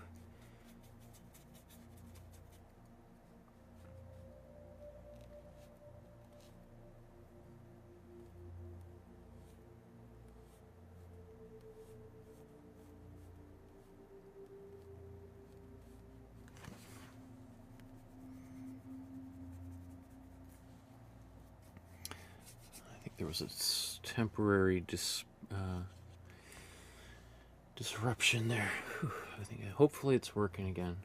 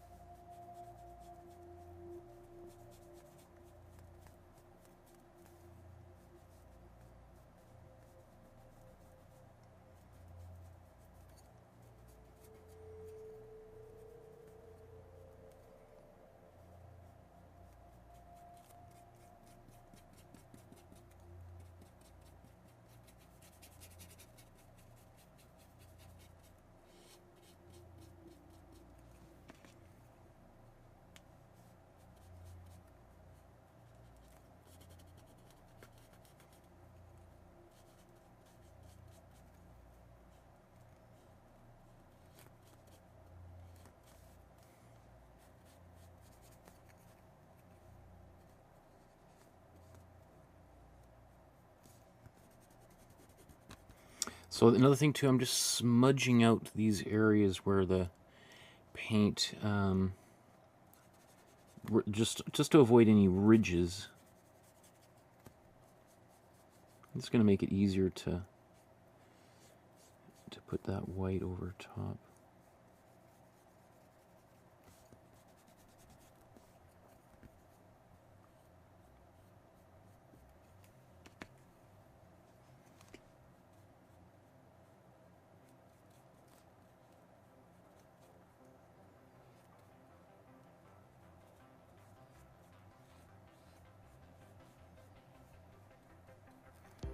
Now it does look like I've hidden those eyes, but they're still there. I can still see them.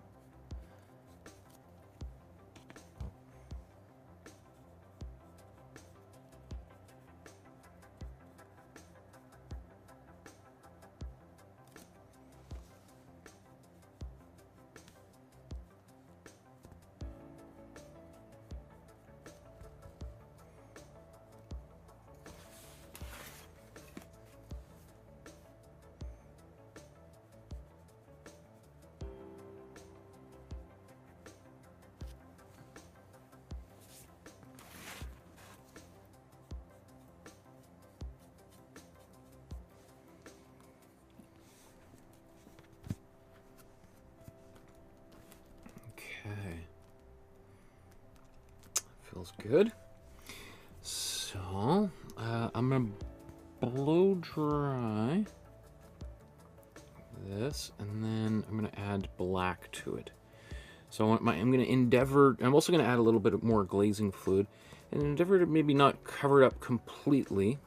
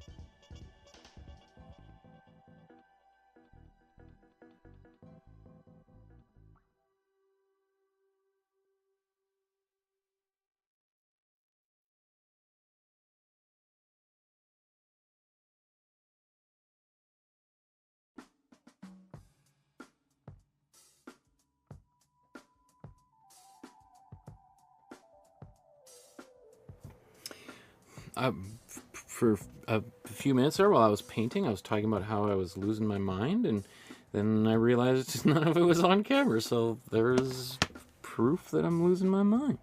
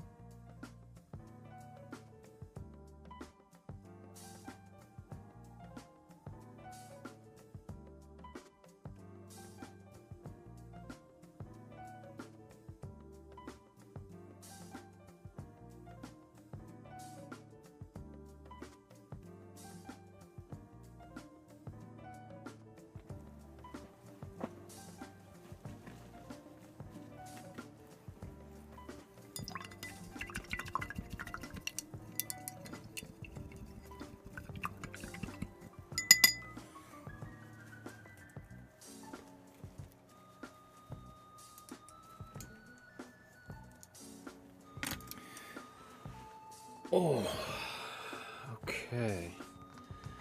So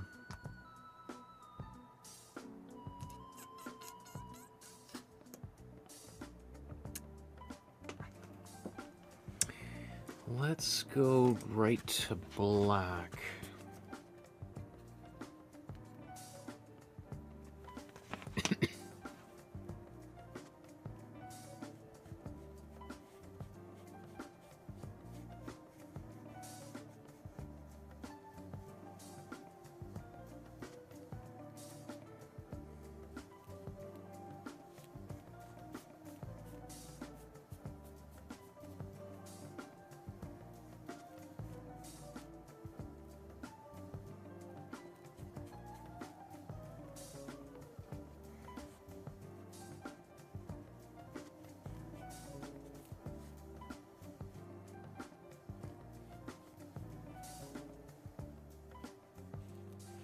And we're going to put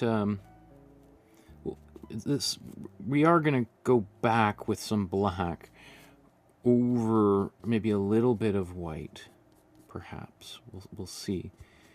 And I think when you see what happens when I do that, I think you'll be like, oh, I can see why he waited.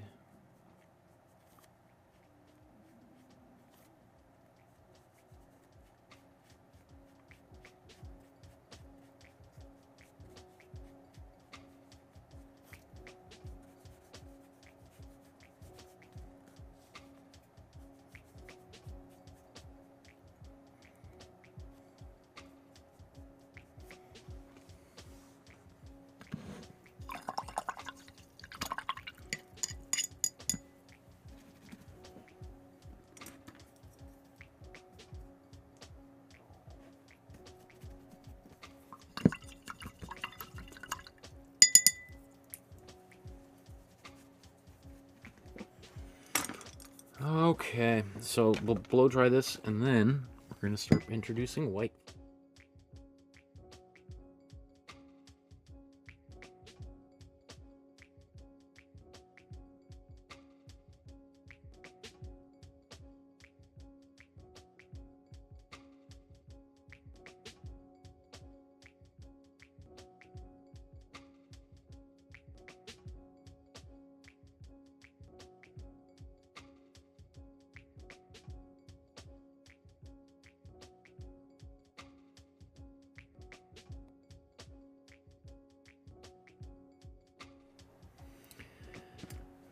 Okay, in preparation for white, I'm actually just going to do a little bit of detailing.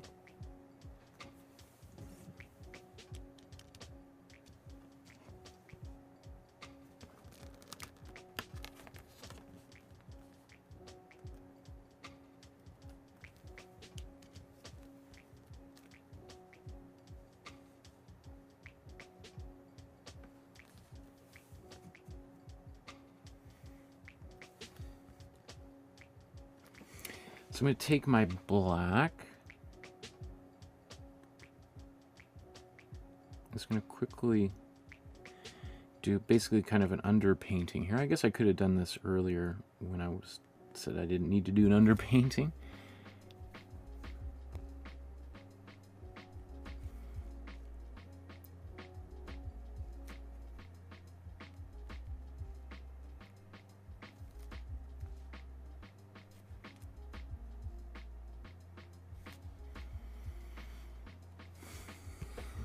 Okay.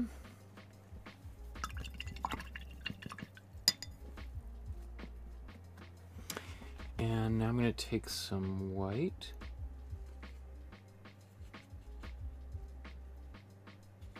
See, this white is kind of congealed a little bit on this top surface.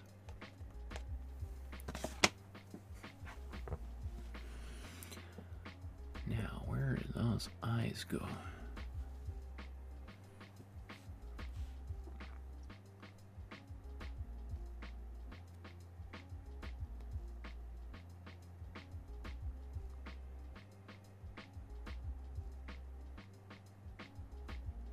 So I've lost the eye, so let's just, I'm kind of starting small.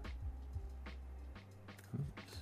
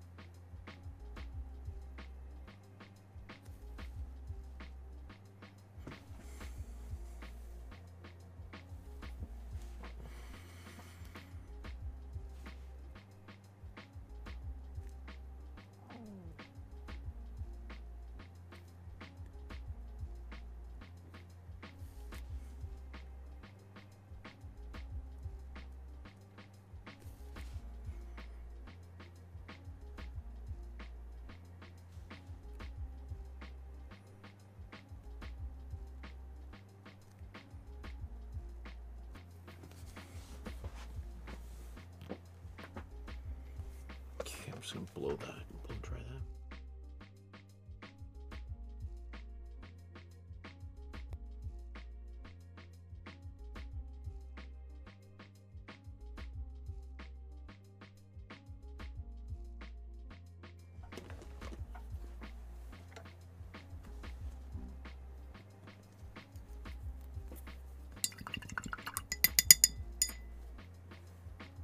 Okay, now let's take some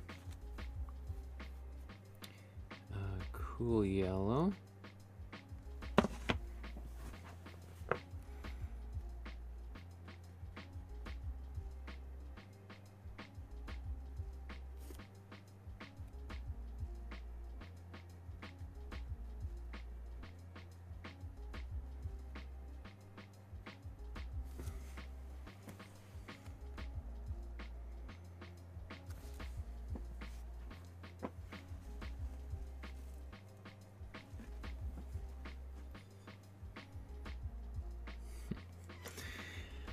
IU Gaming says, hi. Hello.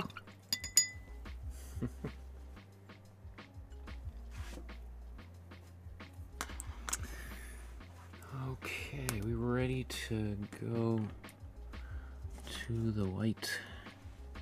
Okay.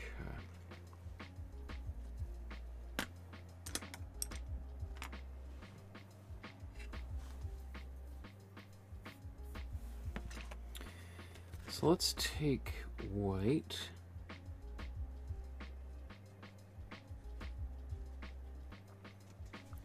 I'm going to add a little bit. Oops. Didn't mean to put that much glazing fluid on there, but that's okay, because it's kind of, it just means it might slow me down a little bit, unless I just add more white.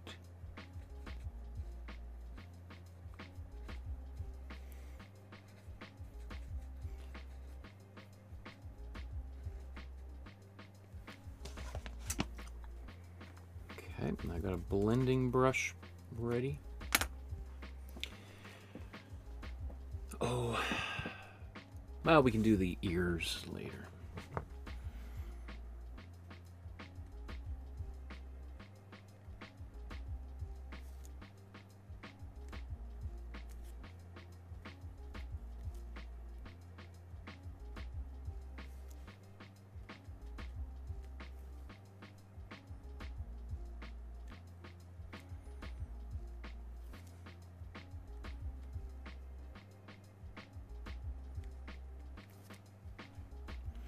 Now, because I've used glazing fluid in here, I can still see my lines,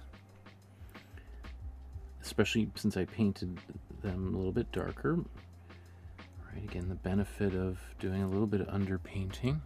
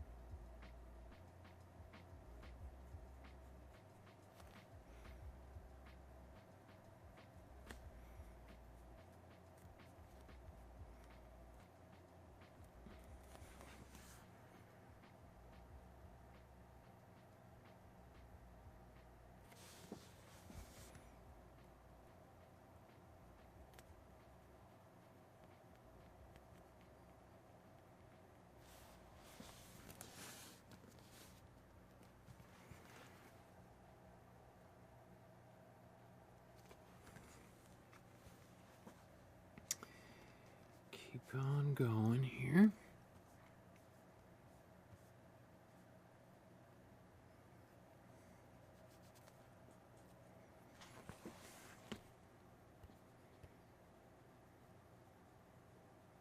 I realized here I have to go up into that hand, make it a little bit wider than expected because I didn't paint enough of the ground there. So that, in case you're wondering why the discrepancy there, that ideally this would go in there, but I didn't have any paint there, so I'm expanding this paw in order to fill that gap.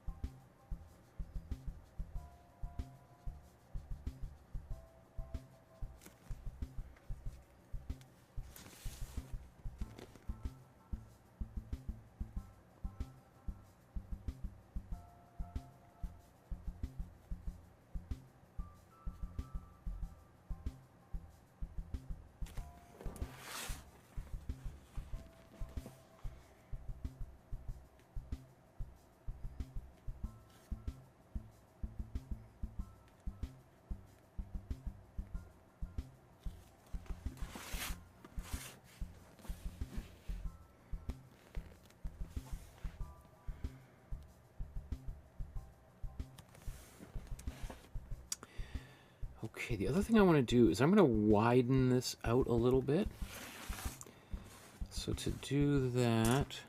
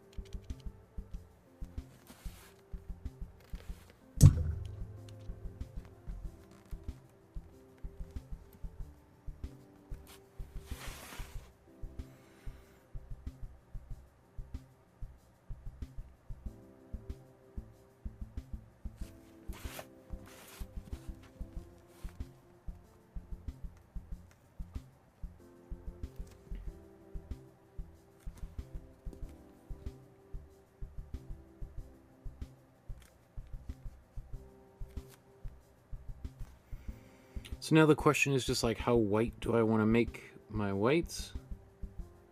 Which might sound silly, but you know, do I want to leave any of the yellow coming through in any way? So like this area right there, that's going to be a few places where I'm going to ensure I get a little bit darker.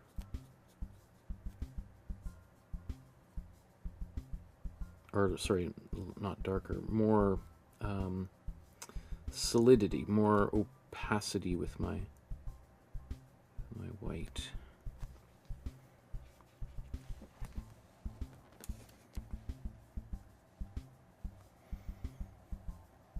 I think the belly here is a place where I think having a little bit of yellow come through would be okay.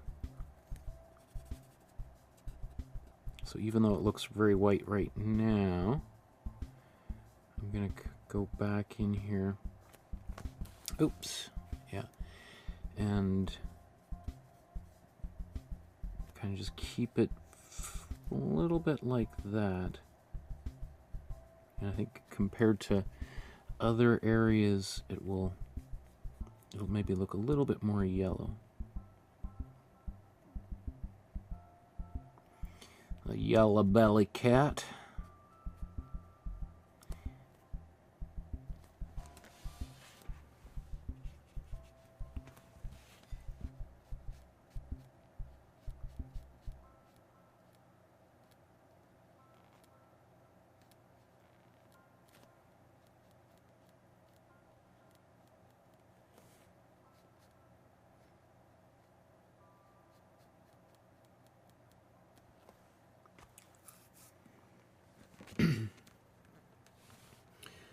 Okay.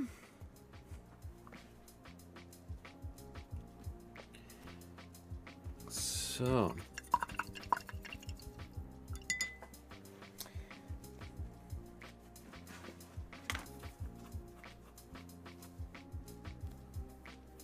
blow dry.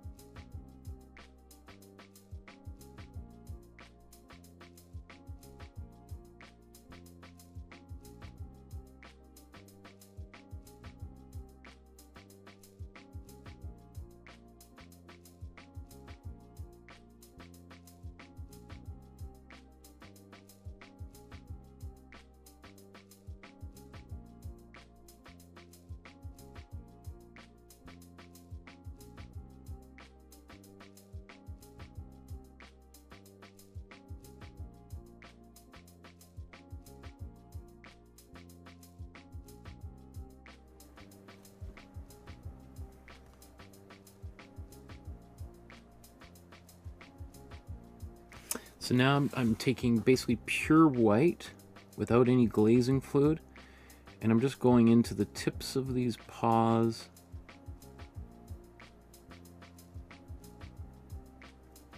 I think you'll see when I was talking about the belly being a little bit white, or yellow, I mean. That's what I'm doing. Leave that alone. I think, well, I mean, I can always add white back over top of it, but I think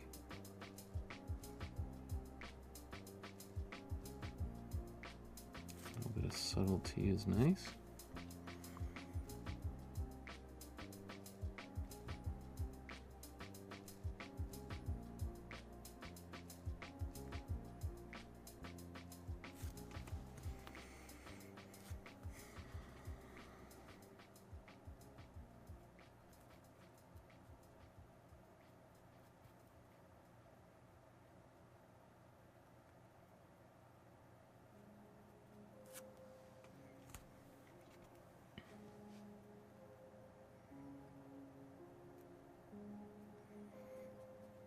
And you know, maybe a little bit of,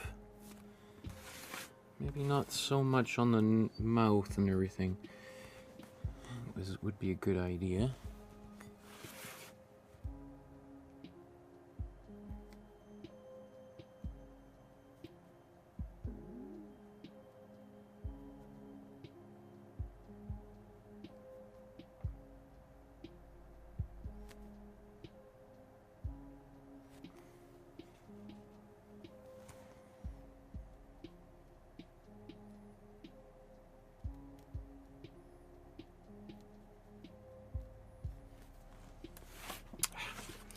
Not on camera.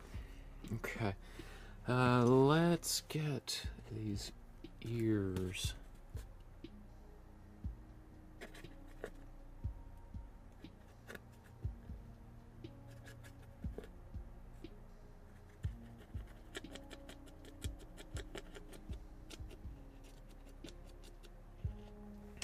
Get a peachy color.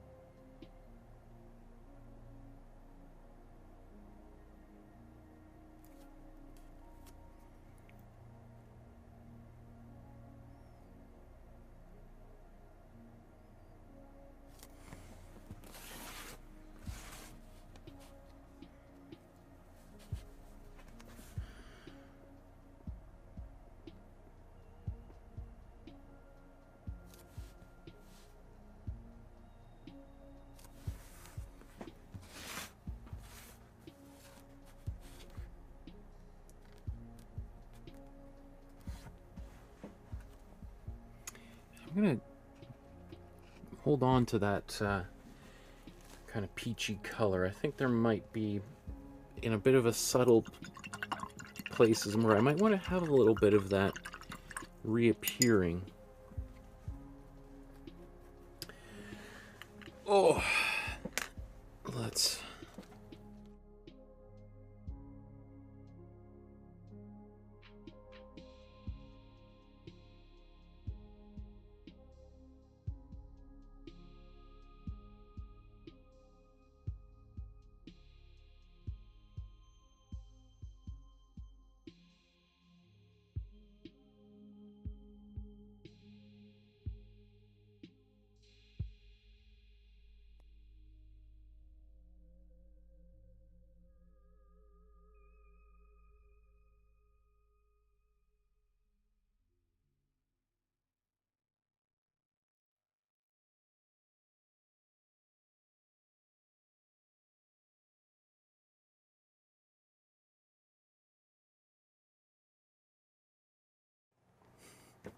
I really feel like I'm taking my sweet time on this one, but we're getting there, and it's, I think, going to look really nice when we're all done. We're getting closer and closer. So what should we do next? Should we do some black again?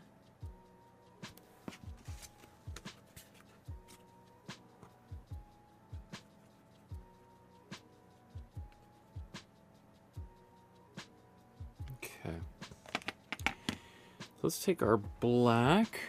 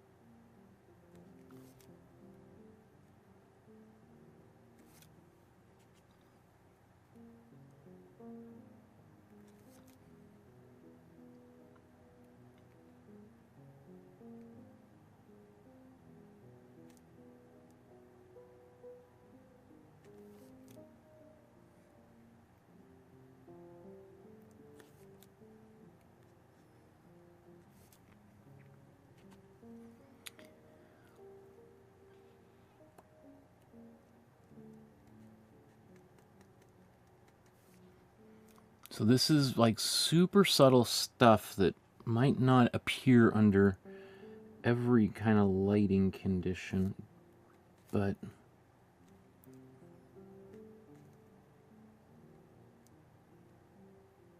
that's okay.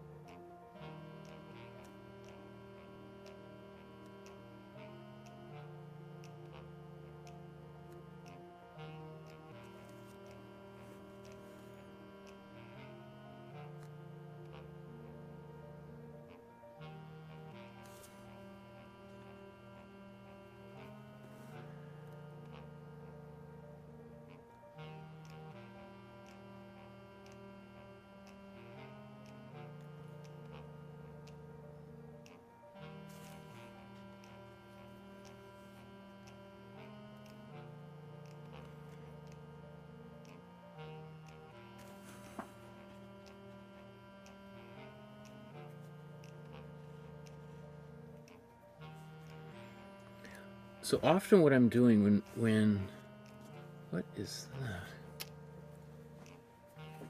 Bit of paint coming out of nowhere.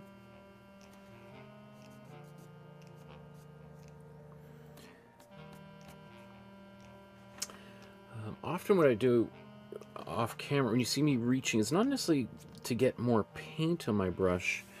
It's often I'm just spinning my brush in the paint to try to get oops, where am I? There we are.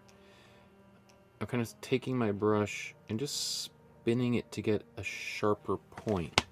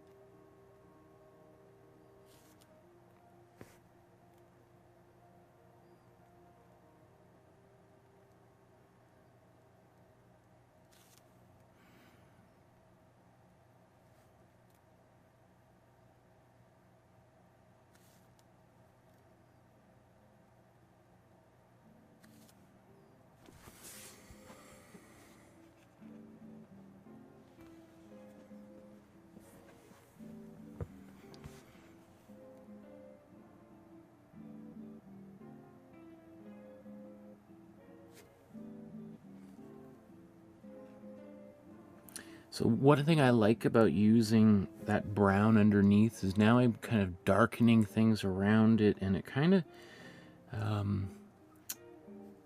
there's just more subtlety, more little layers of paint kind of building up in here.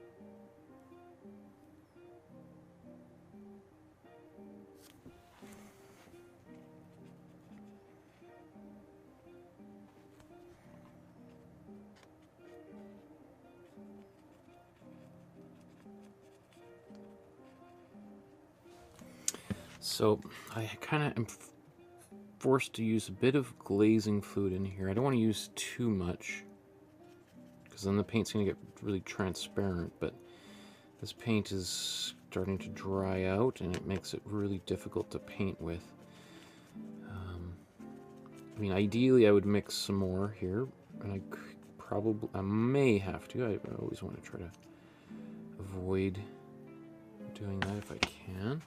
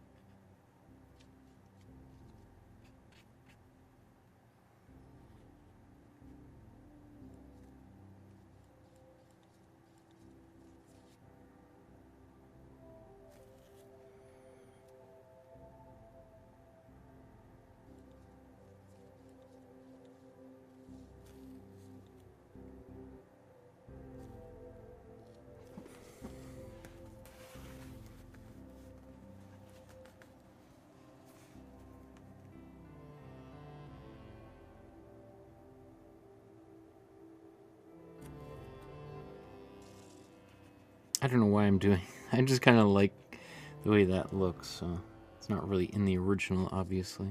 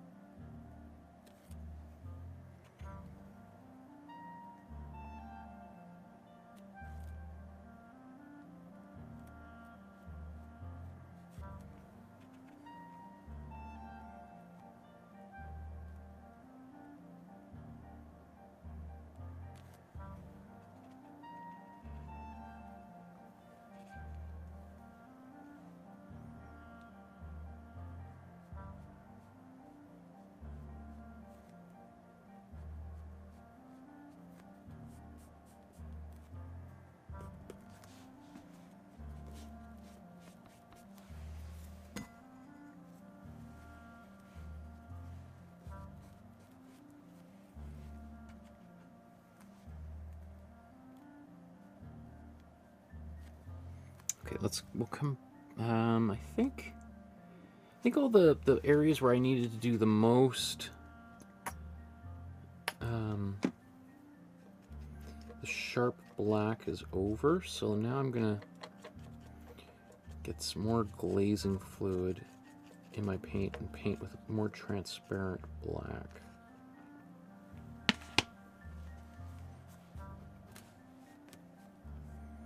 Let's go all the way to the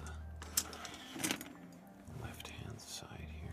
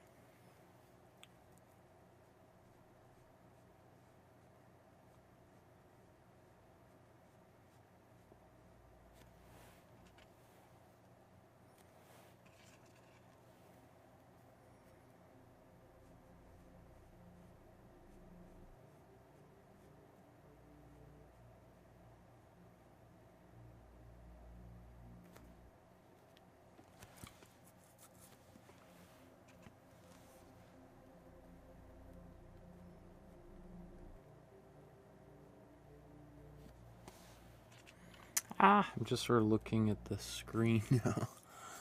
I'm definitely kind of painting these a little different than she did, aren't I?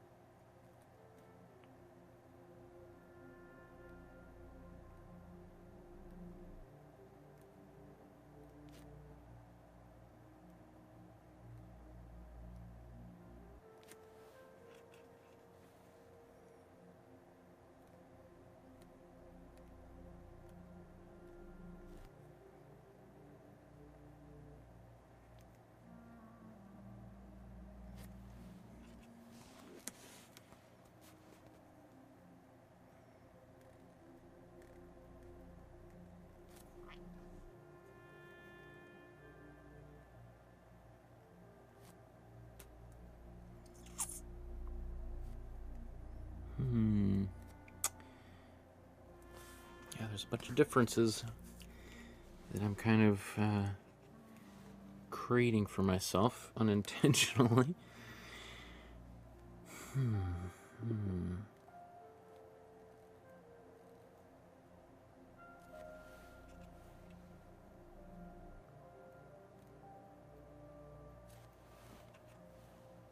it's really just because as I'm painting here, I'm kind of losing track of the original, just doing my own thing, and then I look up and I'm like, oh, that's actually not there, is it? Huh.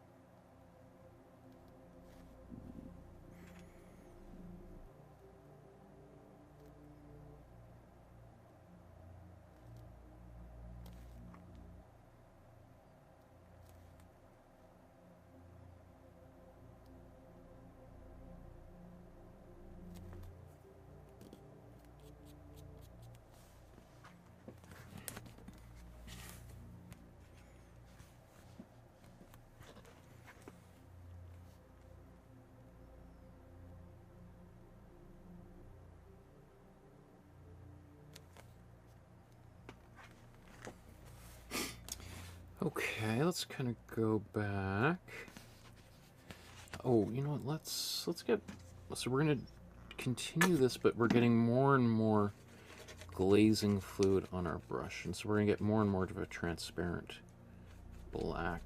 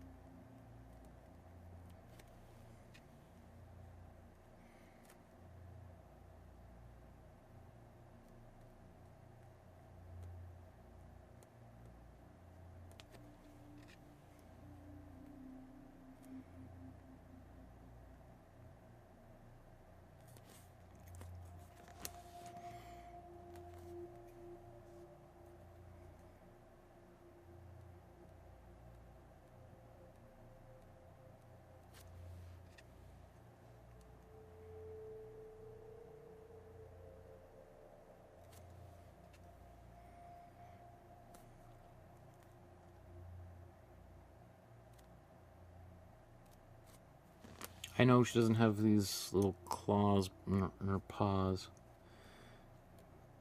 but I feel like I need mine. I need some on mine.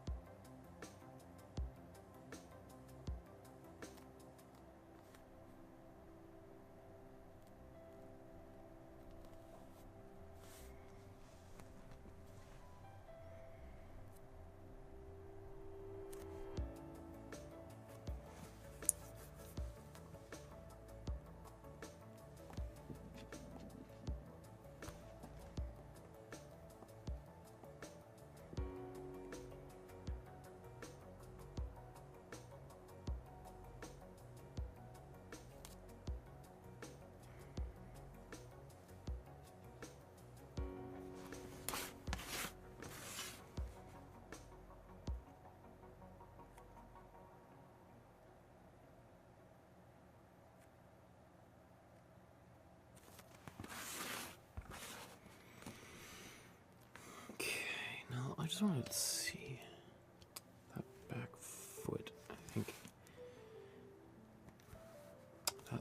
back leg needs a fix.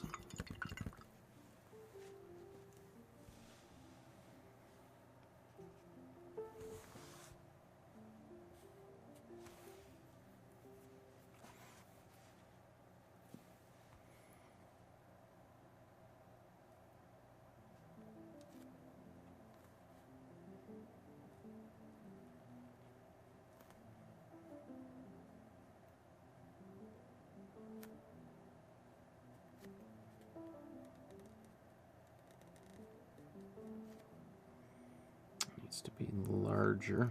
It looks kind of bizarrely small.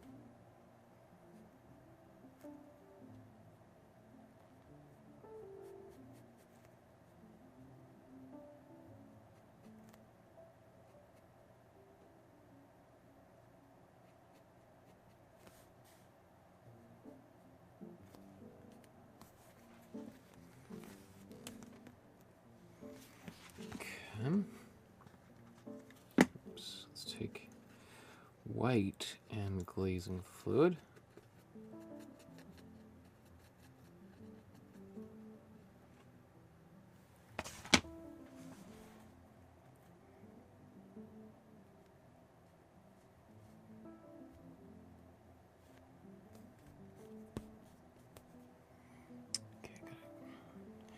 Gotta get this right, Michael. I keep doing the same thing.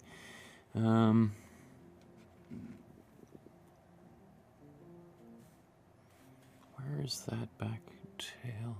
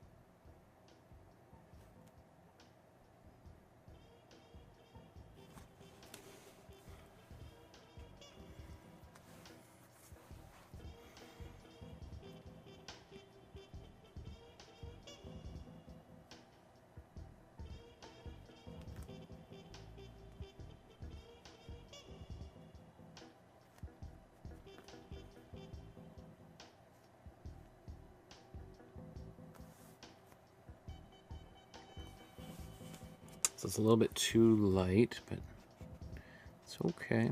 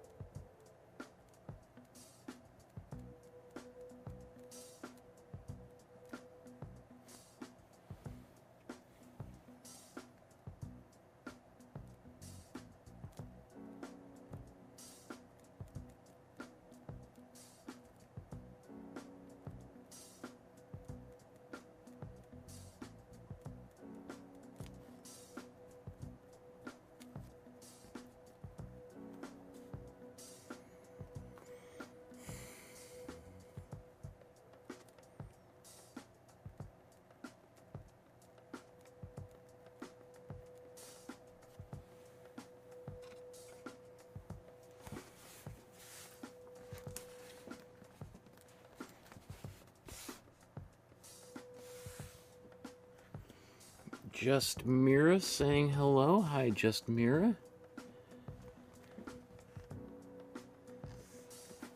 Oh, back is killing me now.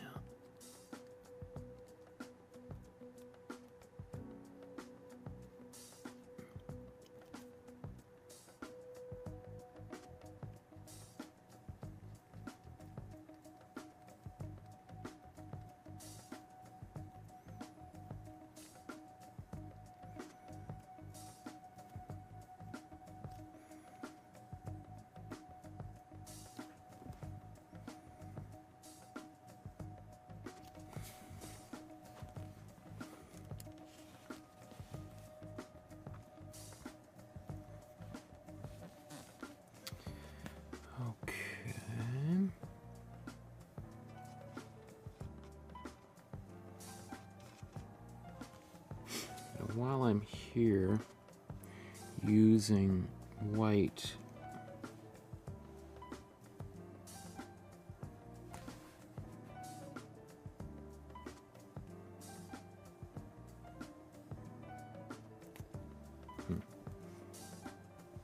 it's super subtle.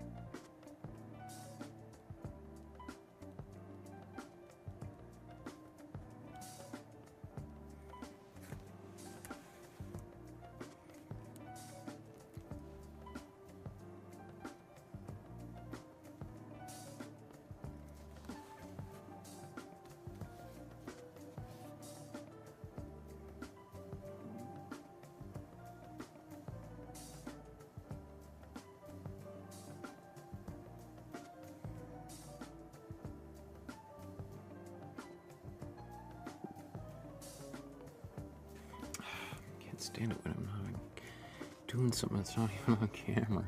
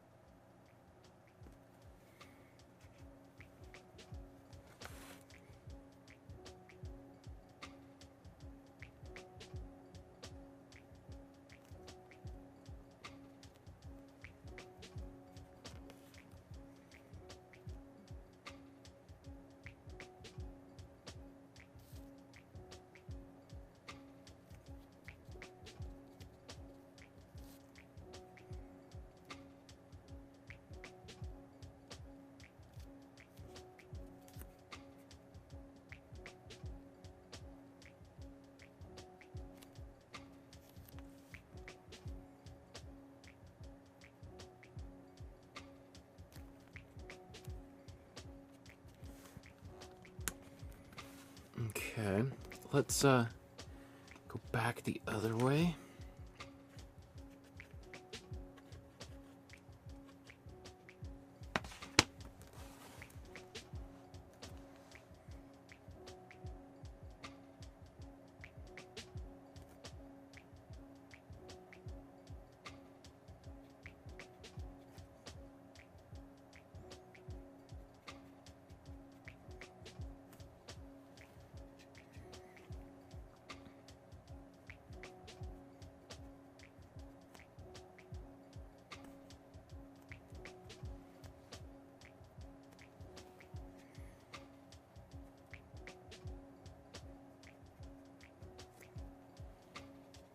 This is just like by dark glaze, I'm just going kind of darkening.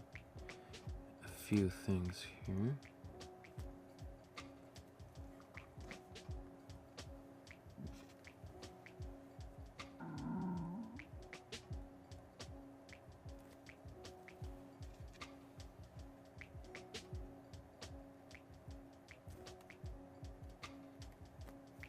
Should probably blow dry all this, shouldn't I? Yeah, okay. Let's do that.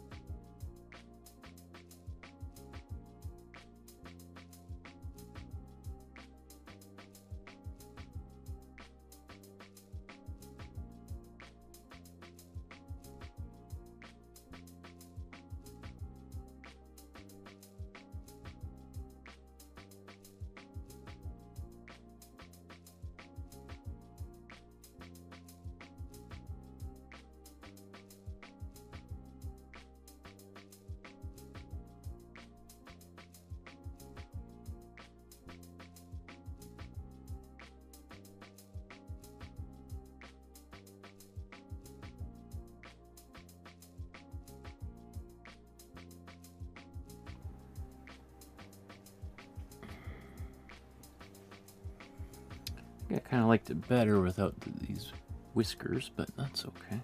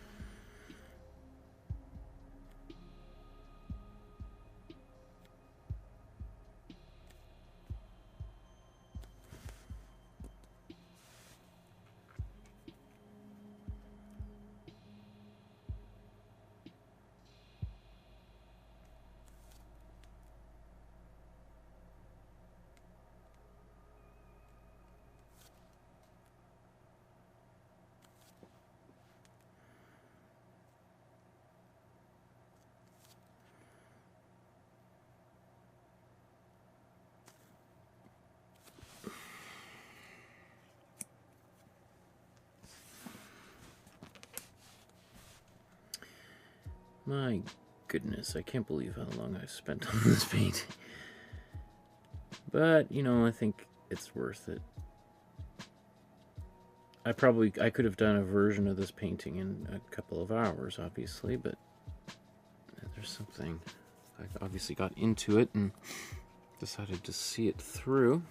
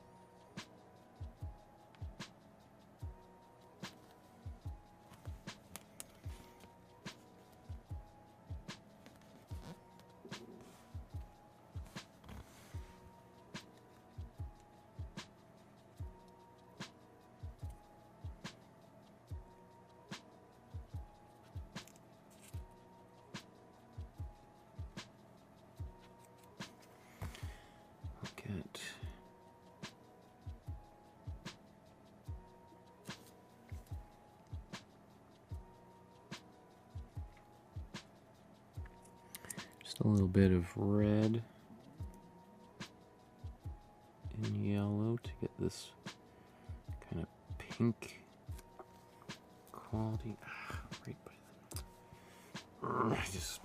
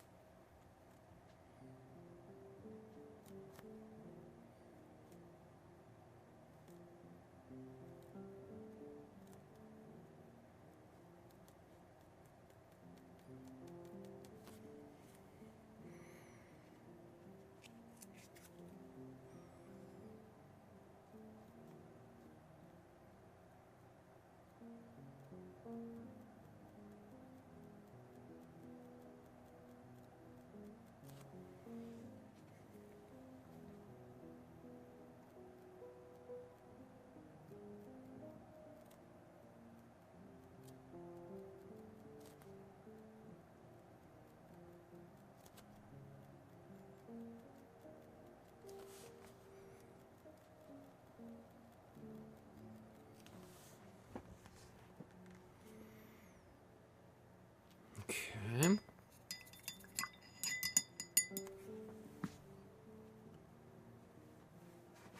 I think I want to do just a few little speckles on some of these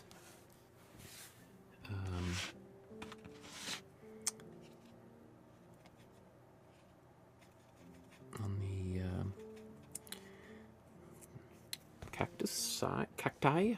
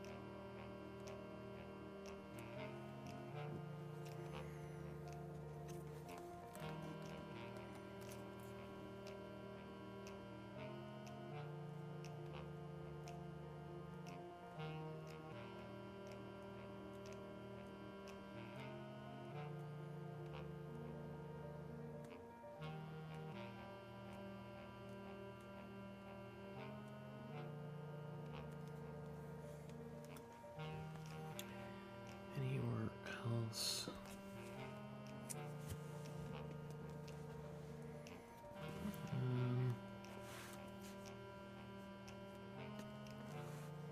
It's interesting that not all of them have those little spots.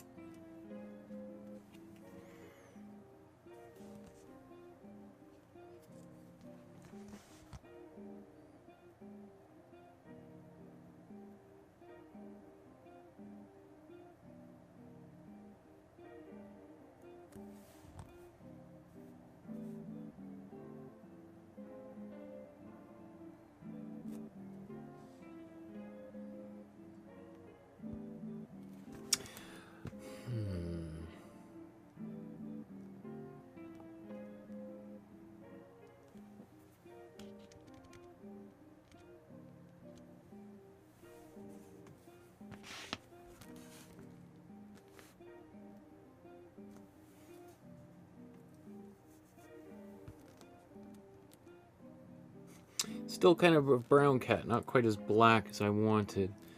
It is a little bit lighter on camera than it is in person, so it is darker than maybe it appears on camera, but maybe not quite as dark as...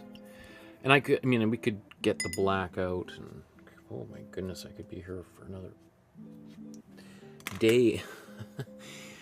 But I think I can walk away.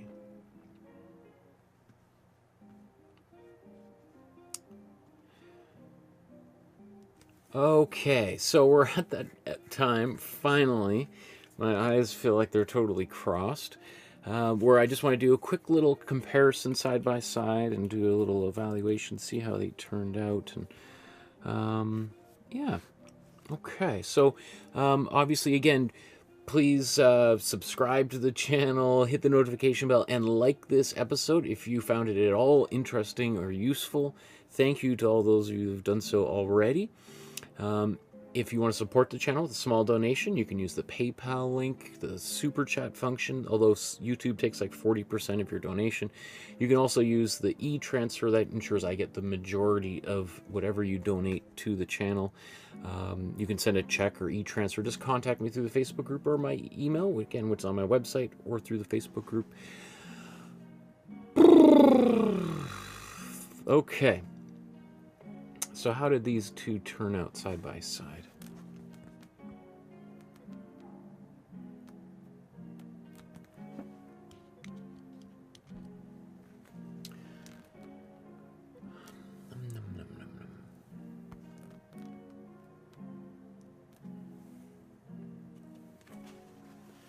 Well, I mean,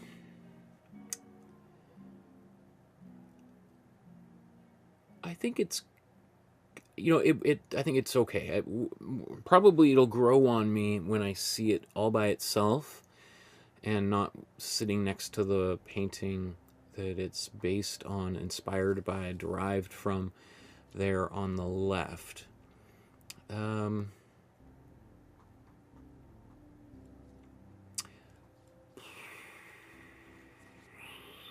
Yeah, I mean, some of this stuff here I'm not too crazy about. I probably, rather than trying to replicate her approach here, I might have been better served just trying to do my own thing, and which I was doing, and then I changed my mind, and I backtracked, and so it kind of got a little bit messy in these places.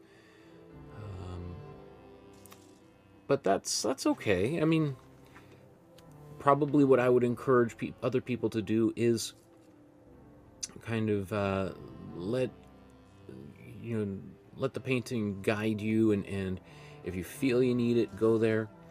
Other things, I almost feel like I liked it better before I put the whiskers in there, and I know it sounds ridiculous to paint a cat without any whiskers, but I almost kind of prefer her cat without the whiskers as well, but that's personal preference, right? I could have, well, let's start zooming in here and start just, oops, go the other way.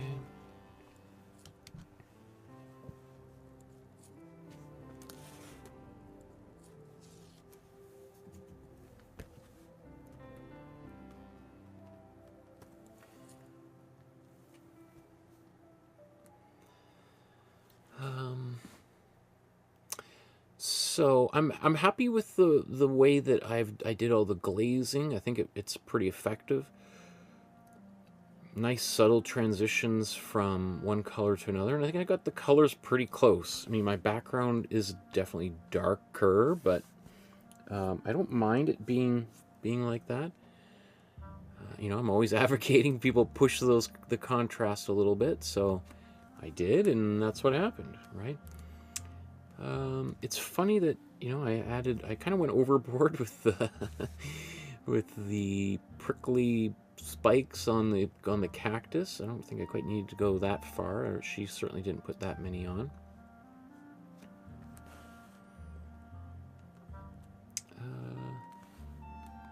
Let's keep on going. I probably could have also continued to darken this here and give this a little bit of a fold, like you see that she's got there. I'm not going to do it. I'm going to resist, but I could probably have continued in that area. Let's look down here. You know, interesting that this turned out more red than hers. She also has these nice gradation, like you can see those her brush strokes are very visible.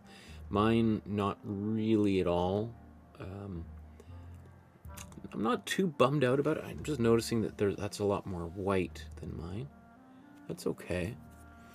Down below, I think that's okay. It's darker. All of this could have used a little bit more highlight. I think also, just while I'm here, looking at her paws of the cat, I put these little lines on there where she didn't.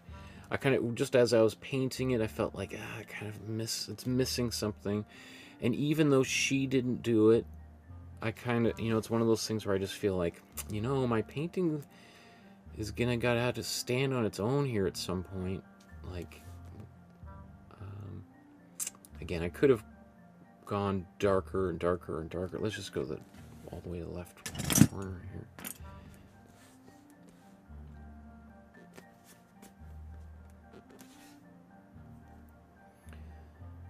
Another kind of big thing that I did is I raised this here so that the horizon line, the way that I have it in the image here on the left, that line pretty much corresponds to where the tip of my finger is. And I made the decision to raise it higher so that it would match up with the other side over here. Because her painting actually is cropped right about there. And there is that little bit here, because her painting is actually virtually a square. Okay, and let's just go right to the face here. Oh my goodness, I'm tired. Long day.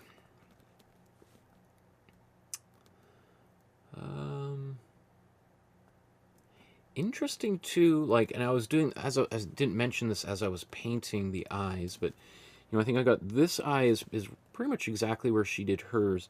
Her other eye is looking in a slightly different direction. Like, this one's looking right at us. That one's kind of going off to the side a bit. Mine, I've aligned them because it drives me crazy when they're not aligned.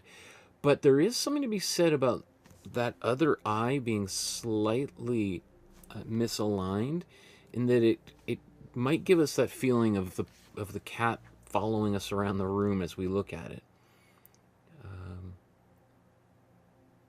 I also made some changes in here, adding a little bit of some line work down there. I felt like since I did so much of it on the paws and stuff, I need to bring that back.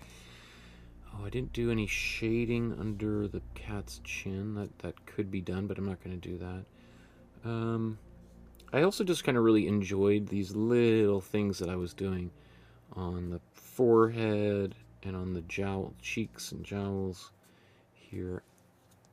She didn't really do that in the stylized way that I did it, but I also kind of like that. Let's zoom out